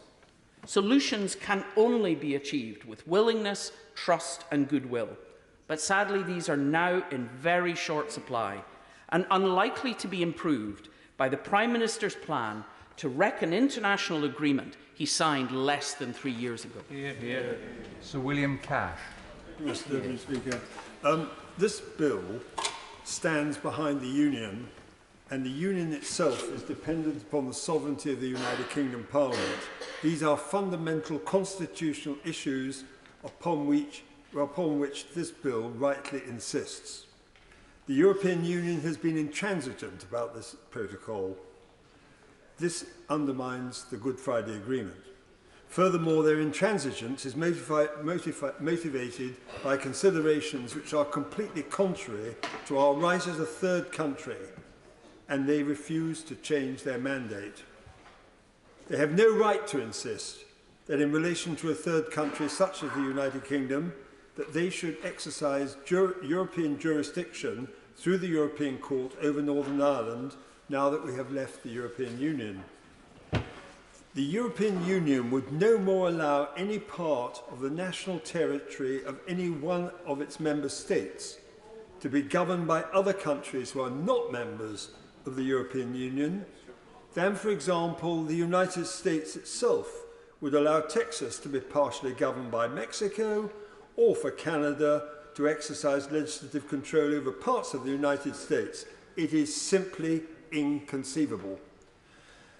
Turning to the question of our parliamentary sovereignty, Section 38 of the Withdrawal Agreement Act 2020, and in particular Section 38(2)(b), which expressly provides that we can override direct effect and direct applicability, notwithstanding European law in relation to Northern Ireland, enables us to take the necessary constitutional steps to dispose of parts of the protocol in our national interest, and in doing so enables us to save the Good Friday Agreement. In respect of the democratic deficit, on which I had an exchange with the leader of the DUP, which the European Scrutiny Committee referred to in its report in March, we reveal that the European legislation in respect of Northern Ireland, since we left the European Union, has now turning into a motorway. This bill will enable us to prevent this happening in the interest of the people of Northern Ireland and the United Kingdom as a whole. One example of EU law that is on its way to being imposed on Northern Ireland came to my European Scrutiny Committee only last week. There is a whole stack of these which are now piling up. This is only one of a continuous stream of regulations and is known as the Construction Products Regulation. This will become the law of Northern Ireland. It consists of 120 pages with 7 annexes. This has to stop, and so does the peril of the democratic deficit that goes with it. It must be borne in mind that such legislation, and there are at least 40 of them in the pipeline, is made by a majority vote of all the 27 countries in the European Union, made in the Council of Ministers of the EU, is made behind closed doors and without even a transcript. This is how the United Kingdom was subjugated by the EU since 1972. As to international law, there are numerous precedents where our preeminent judges, such as Lord Denning and Lord Diplock, have been completely clear that international treaties are subject to parliamentary supremacy, and similar principles were enunciated by the judges in the recent unanimous decision in the case of Miller. The principles that underlie this bill are sovereignty, our national interest, and the need to protect Northern Ireland as part of the Union, not only that, but also, in particular, the Good Friday Agreement. That is why this bill is so necessary. We have been prepared to negotiate over the past 2 years and more, but our attempts have been rebutted by intransigence and by the refusal by the EU to renegotiate their mandate. We had to draw the line. Ultimately, this has become a matter of necessity, consistent with international law itself, and indeed, Mr. de Valera himself in 1937 repudiated the Anglo-Irish Treaty of 1921 in fundamental respects when setting up the Constitution of the Republic in their own national interest. We want good working relations with the Republic and the European Union, but not at their price. It is well reported that one of the key EU negotiators indicated at the outset of the negotiations on these matters that the price of Brexit would be Northern Ireland. Mr. Deputy Speaker, this will not be the case, and this bill will ensure it doesn't happen. Stella Creasy. Thank you, Mr Deputy Speaker. It's a pleasure to follow the member for Stone because he brings to mind the importance of the warning that George Orwell gave us not to confuse nationalism with patriotism, which I think in this debate is something we all need to depend on. Indeed, George Orwell said, "One prod to the nerve of nationalism and the intellectual decencies can vanish. The past can be altered and the plainest of facts can be denied." So let me in my time try to do justice to what Orwell warned us about. This is a situation that has been caused by Brexit, because it was Brexit that led us to need to negotiate the Northern Ireland Protocol. If we don't acknowledge that, we can't start dealing with the problems that we have created ourselves. And I say ourselves because this government knew in advance the problems that were going to arise from the situation. When the Prime Minister stood on the 19th of October 29 and told us that this deal would heal the country, he wasn't being truthful about the consequences that they themselves predicted. And the question before us now is, will this legislation make finding a solution to these problems easier, or indeed will it inflame further an already delicate and difficult situation? We know that the government needs the bogeyman of Europe to distract people in this country from its domestic woes, but the people of Northern Ireland deserve better from all of us. Because if this government really was doing its job, it would centre the people of Northern Ireland in this conversation. It would start with bringing more of the Northern Irish communities into this conversation and into the negotiation, and then go to the European Union with what they are saying. But that's not what we're seeing at this point in time. Here are 5 examples from this legislation alone of how this government is not being intellectually decent. It cannot tell us why this legislation is a necessity, why it needs this power rather than the powers that has already been given in Article 16 of the Protocol to act to safeguard the UK. Surely it's because that is about remedying a situation. This bill will drive a coach and horses through the proposals that we have. It could also start with Article 16 rather than making us drag out this proposal through Parliament and the many months before we would get the remedies that it's talking about if it really cared about the people of Northern Ireland. If this bill is a necessity, why is it giving ministers huge, great big sweeping powers that will change the rules on state aid and will allow the UK courts not to send questions about the interpretation of the protocol to the European Court of Justice? The EU has never refused the UK permission to bring in a measure under the Articles 10 state aid rules, and yet somehow this government thinks that is what it needs to do for the people of Northern Ireland. It also will bring in sweeping powers to ministers that will allow them to do things in terms of the EU protocol without any consultation with the people of Northern Ireland, without any agreement with this House at all. Why then does this government say it needs the powers under Clause 19 to implement a new power of protocol without bothering to go through parliamentary process? After all, we went through the withdrawal agreement in a few weeks. We went through the trade and cooperation agreement in a day. What is it about scrutiny in this place this government is frightened of? Why does it have to bring a sledgehammer to crack a nut, to give these ministers these wide powers? As the Treasury Solicitor himself said, Clause 18 is the do-whatever-you-like power, what it calls a Charles I power. And if ministers can do that in Northern Ireland, what will they do to the rest of the UK? Everybody in this House must recognise this bill's implications go further than Northern Ireland. When we trash our reputation on international agreements, we trash our opportunities of making the trade deals that our constituents will depend on. We risk the spectre of a trade war when this country is already dealing with the consequences of the increase in the cost of living directly caused by Brexit, the direct impact this is having on food prices in our country, let alone the message that we send to President Putin when we try to stand up to him in one place but in another say that international rules of law don't matter. The people of Northern Ireland are being let down by this legislation. The people in every constituency in this country are being let down by this legislation. The failure to find a solution that puts the people of Northern Ireland front and centre at negotiating a solution for their future lets down everybody in this chamber. We can and we should do better. Everybody in this House knows that. But will we have the bravery of listening to George Orwell, standing up to those scoundrels who quote patriotism when they mean nationalism, and finally put doing the right thing first? I fear not in this place, but I have hopes for the other place. What I certainly know is that many of us will not stop standing with the people of Northern Ireland, with the people in our communities who will be affected by this legislation and by the implications And we will stop laughing at the British public when they're frightened about what this place is doing and start asking what we can do to make things better. Naming those problems as a start place. When you've got people who are addicted to power, addicted to using Europe as a bogeyman rather than solving those problems, it's beholden on all of us to say enough is enough. Sir Roger Gale. Sir Deputy Speaker, while I understand the reason for his absence, I rather wish that it was the Prime Minister and not the Foreign Secretary that had introduced this bill tonight. Because when he took office, the Prime Minister told us that he had an oven-ready deal. And he also said, I believe I'm right in saying, over my dead body, will there be a border down the Irish Sea?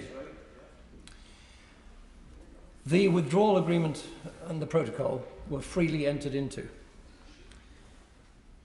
The Prime Minister and David, now Lord Frost, brought that document back in triumph and campaigned upon it in the 2019 election campaign.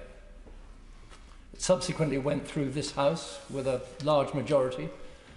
I know that only too well, Mr. Deputy Speaker, because I was sitting in the chair that you're sitting in now when I announced the result of that vote. But they were warned that this deal was flawed. My right honourable friend, the member for Lagan Valley, and others, pointed out before it went through this House what was wrong with it, indicated the dangers of the border down the Irish Sea, and they were not heeded. And that is why we're here tonight.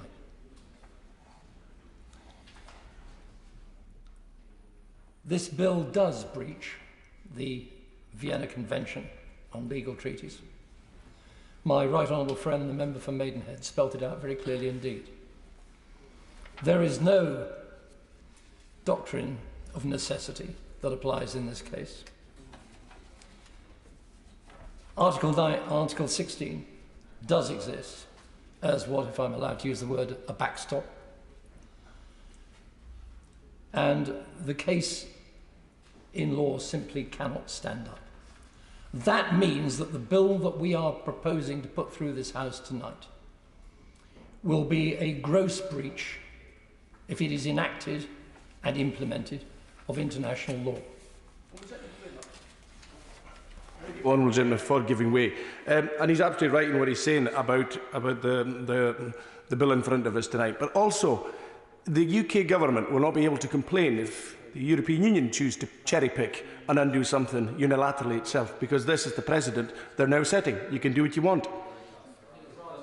I'm grateful to the honourable gentleman, but I think the rather more dangerous point that has already been made tonight is the damage that this will do to our reputation for integrity and the position that we will find ourselves in when we criticise, perhaps, President Putin for breaking international law, which of course he does over and over again. I thank the honourable member for giving way, but really, does he think that that is a fair comparison to make? Could I gently suggest to my young friend that if I hadn't thought it was a fair comparison, I wouldn't have made it. Mistake is not the prerogative of age.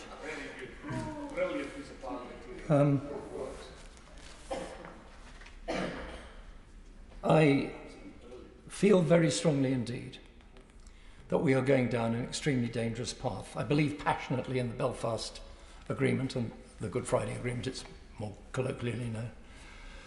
We have to get this back on track, but we're not going to make Markus Sefcovic's job any easier, I believe, by lumbering him with this piece of legislation. I hope very much indeed, because I'm quite sure that this will ultimately go through this House. Whether it goes through the other House is another matter. But I hope very much indeed that before this becomes law, an agreement will be reached. The agreement has got to be reached by negotiation. That really is the only way forward. The proposals within some of the legislation, the red route, the green route, are sound and can be implemented, and there's every indication that the European Union is willing to accept not all, but at least part of those kinds of proposals. And I believe that that is the way forward. I don't believe that the bill is the way forward.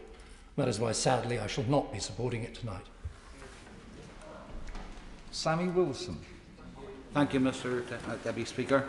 First of all, can I welcome this bill? It's a bill which is long overdue, a bill which delivers on some of the promises which have been made to get devolution restored in Northern Ireland, and then for the last 18 months no action was taken on. And I think it is important that people understand that it is essential for the restoration of devolution in Northern Ireland that the protocol issue is dealt with. Because the very basis of devolution in the Belfast Agreement is destroyed by the protocol.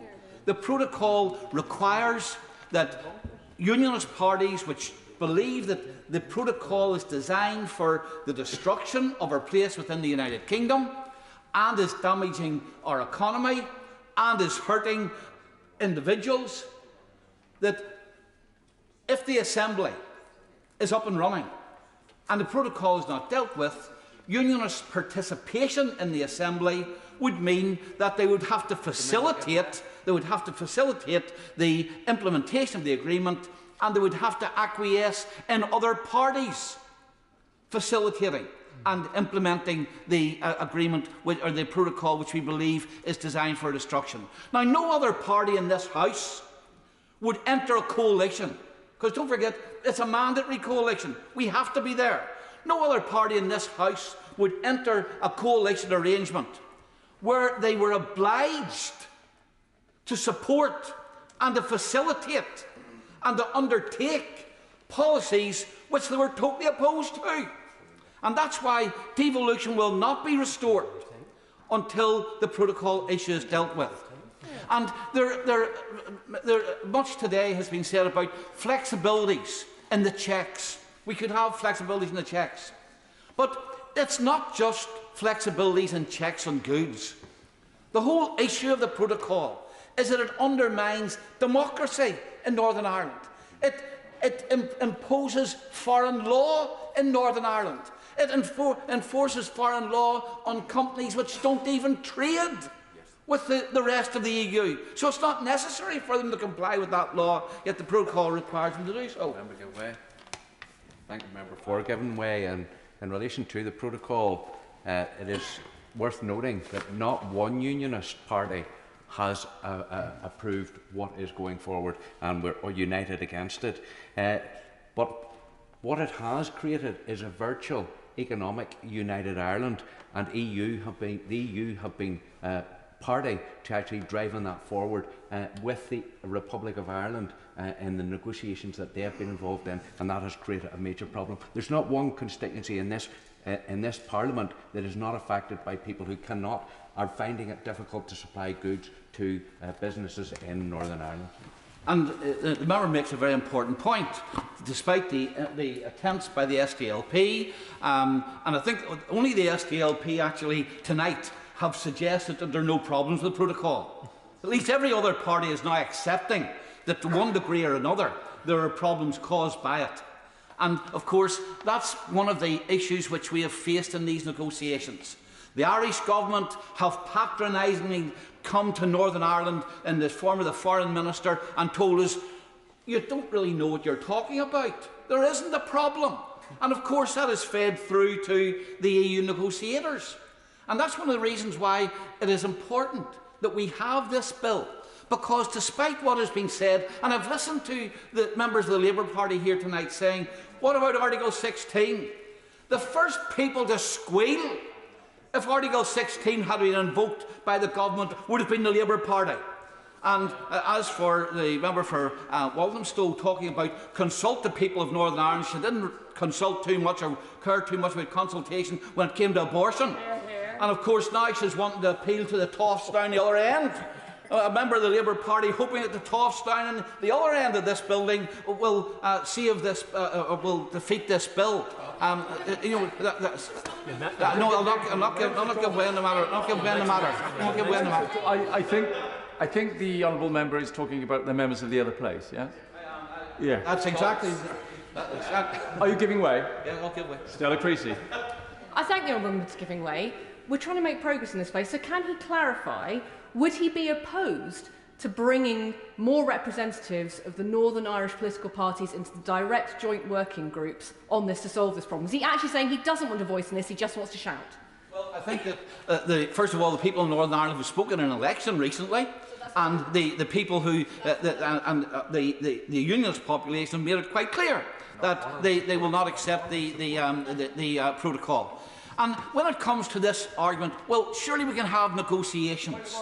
Surely we can have negotiations. Point of order. Can we stop the clock, please? Angus McNeill.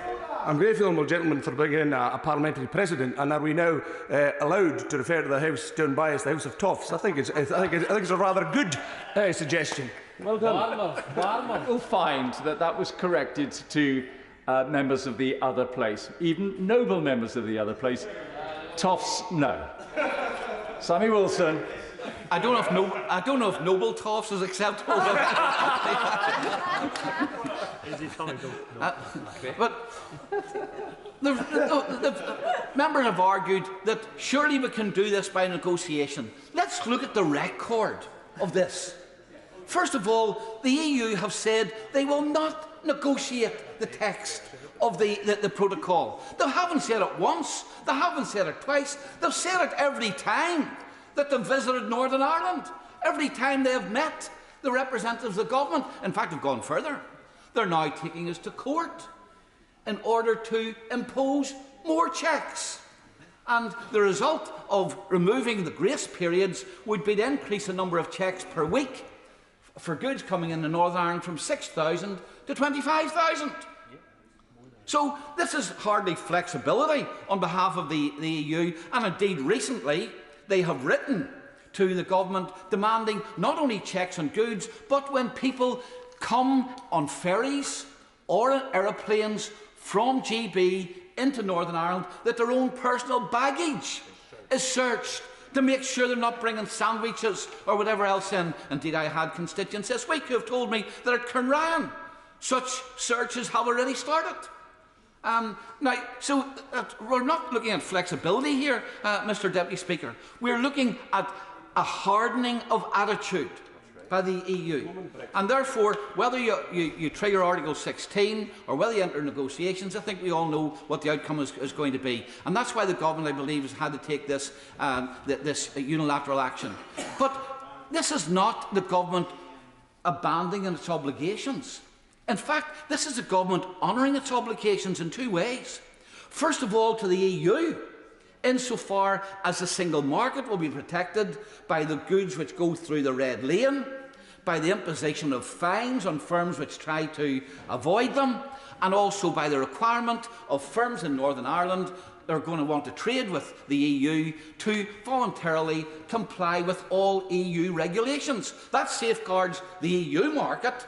So we're living up to our obligations to the European Union, and at the same time, they live up to their obligations to the people in Northern Ireland, because the green lane or the free lane or whatever they want to call it enables goods to come into Northern Ireland without any checks. It doesn't require the imposition of EU law on the 95% of firms in Northern Ireland that don't even trade with the Irish Republic. And of course, it ensures that when you're making judgments about whether the law has been broken, it's made by courts in the United Kingdom, albeit with reference to the decisions made in the European Court. So I think that this bill, if one looks at it objectively, rather than through the eyes of people who long that we should have remained and want to still act almost as agents of the EU in this House, if you look at it objectively, this bill will help to restore devolution. It will ensure the integrity of the United Kingdom, and it will also protect the European single market. Craig McKinley.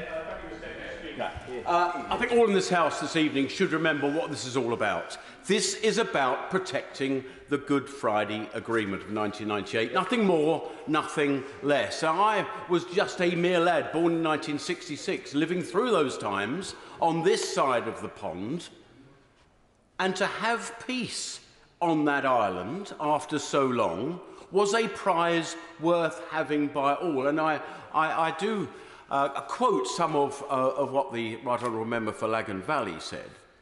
And this is about the situation that Northern Ireland finds itself in, of having regulation without representation at all. Now, what we're forgetting is the Northern Ireland Protocol has many provisions. Within Article 1, I assume you have articles and provisions based on importance that they are. And Article 1 says most clearly that this protocol is without prejudice to the provisions of the 1998 agreement in respect of the constitutional status of Northern Ireland. Further, then in Article 13.8, it couldn't be more clear that any subsequent agreement between the Union, EU and the United Kingdom shall indicate the parts of this protocol which it supersedes. Article 16, the safeguarding clause. Let's not forget there's only been one party thus far who's actually reached for the Article 16 clause, and that was the European Union in response to try and stop us from having life-saving vaccines. That's who we're dealing with here. And then, of course, in the actual withdrawal agreement itself, in Article 164, 5D, which says what the Joint Committee can and can't do. The Joint Committee can agree to change the text of the protocol to address deficiencies or to address situations unforeseen. There are those in this House who will say, oh, well, you signed it, it's international law. Well, that's fair enough. But the draconian way in which the EU have interpreted their rights under this protocol is disproportionate. How can it be that across the border of GB to NI, which is a mere rounding error in the entirety of trade within the European Union, suffers a full 20% of checks? That cannot be proportionate or reasonable. But I tell you why that we're in this situation. It's because of animosity towards Brexit. This is about punishment because they can. And we got to this stage because of the legal straitjacket that this Parliament between 17 and 19 put us in, where members of this place did all that they could to make sure that the cards were stacked in the hands of the EU and against this place, and we had a very poor game to play. And don't forget, there were EU officials quoted as saying that Northern Ireland is the price to pay for Brexit. Where do we go from here? We've had 300 hours of negotiation by Lord Frost and now our own Foreign Secretary. And what does Maros Sefcovic just say? I have no mandate. Well, please, EU, give us somebody who has that mandate. Let's have that negotiation, because this cannot continue. We've heard much this afternoon about necessity, and I feel that the clause of necessity has most certainly been reached. We need to ask ourselves, we have a doctrine of legislation that usually says that subsequent legislation is more important or overwrites previous legislation. That's the usual doctrine of our Constitution. But we need to ask ourselves something really important here. What is the most important legislation? Is it that Constitutional Act of Union of 1800? Is it the Good Friday Agreement, which has brought peace to the island of Ireland? That has been set aside. These things have been set aside, particularly the Act of Union, by appeal court in Belfast. Or is it more important to somehow save the dear European single market from the threat of an errant pork pie? That is what we're looking at. Now, the EU should take great comfort from our front bench. I've heard throughout from the Foreign Secretary and others that this legislation will protect the single market with powers to all those who may seek to undermine it. We will be having full legal measures to stop those who want to break the rules. They should take every comfort that they need from that, because it's got nothing to do with upsetting the single market. I believe we've had a little bit of timidity in this bill. I would have preferred it to go further because I see some difficulties with the red and green lanes, because if the EU don't trust us now, I find it hard to believe that they're going to trust us in the future. We need mutual enforcement, where we trust them and they trust us. That is what people do across borders. We are the Conservative and Unionist Party. I look across to my Unionist friends and I am with you. I will fight for this union and this bill will help. Leila Moran. Mr Deputy Speaker, I have to say there have been elements of this debate that feel a bit like a bad sequel. We thought that the Brexit debates were behind us, but instead what we're seeing is a government intent on reopening old wounds to save their own political skin, rather than looking forward at the issues that are facing the country now and solving them, because people are in crisis. Here, now, the cost of living crisis is real. And what is the government's response, rather than spending time focused on that, is to renege on an international agreement that risks plunging us into a trade war with our biggest trading partner. As a result, the bill would only increase blocks and barriers on imports and exports, and that in turn will cause prices to rise even further. For farmers, for fishermen and for families up and down the country, that is the last thing that they want. And those businesses in Northern Ireland don't want it either. The UK Trade and Business Commission, of which I'm a member, has taken evidence from people and businesses in Northern Ireland for the last year. One leading service provider told us that unfettered access to both the UK and the EU single market has benefited the Northern Irish economy. Another witness told us that support for the protocol is growing in Northern Ireland precisely because it protects the Good Friday Agreement and brings economic opportunities. And it's for this reason that the majority of MLAs support the protocol.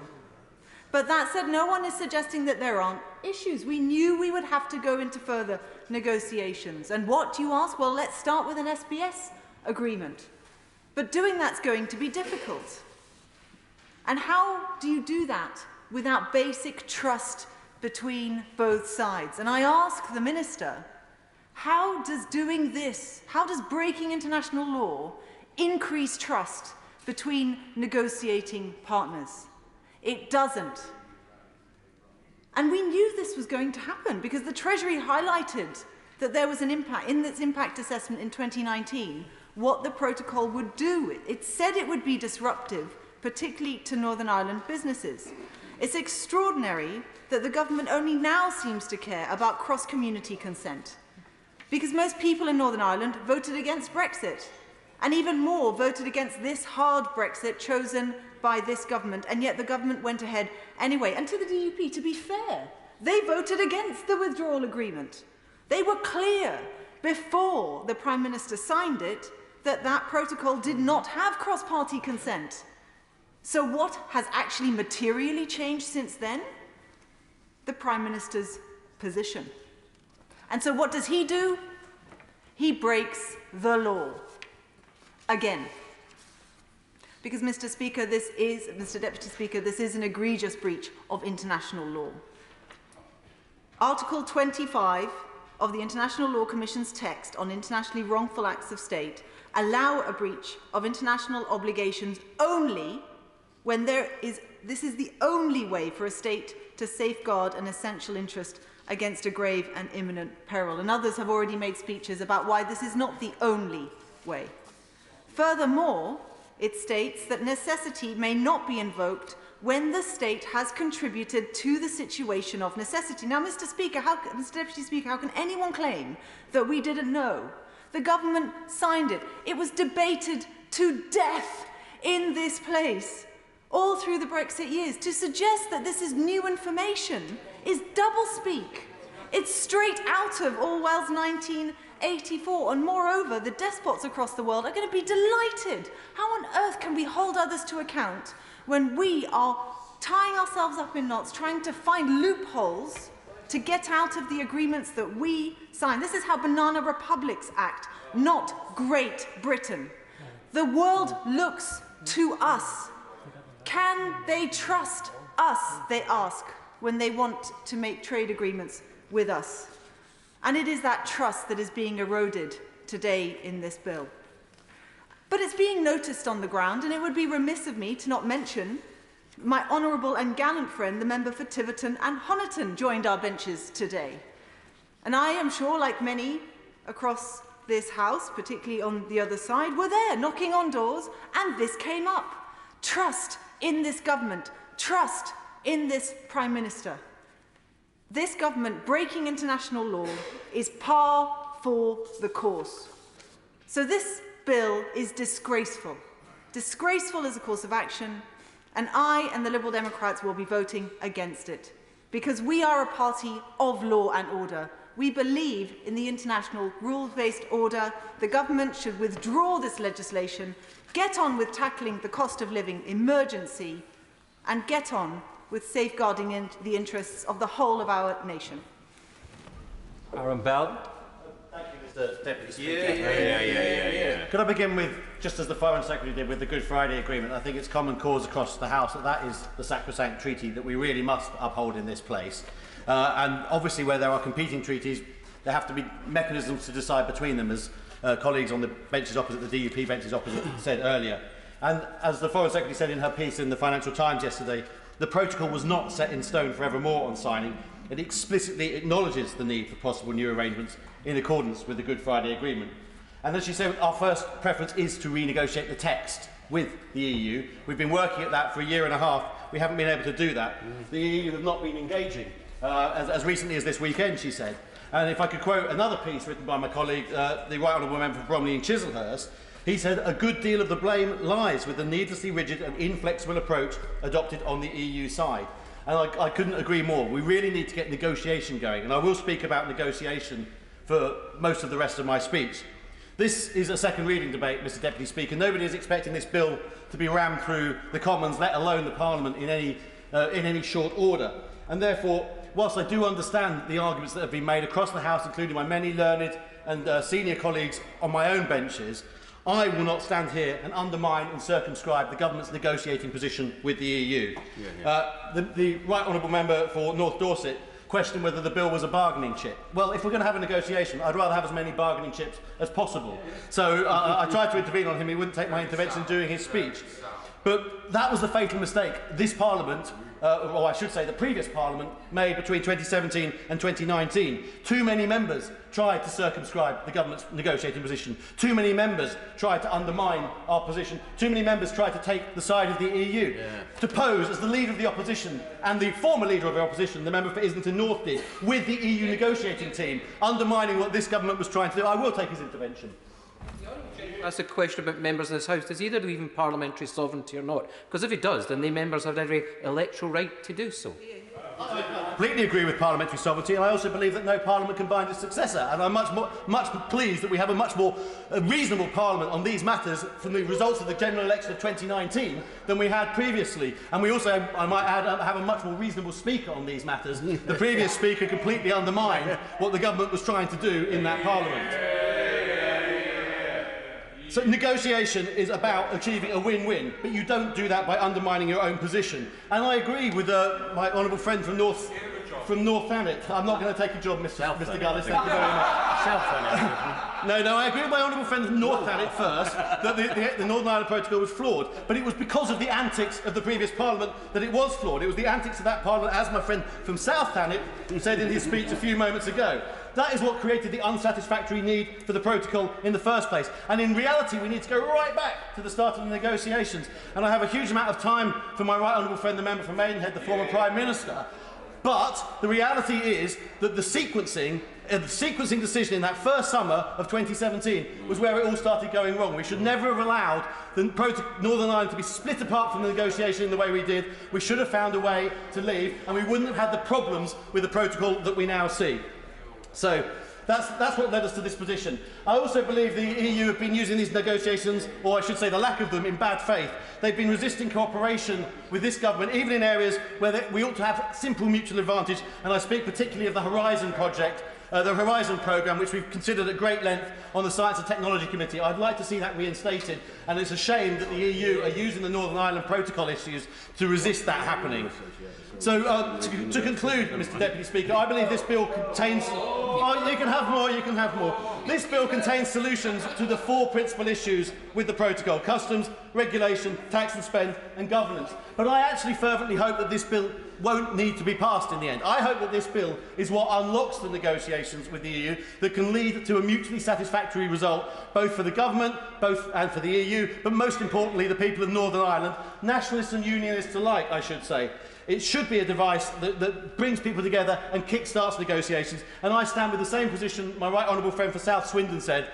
He made exactly the same point in summing up. This bill is perhaps a negotiation device. It is also a backstop if those negotiations fail. I support it on both those bases, and I support the government tonight. Stephen Farry. Madam Deputy Speaker, this is an extremely bad bill. It's unwanted, unnecessary, and indeed it's dangerous.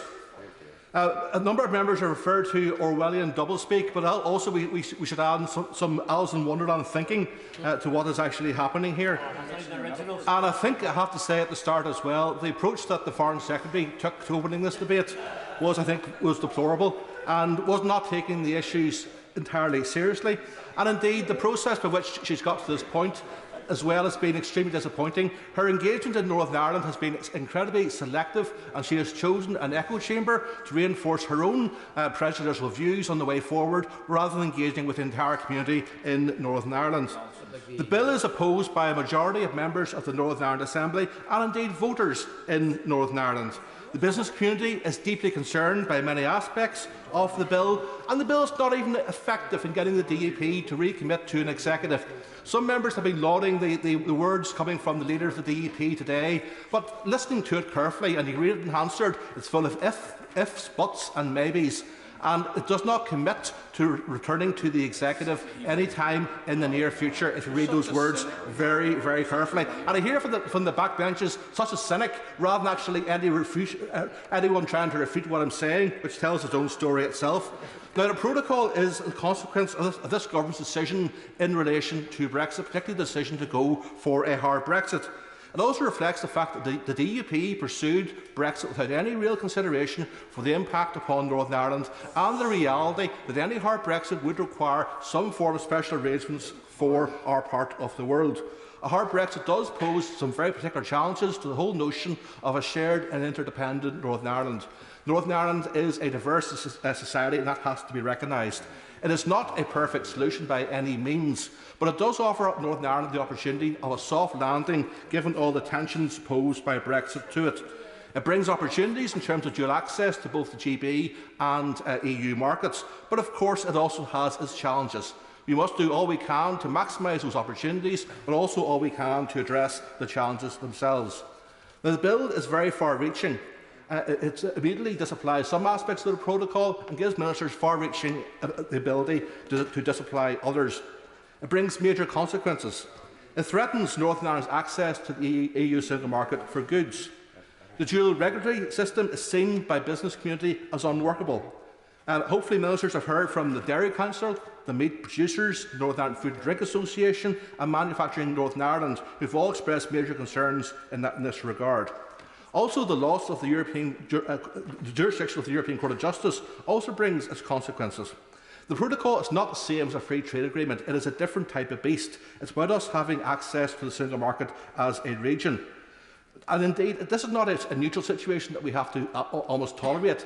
This actually is to Northern Ireland's benefit, because the most likely outcome is going to be a situation where other parts of the European Union don't treat Northern Ireland's goods as having that free access. And we may actually need the European Court to enforce that access for our businesses. So let's not throw it away without thinking through the consequences.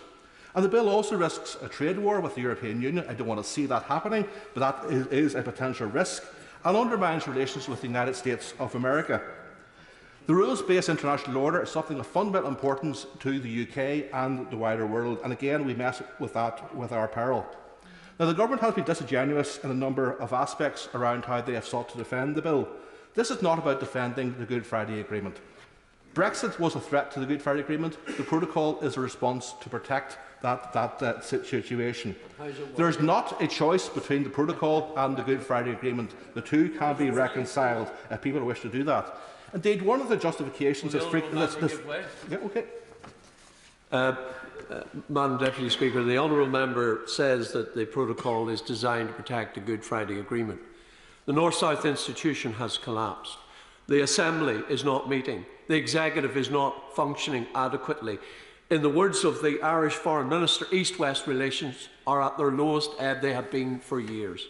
So how is the protocol doing in protecting the Good Friday Agreement? Well, I would rather suggest actually that the honourable member actually lies at the heart of all four of those outcomes that he's just listed. In the sense, the DP ministers pulled out of the North-South institutions, they pulled out of the Executive, they're not allowing the Assembly to meet, and frankly, East-West relations have been poisoned both by the government and also by the comments from a number of unionist members in Northern Ireland in recent years.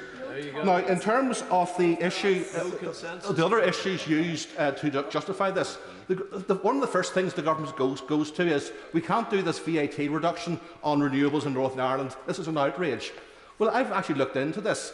Now, the government's own figures suggest that the entire net value per annum to Northern Ireland of this measure is a sum total of £1 million per year. Also, the government has the option of going to the European Commission to ask for flexibility in this regard. Have they done that in the past 3 months since the Chancellor made the announcement? No, they haven't. So it's clear they prefer to have this as a manufactured grievance rather than actually trying to find a genuine solution. Also, the government are saying that no proper negotiations have happened over the past 12 to 18 months. Why is that the case? The government has not approached this in good faith. So negotiations have stalled in that respect. And also they're now saying that they can't proceed unless the EU say they're up for renegotiation of the protocol. That actually denies that there's three different elements in which things can be fixed, all consistent with the protocol as it currently stands. First of all, there are flexibilities inside the protocol, and we've seen progress already on the issue of medicines, which again, for their own reasons, the government refused to acknowledge the progress that has been made. I wonder why that is the case. Also 13.8, and I agree with other members, 13.8 does exist to allow the protocol to be superseded in whole or in part, is also there as part of the protocol. It was actually put in, I understand, at the request of the UK government, so that can be used, but it has to be done by negotiation, by mutual agreement.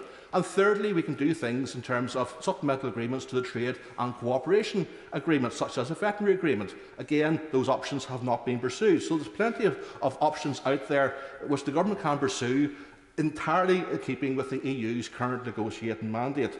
So people say there's no alternative in terms of to this bill. And let me be very clear, there is. It's to go back and negotiate in good faith, to build trust and partnership with the European Union. And let's just think for a second.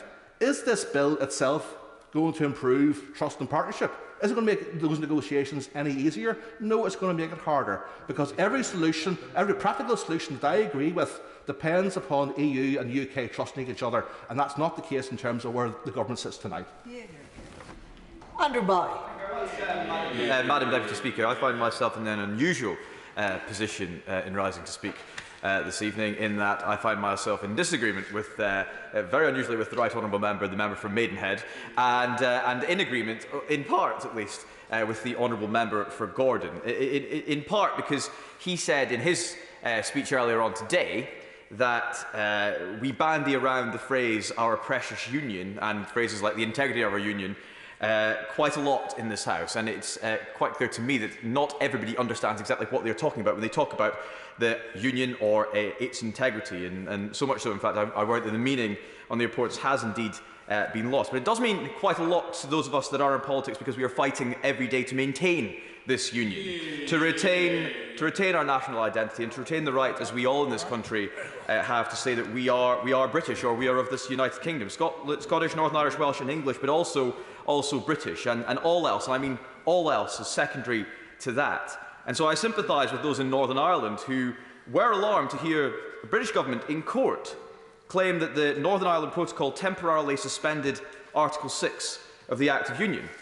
Article 6, which created the internal market of the United Kingdom, designed to give Ireland, and now Northern Ireland, residents equal footing with regards to trade, and guarantee equal footing in all future treaties with foreign powers. And to those of us that hold most dear the notion that all in these islands are equal and are all held in parity of esteem, this article is fundamental to who we are as a people. And it is why it is not surprising that those who want to break this union, to remove that right, to take away our identity, to remove the right to call ourselves British from those of us that hold that right most dear, are against that move today. For the SNP may couch their opposition to this bill in legalistic language, and they may claim, as they did in their amendment, which was not selected, that they were against this bill because it was against international law. But well, yes, of course, because I've referenced the SNP, of course I would. I'm very grateful, because if the honourable gentleman is protecting what he sees as, he and I would both agree, the Treaty of Union, why does it therefore extend the protocol, even reformed through the government, to Scotland, which voted like Northern Ireland to remain within the European Union? The reason that it's extended, it might have passed the honourable member's attention that we actually had a referendum in Scotland in which the people of Scotland voted to remain in the United Kingdom. So the reason it was extended to Scotland is because Scotland voted to remain in the United Kingdom, and the United Kingdom voted as a whole to leave the European Union. He really must catch up. It was 8 years ago that we had that argument, and we won. But the SNP are against this bill because it says in the introduction that it provides that enactments, including the Union with Ireland Act 1800 and the Act of Union Ireland 1800, are not to be affected by the provision of the Northern Ireland Protocol. In effect, they are against it because this bill affirms our union and protects its integrity, and that is a very bad thing indeed for the separatists. We, myself included, did vote for this protocol. But as we have heard numerous times today, and I won't waste the House's time by rehashing the examples we've already heard, it is not working. Rightly or wrongly, true to previous international obligations or not, whether you like it or not, whether you would rather it were different, whether it brought upon ourselves or think it the fault of others, the protocol is not working. And almost everyone acknowledges that. The European Union, albeit tacitly, acknowledges that.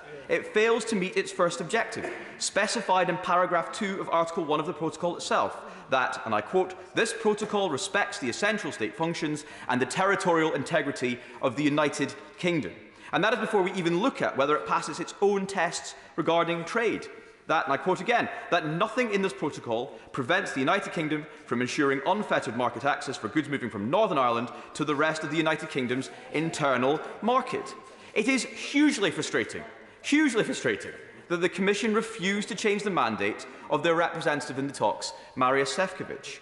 The government, everyone wants to see a negotiated solution to this. The European Union reopens agreements and negotiates changes with international partners all the time. It is almost certainly the world record holder in terms of reopening international agreements. I simply cannot, and having been in Brussels recently, speaking to colleagues in the European Parliament about this, cannot understand the outright refusal to do so on this particular occasion, particularly when there is provision in the actual protocol to do just that.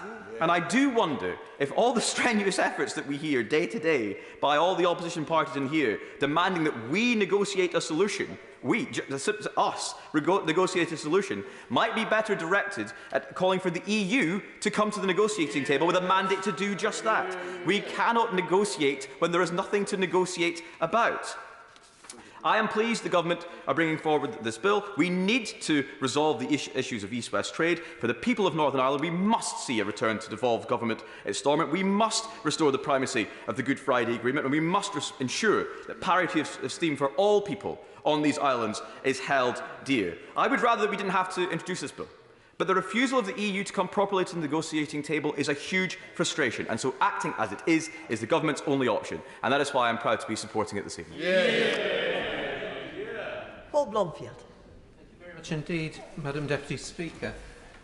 This bill says everything about the sorry state of this government. No, it's not about solving the problems of the protocol. Which of course the government itself created. But like the Rwanda plan, the human rights proposals, the handling of the rail strike, it's another wedge issue. And as the Right Honourable Member for Hereford and South Herefordshire put it, instead of getting to grips with the problems it's facing, this government is, quote, simply seeking to campaign, to keep changing the subject, and to create political and cultural dividing lines. Dividing lines for its advantage and for those of that of the Prime Minister. And there's no dividing line they like better than Brexit. So here we are again, picking a fight with the EU. It's surely no coincidence that last week's by-elections were scheduled by the government on the anniversary of the referendum, and in the run-up, not only did we have the launch of this bill, but the increasingly ridiculous so-called Minister for Brexit Opportunities rolling out his equally pointless Brexit dashboard. But it didn't work. People want the government to stop banging on about Brexit and start coming up with real answers to the problems they face, and that applies to this too.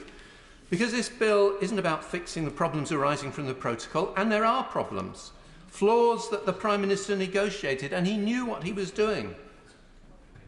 Our membership of the EU provided an ideal framework for the Good Friday Agreement through a shared market with common rules. Unpicking it was always going to be difficult because there were only three choices: land border, sea border, or some form of all-UK alignment. The Prime Minister made his choice. He negotiated a sea border. He knew it involved checks, and then he lied to the unionist community about it. We argued that it would damage the union, but the Prime Minister went ahead, and having played his role in creating the problems, he's now exacerbating them.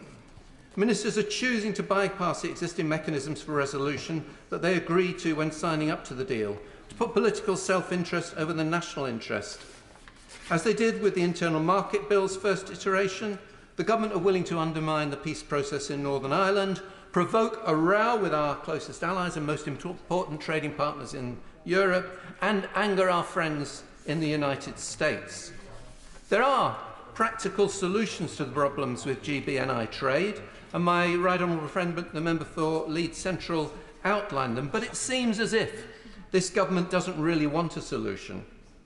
In seeking, for example, to remove the role of the European Court of Justice, it feels like a deliberate provocation from a government wanting a fight. Manufacturing Northern Ireland, representing a key section of business, said it's a Brexit purity issue. Their chief executive explained, quote, "No one in business has raised the issue of ECJ oversight as a problem for them in my presence. It's purely a political and sovereignty issue and not a practical or business issue." So why are we back at provocation rather than negotiation? Because provocation is this government's approach, lecturing the world on the rule of law, but reneging on international treaties and trashing our reputation on the world stage. When they took the Internal Market Bill through the House, the government learnt the hard way, and they rode back on the most egregious parts of the legislation. It's frankly, Madam Deputy Speaker, more than tiresome to be going round this loop again. It's deeply irresponsible. Now, there are proposals that form a basis for agreement with the EU. The UK Trade and Business Commission, which has been mentioned, of which I'm a member, along with representatives of every political party represented in this House, as well as a cross-section from business, have listened to the voices of business on the issue. The Chief Executive of the British Meat Processors Association told us that the cost of exporting food has gone up considerably and described the rules the Prime Minister negotiated as a monster of a system, but which could be simplified through a veterinary agreement. The director of the Chartered Institute for Environmental Health in Northern Ireland said, quote, "The government has repeatedly stated that it will not compromise on our food standards and health protection, but has singularly and spectacularly failed to legislate for that." He continued, quote, "That goes back to the need for proper, robust veterinary agreements and standards that I would argue. Let's aim for surpassing standards within the EU. Let's have the best food and environmental standards in the world, because that will ultimately add value to our food products." So those involved are clear. An agreement with the EU on veterinary standards and non-regression would allow us to reach the highest possible standards. It would reduce checks, it would reduce costs for business, and it would involve this fight. It could be done quickly, so much more quickly than the government's months of posturing that we look forward to with this bill. Last week's elections confirmed just how out of touch this government are with the public, and not just in Great Britain. In Northern Ireland, polling carried out last month showed that the cost of living, the health service, education, the economy and jobs are higher concerns to the people of Northern Ireland than the protocol. So ministers should focus on addressing those issues and should commit to sensible negotiations on the protocol, which would drop this reckless approach. There have been many powerful and thoughtful speeches on the benches opposite this evening, and I do hope that they will follow their words by joining us in the lobby tonight and putting an end to this nonsense. Sir Robert Neal. Thank you very much, Madam Deputy Speaker. This is a profoundly serious debate because it's a profoundly serious thing for any country to depart from its international obligations. It is not an impossible thing to do, but it is a profoundly serious one, and it should only be done under such circumstances of the most exceptional nature and on the most profound and compelling evidence. That again is possible, but I think we need to test whether we are yet there. Now, against that background, can I start by saying that everybody accepts the importance of the Northern Ireland Protocol as an attempt to reconcile conflicts that were inevitable post-Brexit and the nature of Brexit that was decided upon. Equally, we have to be honest and say, despite best endeavours, it has failed to reconcile those problems. Therefore, it does need to change, and I accept that as much as anyone else. It needs to change, and it needs to change, I think, significantly. I recognise that there are economic dislocations, though not in all of the Northern Ireland economy, but enough for it to be a serious problem. And the non-function of the executive, certainly at the very least, gives rise to the risk of real societal divisions and tensions. Those are circumstances where it is envisaged that there might be changes. But then we have to think whether or not we are acting perhaps proportionately and wisely in what we do. Looking at the position, I think legally, it's this. Logically, there is already a route set out in the protocol by which these matters can be addressed. If there is to be change, there is provision, of course, in Article 13.8 and also subsequent articles, I think it's 164 of the protocol, for there to be changes to deal with deficiencies or in effect, situations unforeseen. And you might very well argue that some of the way the protocol has been interpreted, largely I would accept because of the intransigent nature adopted frequently on the EU side and the unwillingness to extend Mr Sefcovic's mandate, have contributed to that. That might make a case for acting under those articles.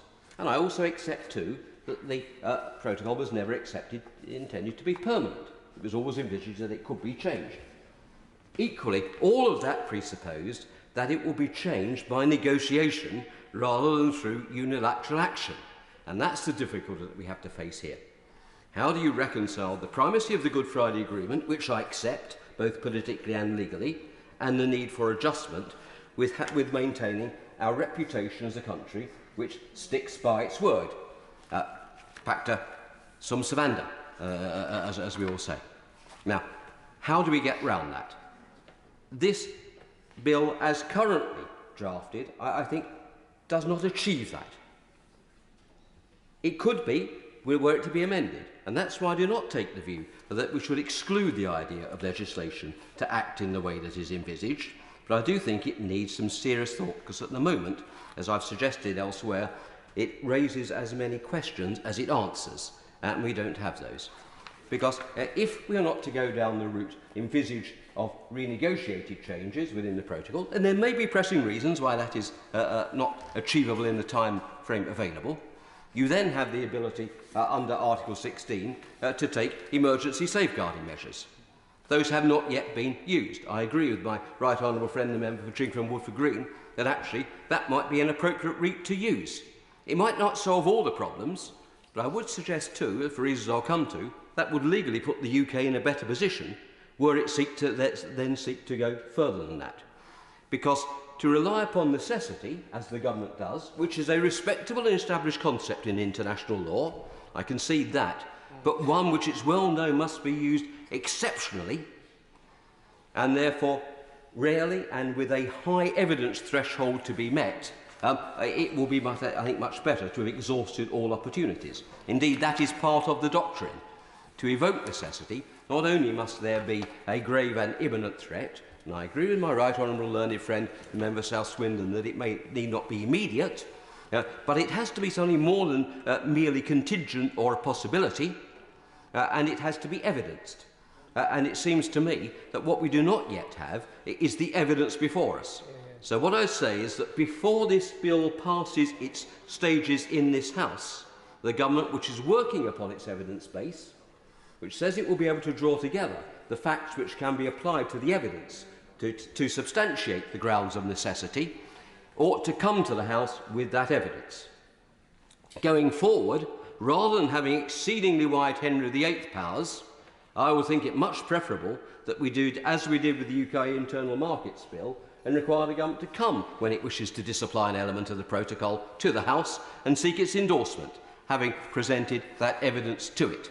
Similarly, I don't see why the clauses in Clause 18, which such wide powers to do anything virtually is acceptable, it should come back to the House, and why it is necessary in Clause 20 to seek to oust the jurisdiction of the European Court at this stage, because as yet the potential jurisdiction of the ECJ is at least contingent and potential, and therefore not, I think, pressing and immediate in terms of the doctrine of necessity.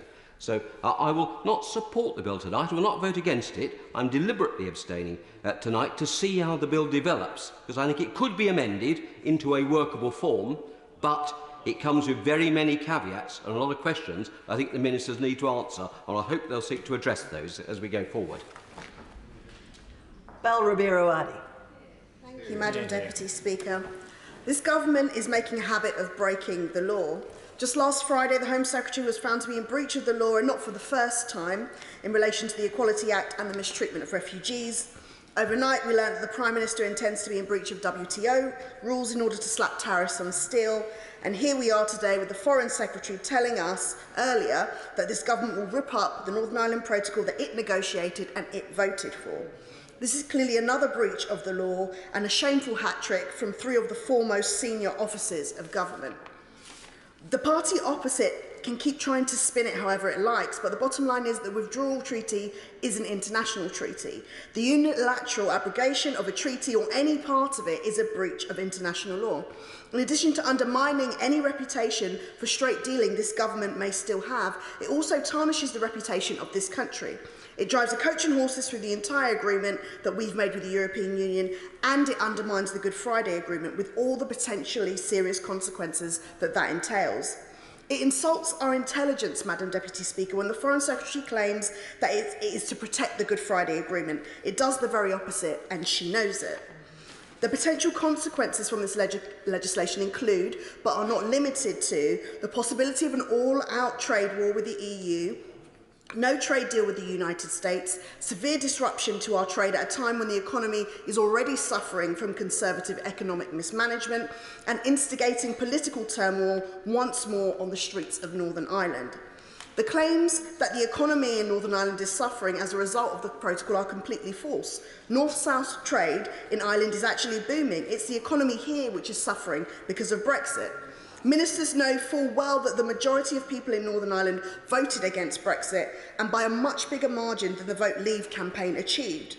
They continue to elect a large majority of MPs and MLAs who oppose Brexit and support the protocol.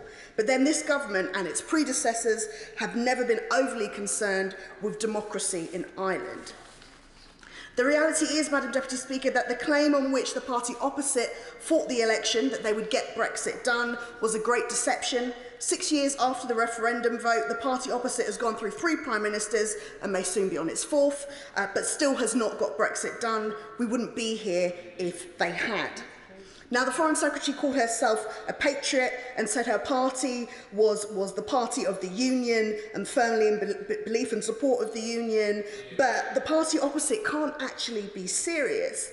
A disastrous Brexit and now trying to fiddle with it, a shoddy government generally, shocking legislation which is just making nationalist arguments for them, and hostility to greater devolution, and ignoring the views of people right across the other nations of this country. This government is not a defender of the Union. It's probably actually the biggest threat to the Union of the United Kingdom that there has been in recent years.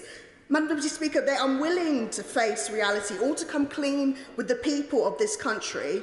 They are willing to risk peace in Ireland, further damage living standards right across the UK, and break the law in order to cling to office. So to paraphrase one of their own, Winston Churchill, never in the field of international relations has so much been put at risk to the detriment of so many for the interests of so few.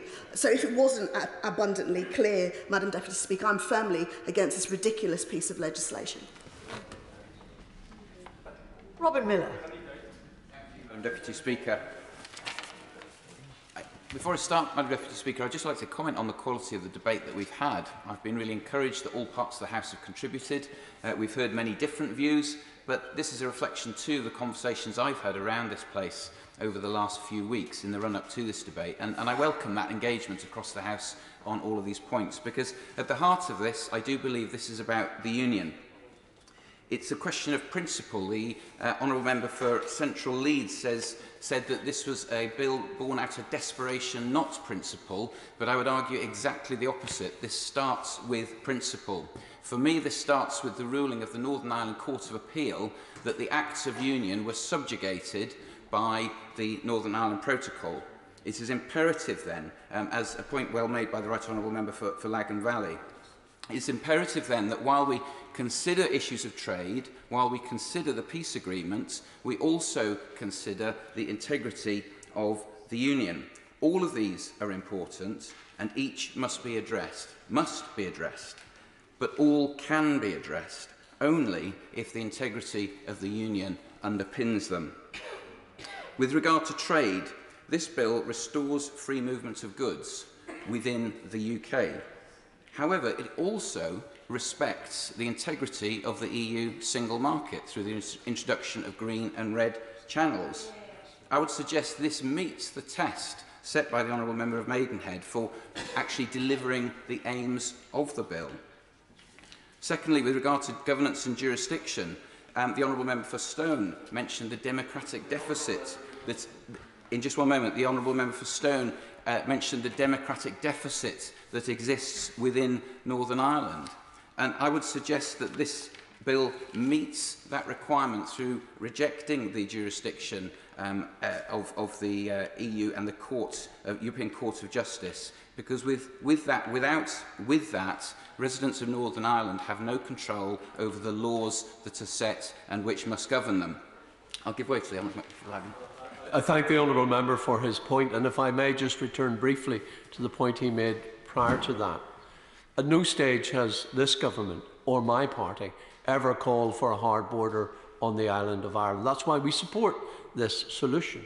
But is the Honourable Member aware that in threatening retaliation, the only people who are now talking about a hard border on the island of Ireland, because if there's a trade war, they will not leave the border unsupervised on the island of Ireland, and they've threatened to remove the right of Northern Ireland companies to trade across the border in those circumstances. That cannot be policed in any other way than on the border itself. So it's now the EU threatening a hard border on the island of Ireland through retaliation, and by extension threatening the Good Friday Agreement. The Right Honourable Member makes a strong point. I will come on to address that in just a moment within my speech. But I would make the case that this meets perhaps the second test of the Right Honourable Member for Maidenhead, the one of reputation, because what self-respecting nation allows itself to be split and to allow part of it to fall under the governance of another unaccountable power? That cannot be the reputation that this union wishes to pursue. Thirdly, the question of the integrity of the United Kingdom. Article 1C on the front of this bill says, "The Act provides that enactments, including the Union with Ireland Act 1800 and the Act of Union Ireland 1800, are not to be affected by provision of the Northern Ireland Protocol." I say that again, Madam Deputy Speaker, not to be affected by the provision of the Northern Ireland Protocol. This, I would suggest, meets the test of legality, because while we might have discussions, as the Honourable Member for Bromley and Chislehurst, Honourable and Learned Member for Bromley and Chislehurst pointed out, there may be questions about necessity, but I would argue, and standing here, my reason for supporting this bill lies in the imperative of what the Court of Appeal said, that the Acts of Union have been subjugated. That is reason enough for me. Madam Deputy Speaker, the Honourable Member for Tottenham, when he was challenged, declined to answer if he would change the protocol, what changes he would make, or how they could be delivered. He did, however, make a very good point when he said we must focus on what works. And that, I would suggest, Madam Deputy Speaker, is what this bill is trying to do. A bill that provides a solution, a bill that seeks to address the issues of trade, a bill that respects and seeks to restore cross-community consent, and most importantly, restores the integrity of the UK while at the same time protecting the integrity of the EU single market. This is not a perfect bill. I have concerns about the sweeping powers within it given to ministers, and I suspect, subject to further debate, and I hope without delay to the rapid progress through this House, those might be considered. However, I will support this bill with enthusiasm, because there is a legal basis for action. As I've said, the Court of Appeal has set that by indicating the Acts of Union have been subjugated, which means that, as the Right Honourable Member for South Swindon said, inaction is not an option. And I would finish then, Madam Deputy Speaker, with this question for Honourable and Right Honourable Members. If that is the case, if our Acts of Union have been subjugated, if, as the Right Honourable Member for Swindon South says, that inaction is not an option, then if not this bill, then what? And if not now, when, to restore the integrity of our union? Thank you.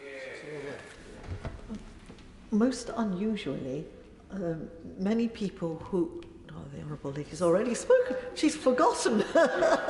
It's all right. That really confused me. I'm counting the people. But I admire her enthusiasm.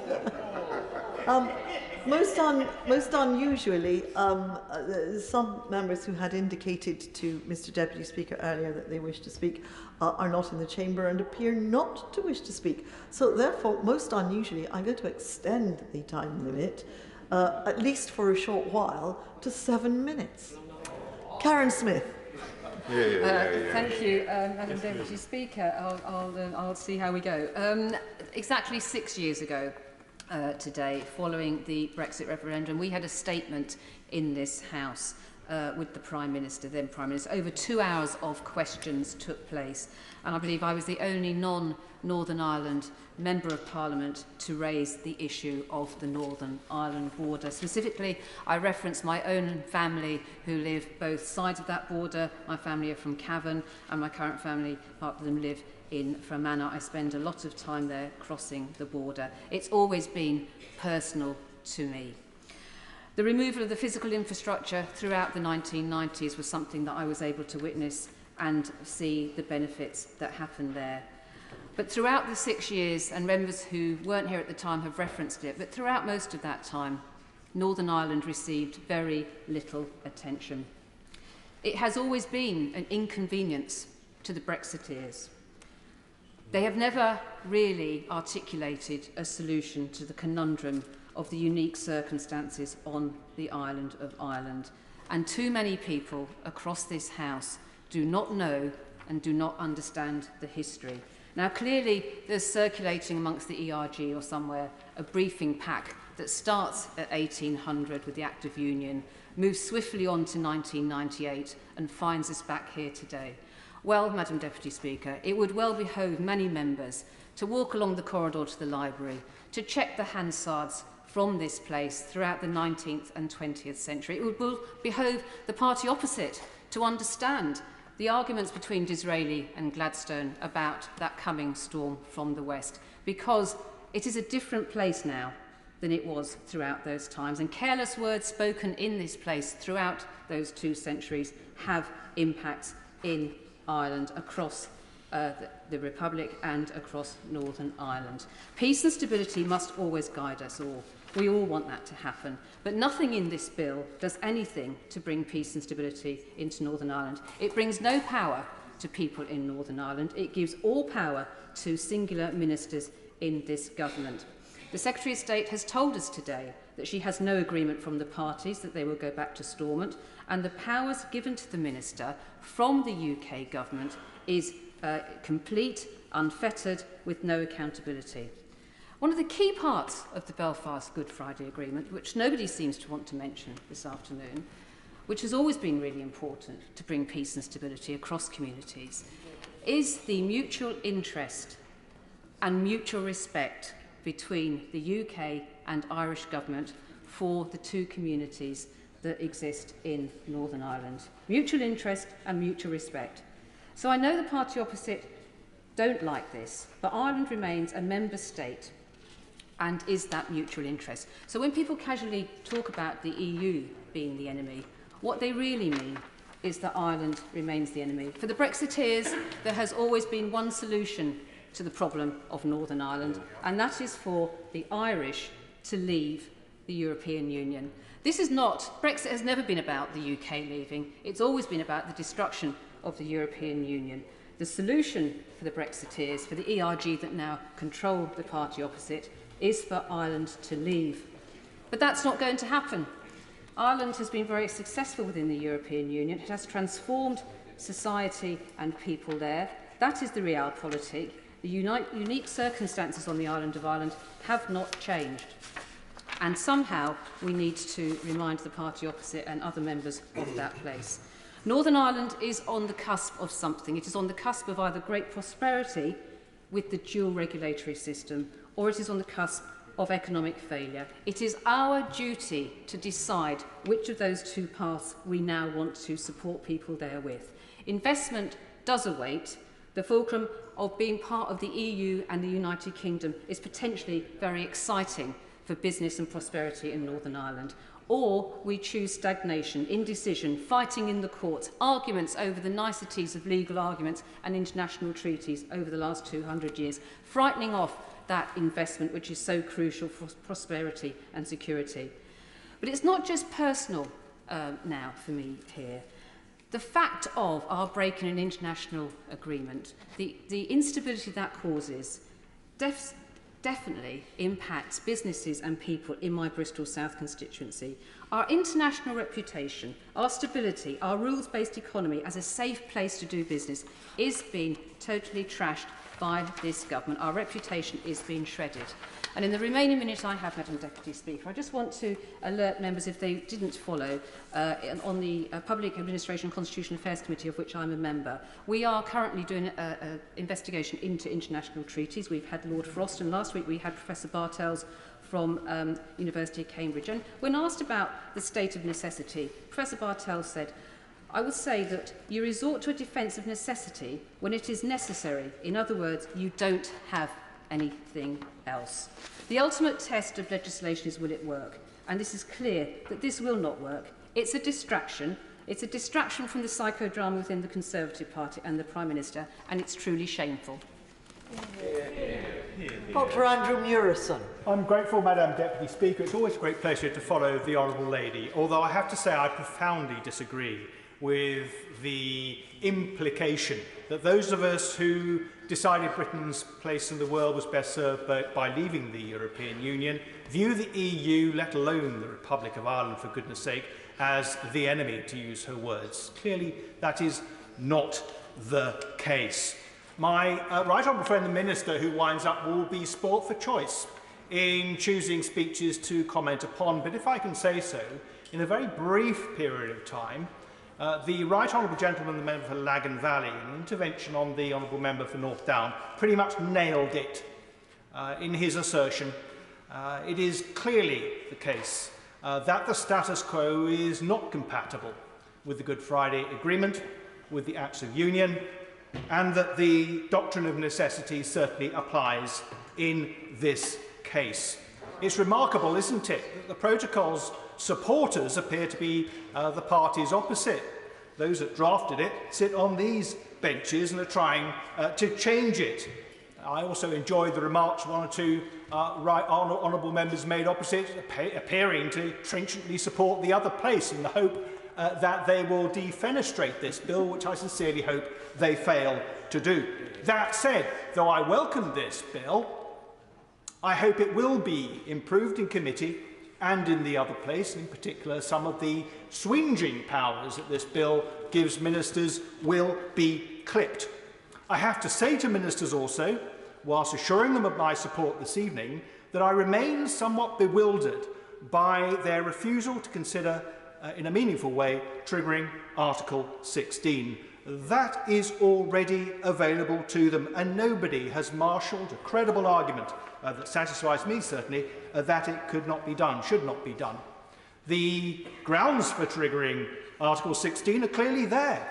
in that we don't have anything approaching proper governance in Northern Ireland, not at all. Despite the May elections, the Assembly has failed to assemble and the institutions are not working. Surely, to goodness, those are grounds, the strongest grounds possible for triggering Article 16, far stronger, I must say, than the grounds chosen by the President of the European Commission early in 2021 to trigger this thing, albeit very briefly and ignominiously, on the grounds of trying to prevent vaccines transiting from the Republic of Ireland to Northern Ireland. Of course I will. I'm very grateful to our friend. He makes a very important point. Would he agree, too, that from a legal perspective, if Article 16 were to be triggered, then at least we will be able to argue that we'd used all means available to us under the protocol, which is necessary to meet the necessity test, i.e. that the state has exhausted all the options open to it before it then acts unilaterally. That's exactly the value of using Article 16. I absolutely agree with that. It's argued, of course, that triggering Article 16 is meant to be temporary. Well, those of us who have been around a bit realise that temporary very often turns into something far more permanent. But it would certainly be a reasonable first step in dealing with this, which we all agree here, pretty much all of us, apart from the SDLP, is an unsatisfactory situation. And I'm still unsure, despite my right honourable friend, the Foreign Secretary's remarks earlier today, why it is that the government is not doing that. Perhaps the Minister, when he winds up, might like to address that. I would also like to know where in this legislation there is a threat to the single market. Trade between Northern Ireland and the Republic of Ireland is pretty much a rounding error, as a point has been made by others. Companies like Sainsbury's don't exist in the Republic of Ireland. Goods going to Sainsbury's in Northern Ireland from GB cannot possibly land up on shelves in Sainsbury's shelves in the Republic, because there are no Sainsbury's shelves in the Republic. There are more checks on this border than on Chile. And checks for what? It's not clear to me at this particular point in time why we need to be doing checks, since we have agreement on tariff, we have standards and regulations that have not yet had the opportunity to diverge.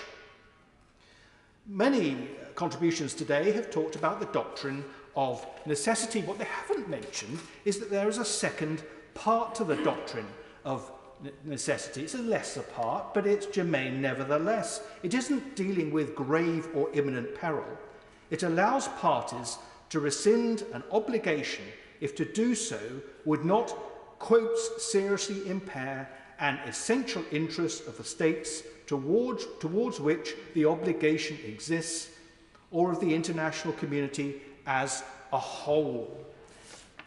Where in this legislation, and where indeed in triggering Article 16, would the threat to the single market come from? Indeed, I would argue, and ministers certainly have, that the legislation before us is helpful in many respects to the single market, and it certainly is to the internal market. So why is the European Union doing all this? Why isn't it giving Mr. Šefčovič the powers that he needs in order to negotiate properly with, firstly, Lord Frost, and secondly, the Foreign Secretary? Now, we can all suggest geopolitical reasons for doing it, and of course there are member states that are perfectly happy for their own benefit with the status quo. The Republic of Ireland probably is rather enjoying the export opportunities that currently exist because Northern Ireland can't get what it needs from GB. But we have to hope that the EU, even at this stage, will recognise the damage this is doing to the Good Friday Agreement and the prospects of ongoing peace and harmony in Northern Ireland, even at this late stage. Consider the interests of the people of Northern Ireland first, in which case this legislation will not be needed. Now, the government, in my view, signed the Northern Ireland Protocol in good faith. It was entitled to receive the same back from the European Union. After 18 months, it is plain as a pikestaff that that reciprocation has not happened.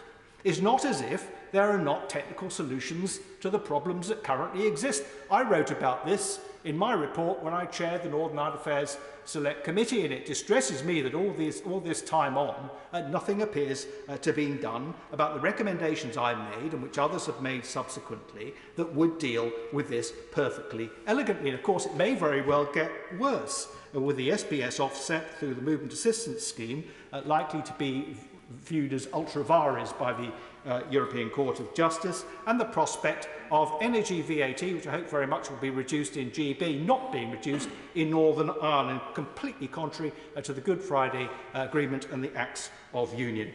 The Right Honourable Gentleman, the member for Leeds Central, who is no longer in his place, said the EU needs to move.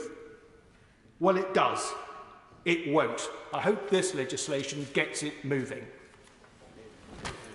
Martin Docherty-Hughes. Thank you, Madam Deputy Speaker. It's always good to follow the member for South West Wiltshire, even though I'm going to profoundly disagree with them. I think it's also interesting that we now have a tantalising real-time example of what happens in the UK, and a part of the UK is actually able to diverge from the current UK economic model. And it turns out not simply accepting lower growth than the south east of England in perpetuity in exchange for a guaranteed lump sum can actually be quite beneficial. And of course, the government, the UK government, it would seem, wants to put an end to it. But I think it's important, Madam Deputy Speaker, to take a historical view of where we are, because I think it behoves the British government to remember its history, for its predecessors have been here before, Madam Deputy Speaker, quite a few times. The end of the 7 Years' War in 1763, there might have been a few folk here who were there back then, was a catastrophic success for a newly fledged Great Britain. Victory over the perfidious Europeans gained a supremacy over both the North American continent and possessions elsewhere. And let me quote from Professor Alan Taylor's Pulitzer Prize-winning History of the American Revolution. Here he cites Henry Ellis, colonial governor. What did Britain gain by the most glorious and successful war on which she ever engaged? A height of glory which excited the envy of the surrounding nations, and an extent of empire we were equally unable to maintain, defend or govern. Taylor adds, because of that triumph, the empire would reap a revolution in British America. And as we stand here, Madam Deputy Speaker, in these sunlit Brexit uplands, we must also consider the price that this modern-day facsimile of Georgian Britain would have us pay for attaining their own heights of glory, because even then, the idea that this place, this legislature, should be supreme above all others, also led them to make similar mistakes. Now, the contradictions of British North America, of course, were slightly different to those we face today. In short, while the colonialists like to distinguish themselves from their French and Spanish rivals because they had a form of, now let's not call it devolution, let's call it self-rule, that they were more democratic. We now know that that was somewhat erroneous, as it was a form of self-rule that was very much restricted to Protestant landowners. But while this made the ruling of the original 13 colonies relatively straightforward, the newly won possessions in New France did not fit that model. And so this Parliament decided to pass the Quebec Act, which didn't go down too well with the Puritans in New England or elsewhere. The vastly expanded sphere of influence was also much more expensive to maintain. And so, despite the warnings that this would not be appreciated, they decided to levy taxes for the first time on their colonial possessions. First through the Sugar Act, then the Currency Act, and then the Stamp Act. All the time ignoring the consequences for those who were being subjected to them, slowly driving the wedge between England's interests and that of its periphery. The ministers maybe should listen. And we know what happened next. And the reason I take us on this American detour, Madam Deputy Speaker, is because we live in hope that the ministers on the benches opposite will reflect on how this wonderful wheeze designed to reassert primacy of this Parliament here isn't going to work in places where people look to legislators which are closer to them. I'm afraid I want at this moment in time, I want to make some progress. I'm going to make some progress. And quite simply, maybe in the 18th century or the 21st, bringing forward legislation that damages the economic self-interest of those in the periphery in order to benefit those in the core is never going to end well, especially when it solely satisfies the desires, in this case, those of the parliamentary sovereignist fetishists, which do not represent any real majority, even in the core. Let me maybe bring it to a conclusion, Madam Deputy Speaker, from a quote from Edmund Burke, not only the father of conservatism, but an Irishman and a unionist to boot. Now, many will remember his quote from the Reflections on Revolution in France.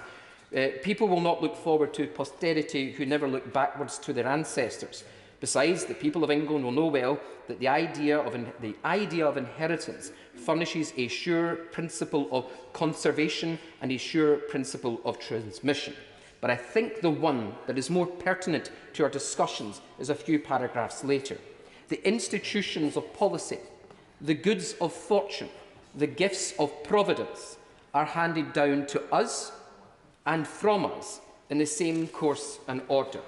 How providential it is, then, that this Conservative Unionist government's blessed inheritance and this state's institutions of policy are to repeat the same mistakes that it's always made. And it's a shame, Madam Deputy Speaker, for the people of Northern Ireland that the economic and political damage of this bill is to be visited on them in this manner. David Simmons. Thank you, Madam Deputy Speaker. I was very struck by the comments of the member for Bristol South, who talked about the fact that when we debate issues relating to Ireland in this place, we don't often pay sufficient respect and attention to the complex politics of Northern Ireland. And I think it's been good that in the debate tonight, there's been a very thorough airing of different perspectives that certainly have illuminated my thinking on it. And when we consider that Ireland remains the 4th largest destination for UK exports, the 10th largest source of imports into the United Kingdom. For Northern Ireland, 40% of goods exports go to Ireland and 36% of imports come across from Ireland. It's clear that it is a very important economic relationship, and in the context of addressing the cost of living and other things which we know are important from debates in this House, a very important relationship.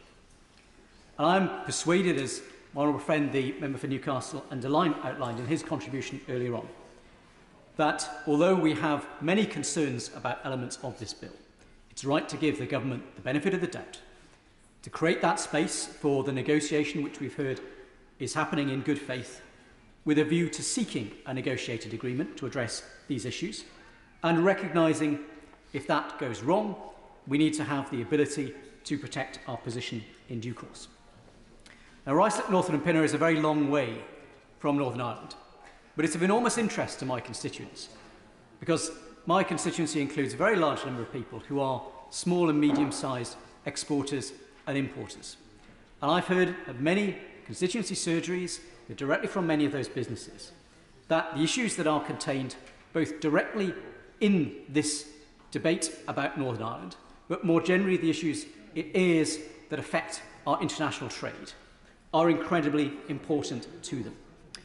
And I wanted to start by highlighting the very exciting judgment of the European Court of Justice, number C213/19, which is the judgment in respect of legal action against the United Kingdom for long-term and persistent failure to undertake proper border controls during our period as a member of the European Union. And by long-term, I mean going back at least to 2005. So governments of all parties have a degree of responsibility in this matter. And clearly it is important in this House that we ensure, in that context of trust, that when we talk about arrangements, whether it is green lanes and red lanes, or any other part of the United Kingdom's international trading arrangements, that we demonstrate that we have effective customs and border controls in which people can have confidence. Because my small and medium importers and exporters do not wish to be undercut, as that judgment highlights, by fake imported goods brought in through the United Kingdom, which for some time was notorious as an EU member state for failing to undertake this work properly. So we need to take that, Madam Deputy Speaker, very seriously. And in respect of our attitude to international law, I very much agree with the point that was made by the member for Aberconwy. It is not a fair comparison to say that this bears any relationship to what's being said about the likes of Vladimir Putin. But I certainly heard at my recent visit to the European Court of Justice in Strasbourg, that when those who are charged with enforcing those judgments, many of which are about commercial disputes, they're about property assets, they're about the ability of families to enforce their rights to family life, that when they are enforcing those judgments in countries where governments are disinclined to follow the law, there is always a degree of pushback from the diplomats representing those countries who say, well, if a founding father state of the European Convention on Human Rights is saying it disagrees with those laws, why should we follow them? And that impacts my constituents and all of our constituents. So we need to demonstrate that we remain absolutely committed to upholding the highest standards of the rule of law. And finally, Madam Deputy Speaker, I think it's really important as we debate these issues that we remain focused on the benefits we expect this future arrangement to bring to the people of Northern Ireland as part of our United Kingdom. It is true, and many members have referred to it, that the latest release from the Office of National Statistics suggests that where my constituency is in London, we saw a 2.3% GDP growth, a strong rebound from COVID, and the second highest part of the United Kingdom was Northern Ireland with 1.4% GDP growth. And it's certainly been helpful to me to hear from a number of members on the benches opposite about some of the nuances of that, what it means for services versus goods and how that is impacting in the communities of Northern Ireland, because we do need to get this right. But the complexity of it is demonstrated by the point that was made at the dispatch box at the very start of this debate, that making sure that the benefits of decisions that we make extend to all parts of our United Kingdom. And that example of the removal of VAT from products that are designed to improve green energy and improve environmental friendliness. I note that on the 7th of December 2021, the European Council of Finance Ministers took the decision to enable the exemption, the removal of VAT on all of these products, about 4 months before that decision was made and presented to this House, a decision which I very much support. I would ask, when ministers are summing up, when they explain why it is that when that benefit has been felt across England, Wales and Scotland, and we are told that it's not possible to see that benefit in Northern Ireland, given that it also exists and existed before it existed in this place under EU rules, why we've not been able to ensure that people in Northern Ireland could have the benefit of the investment that that would prompt in ensuring that homes and businesses enjoyed the highest standards of environmental friendliness. So finishing, Madam Deputy Speaker, as I started, I'm going to give the benefit of the doubt very much to the government this evening. As this goes through the House, there will be the opportunity to explore many of the issues that I and others have raised. But it is important that we demonstrate that we are taking these issues extremely seriously and that we are demonstrating for the benefit of our biggest trading partner in the European Union and also our people in our United Kingdom that we are determined to negotiate in good faith and achieve an agreement together. Ian Paisley.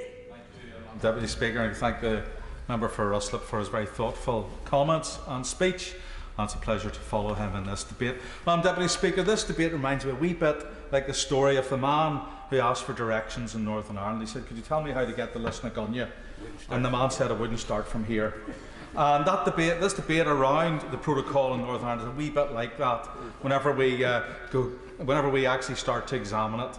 Because the government knows, and indeed the member for Maidenhead, the former Prime Minister, made it very, very clear in her comments tonight, her very cutting comments tonight to the front bench, that our party warned from 2019 and before onwards about this matter, warned that it would cause problems, warned that the protocol was going to not work, and that those warnings unfortunately fell on deaf ears. So it is right and proper that the government does take actions this evening. I remember sitting in the Northern Ireland Affairs Select Committee, and the former Secretary of State, who's unfortunately not in this place but who spoke earlier, the former Secretary of State, whenever he commented on the protocol, and I asked him directly then, would the protocol put in place any barriers, any friction to trade in Northern Ireland? He said, "Don't worry about it. Don't worry about it. It'll all be light touch." Well, it's the heaviest touch I think anyone has ever seen in terms of trading relationships within these islands. And so the words which were given to us by the then government and by the current government, we do weigh very carefully and cautiously. And I believe that this bill and the government's decision to bring it to the House is welcome.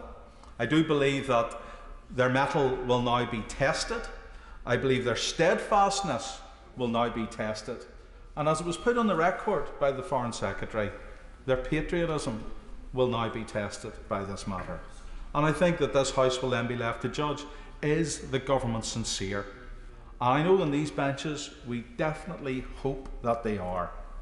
And we believe that our word can be counted on and trusted.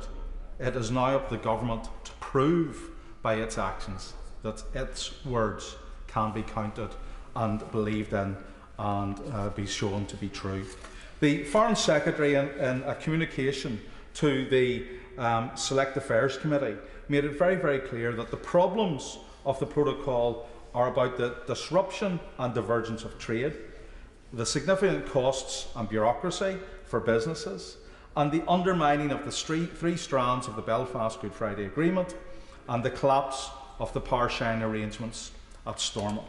And whilst we don't have time tonight to take each of those issues, I think the Foreign Secretary quite rightly outlined some of the problems. Would the member give way? Of course I give way. I thank the member for giving way, and in doing so, it's the diversion of trade and how that has impacted upon local suppliers from the rest of the GB market, and how they are not being able to access the Northern Ireland market because of the bureaucracy and additional paperwork that is required. I thank the member for drawing that to attention. This diversion of trade is absolutely critical, and it was raised by the previous speaker before me. By volume and value, local purchases from Great Britain are worth 13.4 billion to Northern Ireland. That is 4 times more valuable as imports from the Republic of Ireland, which stand at 3.6 billion.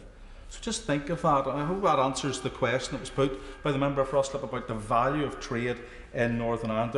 Of the 16,000 businesses in Northern Ireland, 14,900 of them are small and medium-sized enterprises. And those small and medium enterprises cannot cope with the paperwork, the bureaucracy and the cost of doing business in Northern Ireland. That's not a teething problem, Madam Deputy Speaker. That is a nightmare for trade.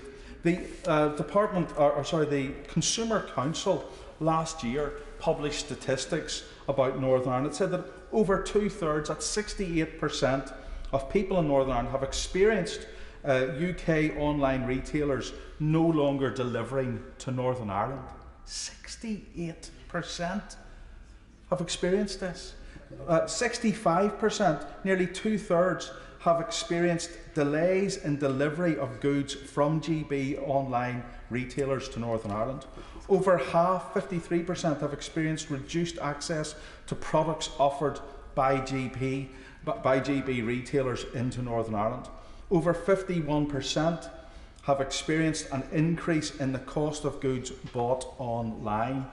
Nearly 1/3, that's 29%, have been charged customs-related fees for parcels coming from GB. And this is part of the United Kingdom. This is not some far-flung part of the world. This is a few hundred miles away. Part of this UK, and this is the impact that the protocol is having on the daily lives of citizens in Northern Ireland. Now, of course, people say, oh, but there's grace periods. Oh, last month, Mr. Shishkin made it clear that the grace periods, in his view, are illegal and they should not be used. And yet we hear from all across this House, oh, let's have negotiations. We do not have a willing negotiating partner in this negotiation. Hence, for the last year, the government has told Europe in a white paper Article 16 could be invoked. And instead of having a welcome from the opposition and from other parties, for the last almost 12 months we have heard, do not dare invoke Article 16. It's a step too far. It would be an atrocious action. And yet tonight, when the government says it's now gone too far, we have to go beyond Article 16. We have to bring in this bill to solve these problems that have been discussed. The member for Leeds Central puts out a little gambit to the House tonight. Oh, why don't we invoke Article 16? Only within 20 seconds to be shot down by his front bench because they would not support invoking Article 16. I think the hypocrisy is not lost on members in this House. about how difficult the situation we're in and how urgent the requirement is upon this government to fix it. And I call on the government to move expeditiously to fix this matter. We have had over 300 hours of negotiations up until March of this year with the EU, and they have not budged. Their mandate will not move. And the Labour Party may have been suffering from amnesia or else make-believe when they thought they were negotiating with us on this matter in their earlier comments. But there have been no negotiations with the Democratic Unionist Party, with the Labour Party. There have been no negotiations with the Shadow Foreign Secretary and this party on any of this matter. And the Shadow Secretary of State can mutter and mumble from a sedentary position. He knows it is true. There's been none. Because there has been no negotiations in this process, because Europe pulled stumps. They have not extended their mandate because they don't want to negotiate. I wish they would. We would quite happily, because within the provisions of the protocol, it is very clear that under Article 18, under Article 13 brackets 8, under Article 164, it can be lawfully suspended. And it should be. And indeed we would welcome that to have happened. But it has now come so far. The price is great, Madam Deputy Speaker. Fixing this protocol issue, we get devolution back. So let's fix it. Stephen Kinnock. Thank you, Madam Deputy Speaker, and it's a pleasure to follow the Honourable Member for North Antrim.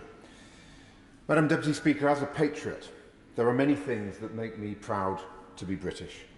But perhaps what makes me proudest of all is that so many people and so many governments across the world see Britain as a law-abiding country that plays by the rules, as a country that is a consistent, reliable and trustworthy international partner, as a country that treats its allies with respect and always defends the rules-based international order, and as a country that acts in good faith, which has a sense of fair play hardwired into its DNA, and as a country that is capable of tremendous feats of statecraft, such as the Good Friday Agreement, one of the proudest achievements of any Labour government. And yet here we are this evening, Madam Deputy Speaker, debating a bill that takes a unilateral wrecking ball to an international treaty that the Prime Minister himself signed and described as an excellent deal just 30 months ago. Because let's be clear, this bill fundamentally undermines our reputation as a nation that upholds the rule of law. And this really matters, Madam Deputy Speaker, because geography is destiny. Whether the party opposite likes it or not, what happens on the European continent is of pivotal importance to Britain's security and prosperity. Because when Europe thrives, we thrive. When Europe slumps, we slump. And when Europe fights, we fight. Will my honourable friend give way on that? I will give way. Thank you, Madam Deputy Speaker. I'm very grateful to my honourable friend for giving way. He's making an excellent speech and obviously speaking from great experience internationally. Does he agree with me that not only he's about, I presume, to refer to the events in Ukraine, not only the Ukraine war is a very pressing issue where we need to cooperate fully, but there are many other international crises which we're dealing with at the moment as a country, including the climate emergency and a number of other matters. Does he agree with me, therefore, that it's vital that we work in partnership with our colleagues? My honourable friend makes an excellent point, and he understands that foreign policy begins at home. That if you don't have your own house in order, your ability to project influence, to build alliances, and to speak with moral authority is fundamentally undermined, and that is precisely the point that he's making. From trade to diplomacy, from defeating Putin's barbarism to tackling the climate emergency, and from scientific cooperation to responding to the rise of an increasingly authoritarian China, our democratic partners and allies across the Channel should always be at the heart of our foreign policy. But instead of recognising this basic reality, ministers are stuck in what my honourable friend, the Shadow Foreign Secretary, has called a fever dream of 2016. Rather than seek constructive solutions, they pick fights with our closest neighbours and introduce this deeply destructive bill, which is a clear breach of international law and which is designed solely to inflame tensions and chase Daily Mail headlines. With inflation soaring, with the country facing a cost of living crisis, with war on the European continent, this is the worst possible time for this bill to arrive. So why are they doing it, Madam Deputy Speaker? Who in their right mind would seek to sow division when now more than ever we need to be standing shoulder to shoulder with our European friends and partners? Well, the explanation is clear, Madam Deputy Speaker. The Prime Minister has made a calculation, and as usual, his calculation has nothing to do with the national interest and everything to do with saving his own skin. Because the Prime Minister knows that it's the European Research Group and their fellow travellers that are calling the shots, and he knows that he must have their support if he is to continue squatting in Downing Street. Just like his two predecessors, his fate now lies in the hands of the ERG. And just like his two predecessors, he foolishly seems to believe that he can appease them by throwing them some red meat from time to time. It really is extraordinary, Madam Deputy Speaker, that Conservative Prime Minister after Conservative Prime Minister has failed to learn a simple lesson of 21st century British politics, which is that you can never satisfy the ERG.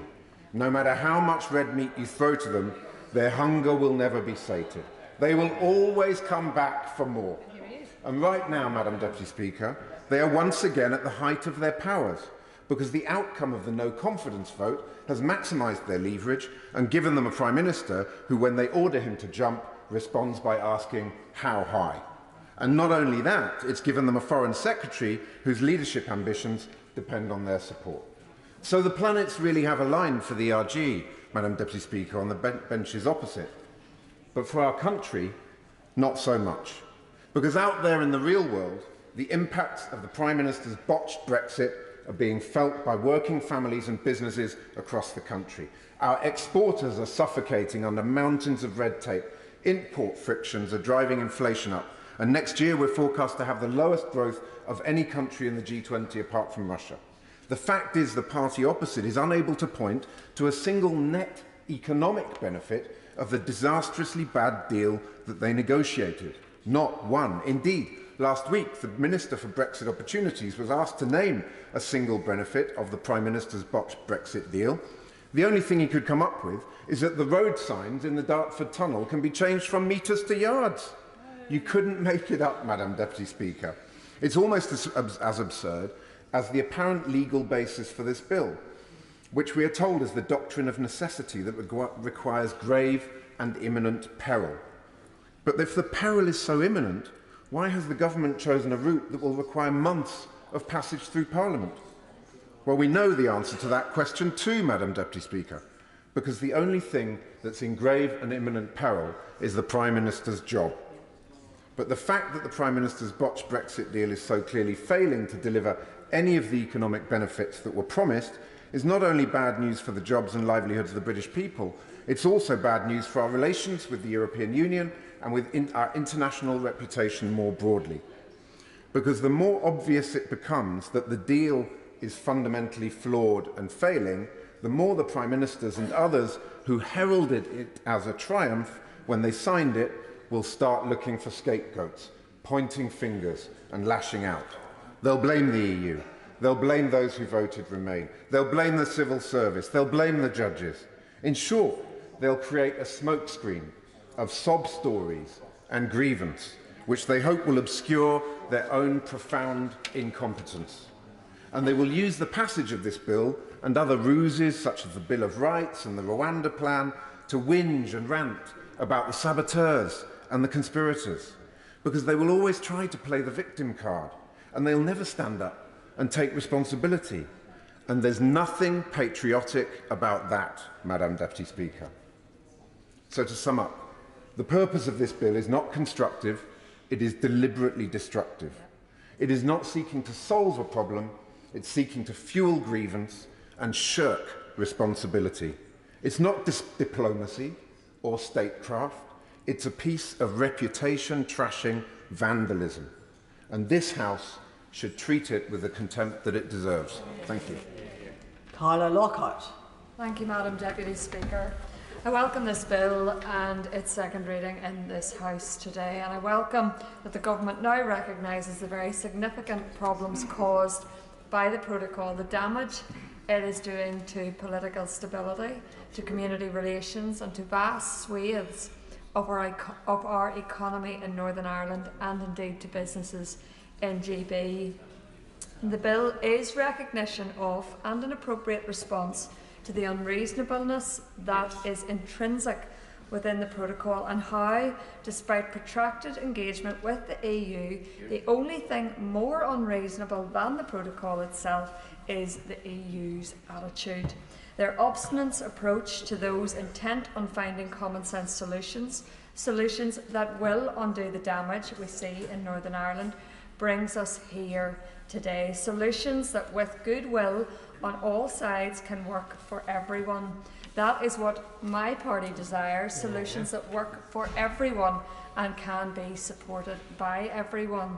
Madam Deputy Speaker, I know there are members in this House who today will rail against this legislation, and we have heard some of them already. It is worth reminding the House that some of those same voices are those who have called for the rigorous implementation of the protocol, but have realised begrudgingly at least some of the issues with the protocol. The same people say the way to deal with the protocol is through negotiation, and no reasonable person is opposed to negotiation. However, might I suggest they listen to Maros Sefcovic, who holds some form of demigod status in the eyes of the SDLP and Alliance, who has stated adamantly that renegotiating the protocol is unrealistic. Madam Deputy Speaker, while those who oppose this bill deal with the unrealistic, this party and now the government are dealing with the real problems caused by the protocol. The huge administrative burden and associated cost foisted upon businesses because of the sea border, the increase in transport costs that is bringing goods to Northern Ireland more expensive, the banning of items from import into Northern Ireland from other parts of the United Kingdom, the constitutional change for which there is no consent. It is time for these parties to wake up, Madam Deputy Speaker, and I would commend the many that have spoken in support of this bill right across this House today. The transfer window is open. Members can transfer, they can switch from Team EU to Team Northern Ireland, and it is time they joined with those of us whose intent is to resolve these issues for the betterment of our economy. Of fundamental importance too is the urgent need to restore the consensus principle that has been so fundamental in our political process. Madam Deputy Speaker, this House has heard in so many debates around the withdrawal agreement and protocol that the Belfast Agreement must be protected. Madam Deputy Speaker, members across this House need to ask themselves if they really mean that, because if they do, they will recognise the cornerstone of our political process is consensus. We need to get back to consensus progress, Madam Deputy Speaker. The reality is that no unionist elected to this place or the Northern Ireland Assembly accepts the protocol, not one.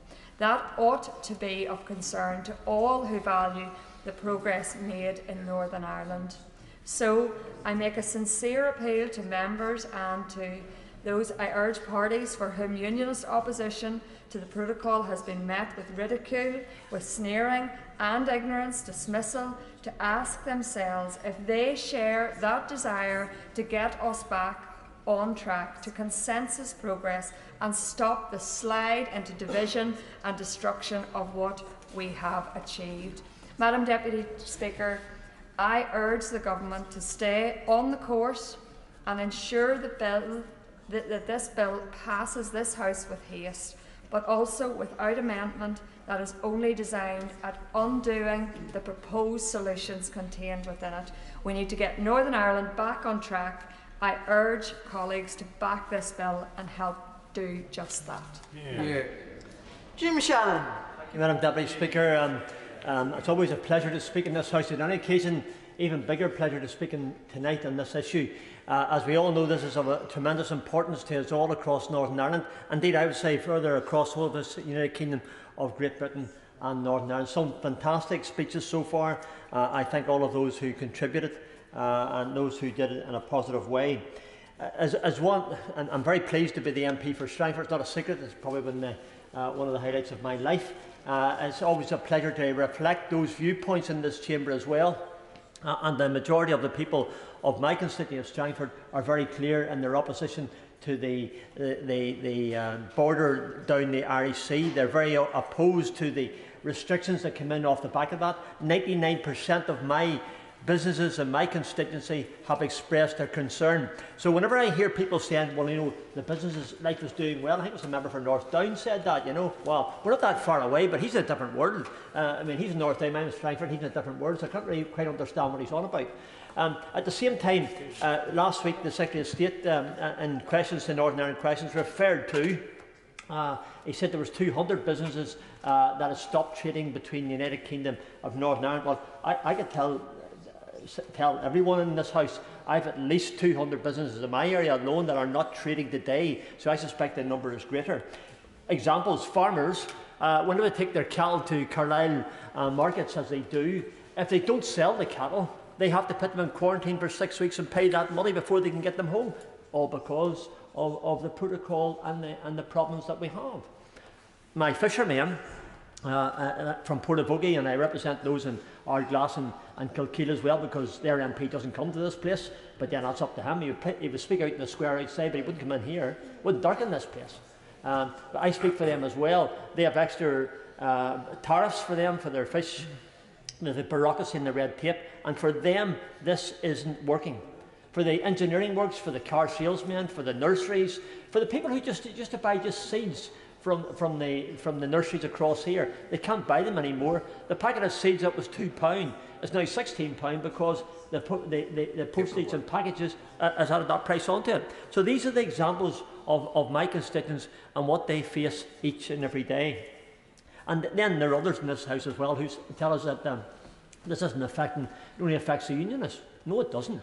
Because I've had nationalists who come to me and I quote them, and I'm going to say it again, I said it earlier on in the intervention, from a nationalist tradition, and yet feel afraid to voice complaints to their own MP due to fear of reprisal. That I speak with confidence when I say that Northern Ireland as a whole needs this bill, not simply for cultural identity, which is imperative, but for financial viability for small businesses and the effects of the EU's vindictive approach to block VAT and state aids affect not simply those who designate as unions, but those who designate as a nationalist as well. So it affects everybody in the province, and it affects their pocket, and it's quite clear. I can recall as a boy, the Margaret Thatcher, former Prime Minister, she told us in Northern Ireland that, you know what, Northern Ireland is as British as Finchley. Well, with the bill and as the Brexit bill has come through, with the land border down the sea, it's quite clear to me that we're not as British as Finchley, but I want to be.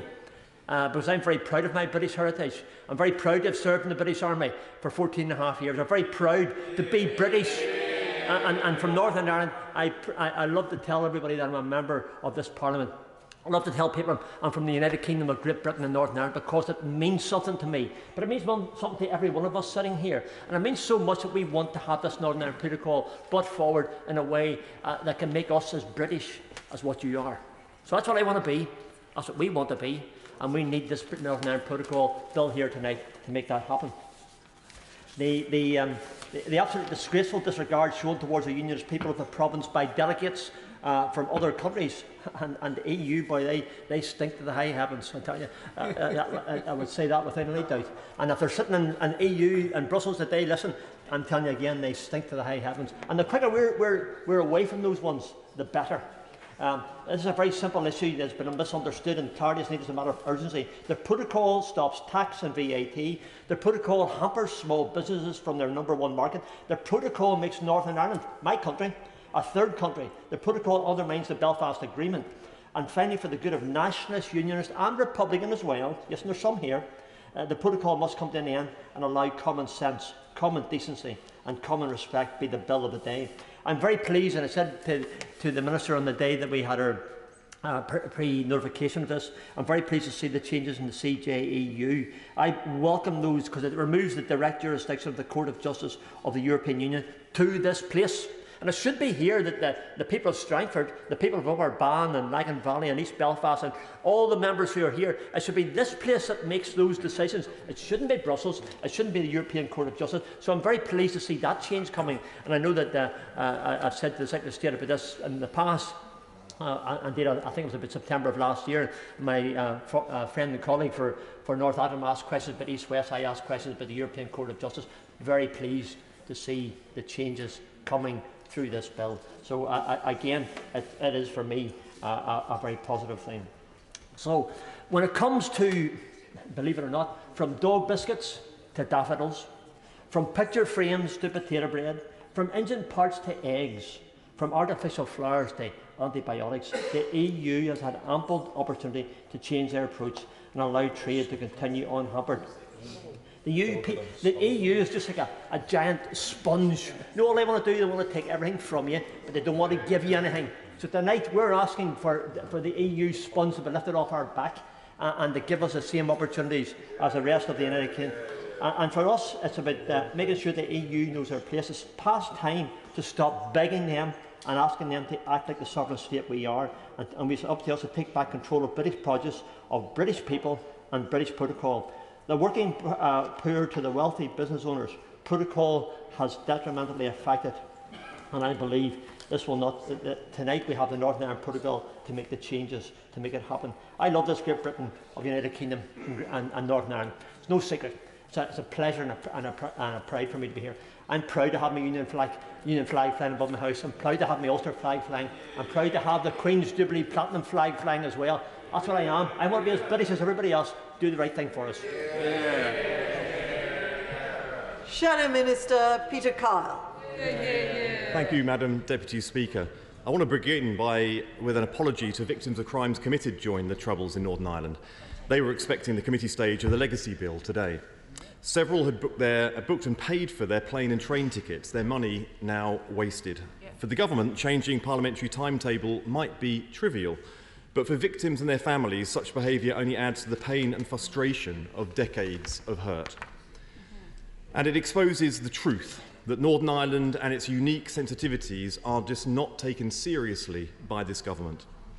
As the Right Honourable Member for Maidenhead said, if time were truly important, as the government's legal argument of necessity implies, then this bill would have been introduced as emergency legislation or at least rushed through. There is only one real necessity in this bill at this time, and that is to try and distract from the catastrophic performance at the ballot box last week and to fire the starting gun for the Foreign Secretary's leadership bid. Exactly. Once again, the Tory civil war is infecting our politics. Once again, Northern Ireland is paying the price. This House deserves better. Northern Ireland deserves better. Victims of the Troubles certainly deserve better. Government are claiming to act on behalf of communities in Northern Ireland by tearing up the protocol. Yet in the very same week, they are simultaneously ignoring the opposition from all Northern Ireland communities. Because opposition to their bill to deal with the murders and acts of terror during the Troubles is universal. Every party from every community opposes it, yet they plough on. Government is picking and choosing the parts of the Belfast Good Friday Agreement according to whatever its political needs are in any particular moment. For example, one justification for tearing up their Brexit deal is the loss of community support for the protocol. This totally ignores one essential fact. They never had it to start with. The DUP and Unionists have been very consistent from the very beginning when it comes to the protocol. They opposed it.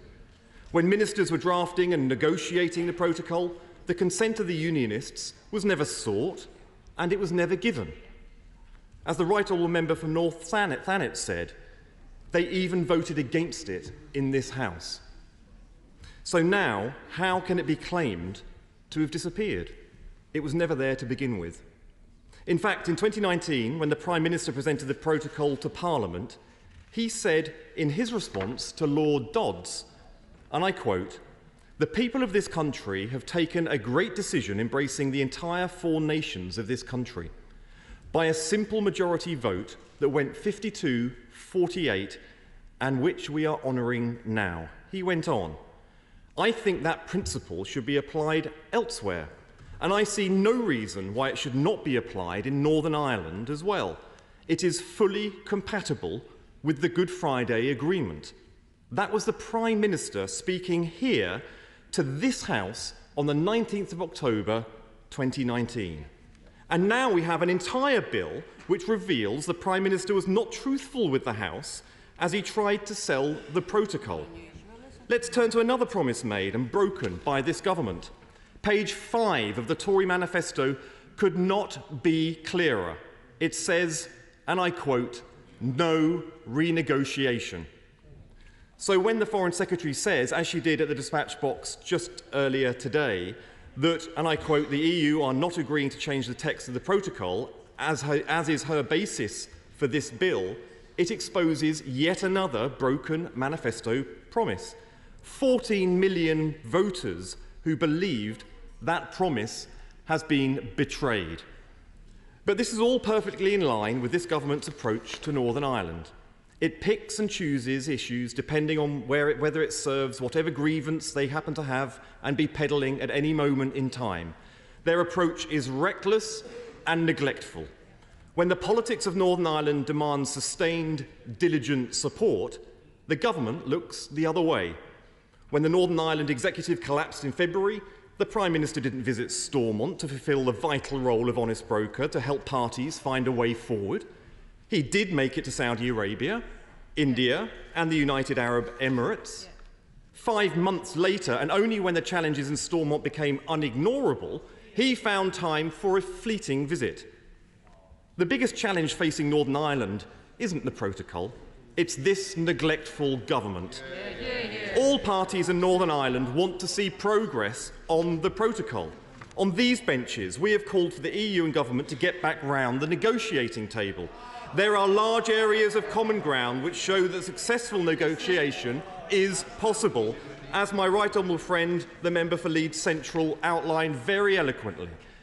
The UK, EU and all parties in Northern Ireland have identified areas of improvement, and many of them clearly overlap. This appears to be the only negotiation in history that has failed because everyone agrees.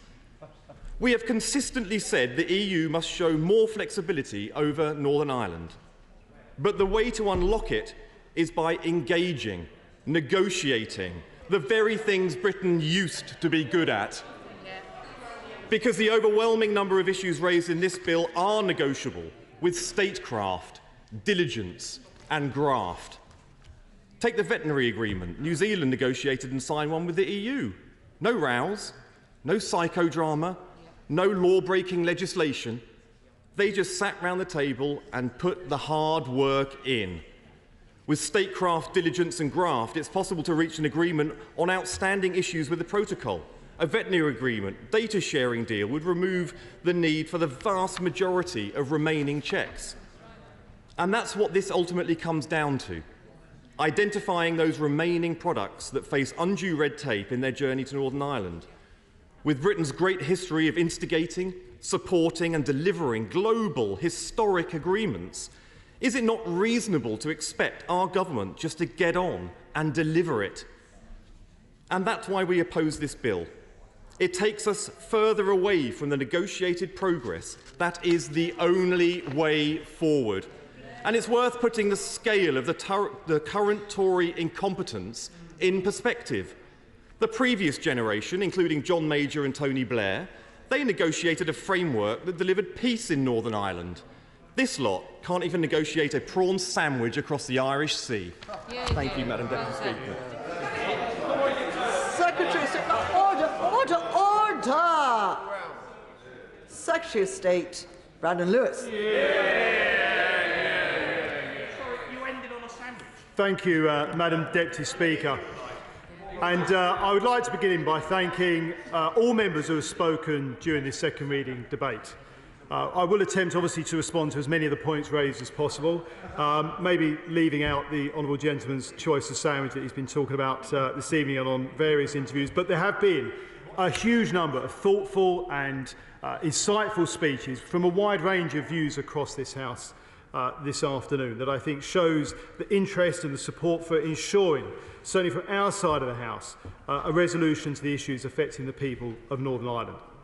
The Northern Ireland Protocol, whilst agreed with the best of intentions, is causing practical problems for people and businesses in Northern Ireland, including trade disruption and diversion, significant costs and bureaucracy for traders.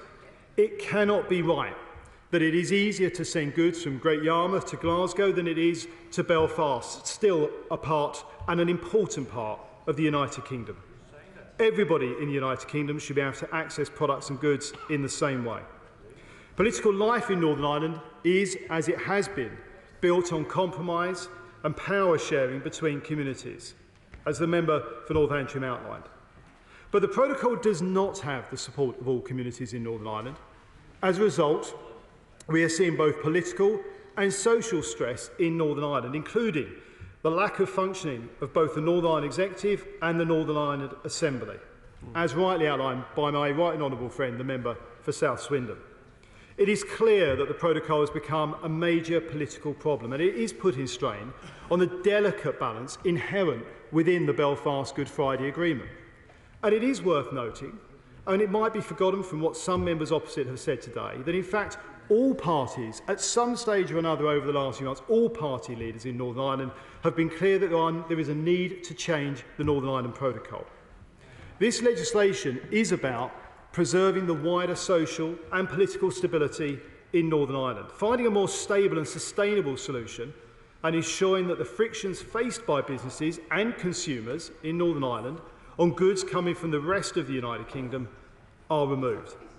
It remains the preference of us, the UK government, to achieve these benefits through negotiations. And these are negotiations that have been conducted by the Foreign Secretary and predecessors over the last 18 months. The lack of flexibility we have seen from the EU, as rightly outlined by my honourable friend, the member for Newcastle-under-Lyme, has led us to the point where it is right that we make a decision about taking forward a solution that works for the people of the United Kingdom and, within the United Kingdom, the people of Northern Ireland. This bill will enable us to implement a successful negotiated settlement as well. It is important to recognise that this will require significant change in approach from the EU Commission, as a number of honourable friends have outlined this afternoon. I'm afraid this change has not yet been forthcoming. The scale of problems and the depth of feelings aroused by the protocol, unfortunately, if anything, been exasperated rather than eased by the current EU approach. Whether it was through, in just a moment, yes, whether it was through triggering Article 16 over crucial vaccine supplies to Northern Ireland in January of 2021, or launching infraction proceedings following emergency easements to ensure the movement of food and parcels to Northern Ireland in March 2021, or repeatedly failing to show pragmatic flexibility in over 300 hours of negotiations over the last 9 months, and continuing to insist on processes which would actually add to, rather than remove, the burdens currently felt by businesses moving goods to Northern Ireland. I'll give way to my honourable friend. Has he noticed how it is the Labour case always to take the side of the EU when it is the EU in this case that is damaging the Good Friday Agreement and diverting trade expressly against the legal provisions of the protocol? My right honourable friend makes a very fair point, I have to say, and he will know from attending some of the oral questions for Northern Ireland office that I've regularly had to stand at this dispatch box to listen to the honourable gentleman opposite me continually taking the side of the EU, but then he does want to rejoin the EU, so I suppose we shouldn't be surprised. We should also be very clear about the reality of when we hear about the flexibility of the European Union and the offer that they have made based on their October offer, that would actually be a backward step from the situation we currently have that is already not working for businesses and people in Northern Ireland. Yes. I thank the Secretary of State for giving way. Does he agree with me that if the Scottish Nationalist Party tonight vote against this great piece of legislation, they'll be voting to continue the situation where Scottish seed potatoes, the best quality, the best healthy seed potatoes in the world, will be banned from export to Northern Ireland?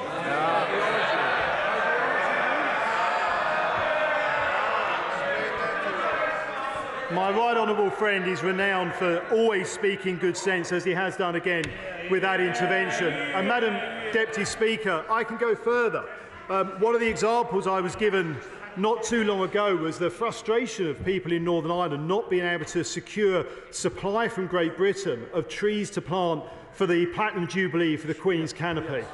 because of the threat to the single market. Well, the last time I saw trees uproot and walk across a border, it was Game of Thrones. And I would happily commend the Game of Thrones studio tour to everybody in this chamber when they visit Northern Ireland. But that isn't a real situation of threat to the EU single market. In a moment.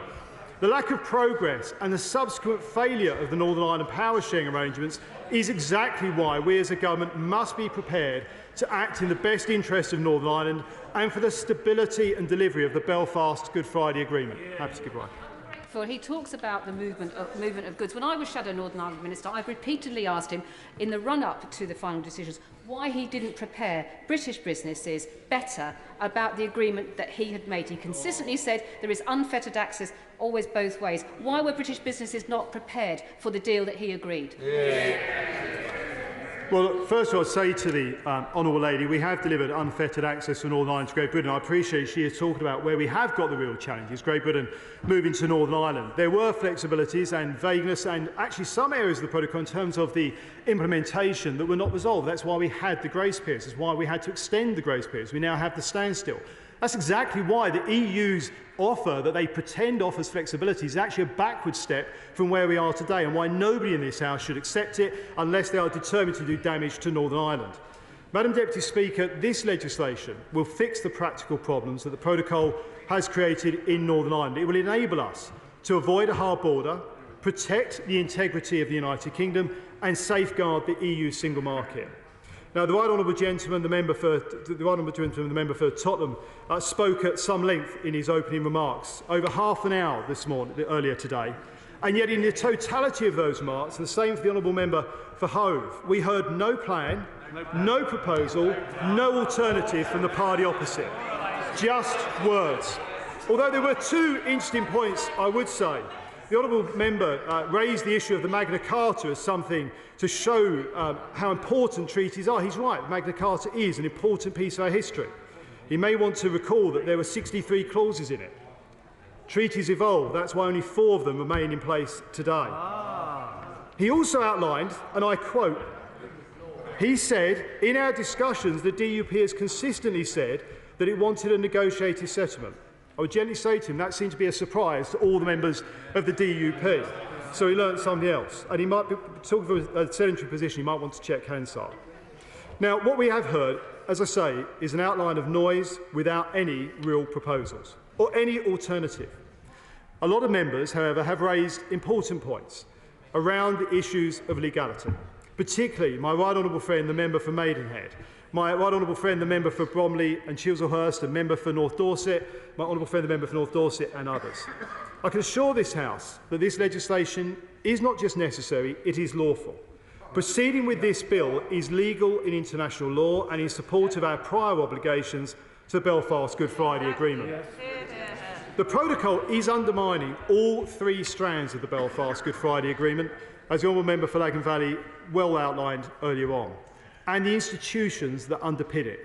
It is the government's assessment that the legislation is currently the only way to provide the means to alleviate the socio-political conditions whilst continuing to support the protocol's overall objectives of including supporting North-South trade and cooperation and the interests of both the EU and the UK in ensuring that we will protect their single market whilst ensuring we are protecting the UK internal market. That is all aspects of the Belfast Good Friday Agreement. Now, we recognise that necessity can only exceptionally be invoked to lawfully justify non-performance of international obligations, and this was covered by my right honourable friend, the member for South Swindon, I think very eloquently. This is a genuinely exceptional situation, and it is only in the challenging, complex and unique circumstances of Northern Ireland that the government has decided to bring forth this legislation. It has always been the position of this government that should the operation of the protocol or withdrawal agreement be deemed to undermine the Belfast Good Friday Agreement, that this would take precedence as the prior commitment under international law. This was outlined by the then Attorney General and the Secretary of State for DEXU, Department for Executive in the European Union, back in March 2019. This was not just the understanding of the UK government, it was the basis on which the protocol was agreed by both parties. And the text of the protocol itself is clear, that the Belfast Good Friday Agreement should be protected in all its parts. We should all take note of the important and powerful words of Lord Trimble, an architect of the Good Friday Agreement. Now, many colleagues have also this afternoon raised the issue of Article 16. And whilst we have always reserved the right to take safeguarding measures under Article 16 and have made the case that since the summer of last year the threshold had been met, this bill is the most effective, efficient and sustainable way to address the far-reaching problems that have arisen as a result of the application of the protocol. Article 16 in itself does not solve the problems in the way this bill will. It is not only temporary, but it starts another process. And honourable members, such as my right honourable friend, the member for South Swindon, and others, including the member for Stone, have talked about the Northern Ireland Executive and Assembly. And we have been clear with all parties in Northern Ireland that we do need to see it. And I want to see the Executive back up and running to deliver for the people in Northern Ireland. That has to be a priority for all of us. We want to see that Assembly and Executive as soon as possible. The people of Northern Ireland deserve a stable and accountable devolved government that delivers on the issues that matter most to them. And it is clear from the comments today that this bill is a key component that will see the Northern Ireland Executive and Assembly return, as we've heard from comments from the member for East Antrim as well as the Right Honourable Gentleman Member for Lagan Valley. And I think we can all welcome those comments. It builds on the work and what I have heard in the conversations I have had in meeting with all party leaders who want to see Stormont returned. The New Decade New Approach Agreement restored the devolved institutions after a 3-year impasse. And we all need to work together to uphold the stability that agreement provided. We as a government have a strong record in making sure the institutions are up and running after having too many years of hiatus. That New Decade New Approach Agreement, as set out in legislation, provides for a period of up to 24 weeks for Northern Ireland's political representatives to restore functioning devolved institutions. I expect the parties to make full use of this time to engage with one another in earnest to restore fully functioning devolved institutions and to develop a programme of government which I've written to all the party leaders to encourage the work on. We do have a role on the international stage. The UK has shown what it stands for in the world, not just with rhetoric, but through actions, through our extensive support of Ukraine, our unprecedented offer to those fleeing political instability in Hong Kong, and our leadership of international institutions which are demonstrating again this week at the G7 and NATO summits. We have led the way on climate change as so many other areas. And that is why it is important, and we are focused on ensuring that we are acting within the bounds of international law. Indeed, we have repeatedly emphasised that it is only the rare, exceptional circumstances in Northern Ireland that make this intervention necessary. Happy to give way. I thank the Minister for giving way. Just a point about a tweet that he issued on the 1st of January 2021, where he said, "There is no Irish sea border. As we've seen today, the preparations the government and business have taken to prepare for the end of the transition period are keeping goods flowing freely around the country, including between GB and NI." Can you explain to the House how that tweet is compatible with this piece of legislation? Yeah, absolutely, and I appreciate the opportunity the honourable gentleman has given me to highlight that back in January, what that highlights is exactly what we expected to see from the behaviour from the European Union around the flexibility of how to implement the protocol. What we've actually seen since is reinforcing our point is that lack of flexibility, that lack of understanding actually of the nuances of Northern Ireland that have led us to the place that we are today. And I would just say gently to him when he's chuntering from a sedentary position, that if he looks at the decisions we took last year to ensure that goods could continue to flow to Northern Ireland, they are decisions that we took under criticism at the time from the EU that have been vital to ensuring stability in Northern Ireland and access to at least those products that have flown overseas, which those international partners themselves have recognised. The EU themselves have recognised there are problems with the Northern Ireland Protocol. They're just not willing to show the flexibility at the moment that is needed to resolve those issues. But we are clear that we will ensure that we protect the EU single market, a tiny proportion of which could be deemed to be a theoretical risk, and that's why it's important that we get the balance right. Yes, perhaps give one. Secretary of State for giving way. Can the Secretary of State use the opportunity tonight, because there will be businesses listening to his every word this evening. In fact, it's probably box office tonight in Northern Ireland amongst many businesses. And from clauses 4 through to clauses 13 of this bill, can he confirm that goods that enter into what has been called the Green Channel, going from GB to Northern Ireland, that they will be treated the exact same way and manner as goods travelling from England to Scotland or England to Wales? The honourable gentleman makes a very important point, and it's absolutely our determination this will show good, flexible, free-flowing products from Great Britain to Northern Ireland in the same way as they would move from Great Yarmouth to Carlisle or to Birmingham or to London. That's what we want to deliver. One of the reasons we've taken what colleagues refer to as the Henry VIII powers is to ensure that we're working with business to make sure that those regulations do deliver that free-flow, flexible, lack of bureaucratic process that at the moment is deterring businesses from accessing Northern Ireland. I could wait. The Secretary of State refers to a very important point, and that is the regulations that this bill will enable to be brought forward. And Clause 1 is clear that nothing in this bill should harm the Act of Union. Will the Secretary of State confirm that in respect of the regulations that will be brought forward from this bill, that they too will not do anything to harm the Act of Union? Absolutely, and that's why I think it was important to have that on the face of the bill. The right honourable gentleman is absolutely right. And it is also, let's just be clear, it is just under a quarter of a century now that the Belfast Good Friday Agreement has been the foundation of peace, stability and political progress in Northern Ireland. All three strands of the agreement, as we stand here today, are now under threat. Madam Deputy Speaker, this is a direct result of the protocol. This bill is the route to a solution. It is legal, it is necessary, it is right for the United Kingdom. Most importantly, it's not just right for the whole of the UK, it's right for the people and businesses of Northern Ireland. And it creates the environment to facilitate the return of a fully functioning executive. Now, while the party opposite have voiced criticisms, they propose no alternatives. We are taking the decision to act to protect the hard-won gains of the peace process in Northern Ireland. We owe it to the people of Northern Ireland to fix the problems, and that is why, as Secretary of State for Northern Ireland, I commend this bill to the House. The question is that the bill be now read a second time. As many as that opinion say aye. Aye. Of the contrary, no. No. Division. Clear the lobby.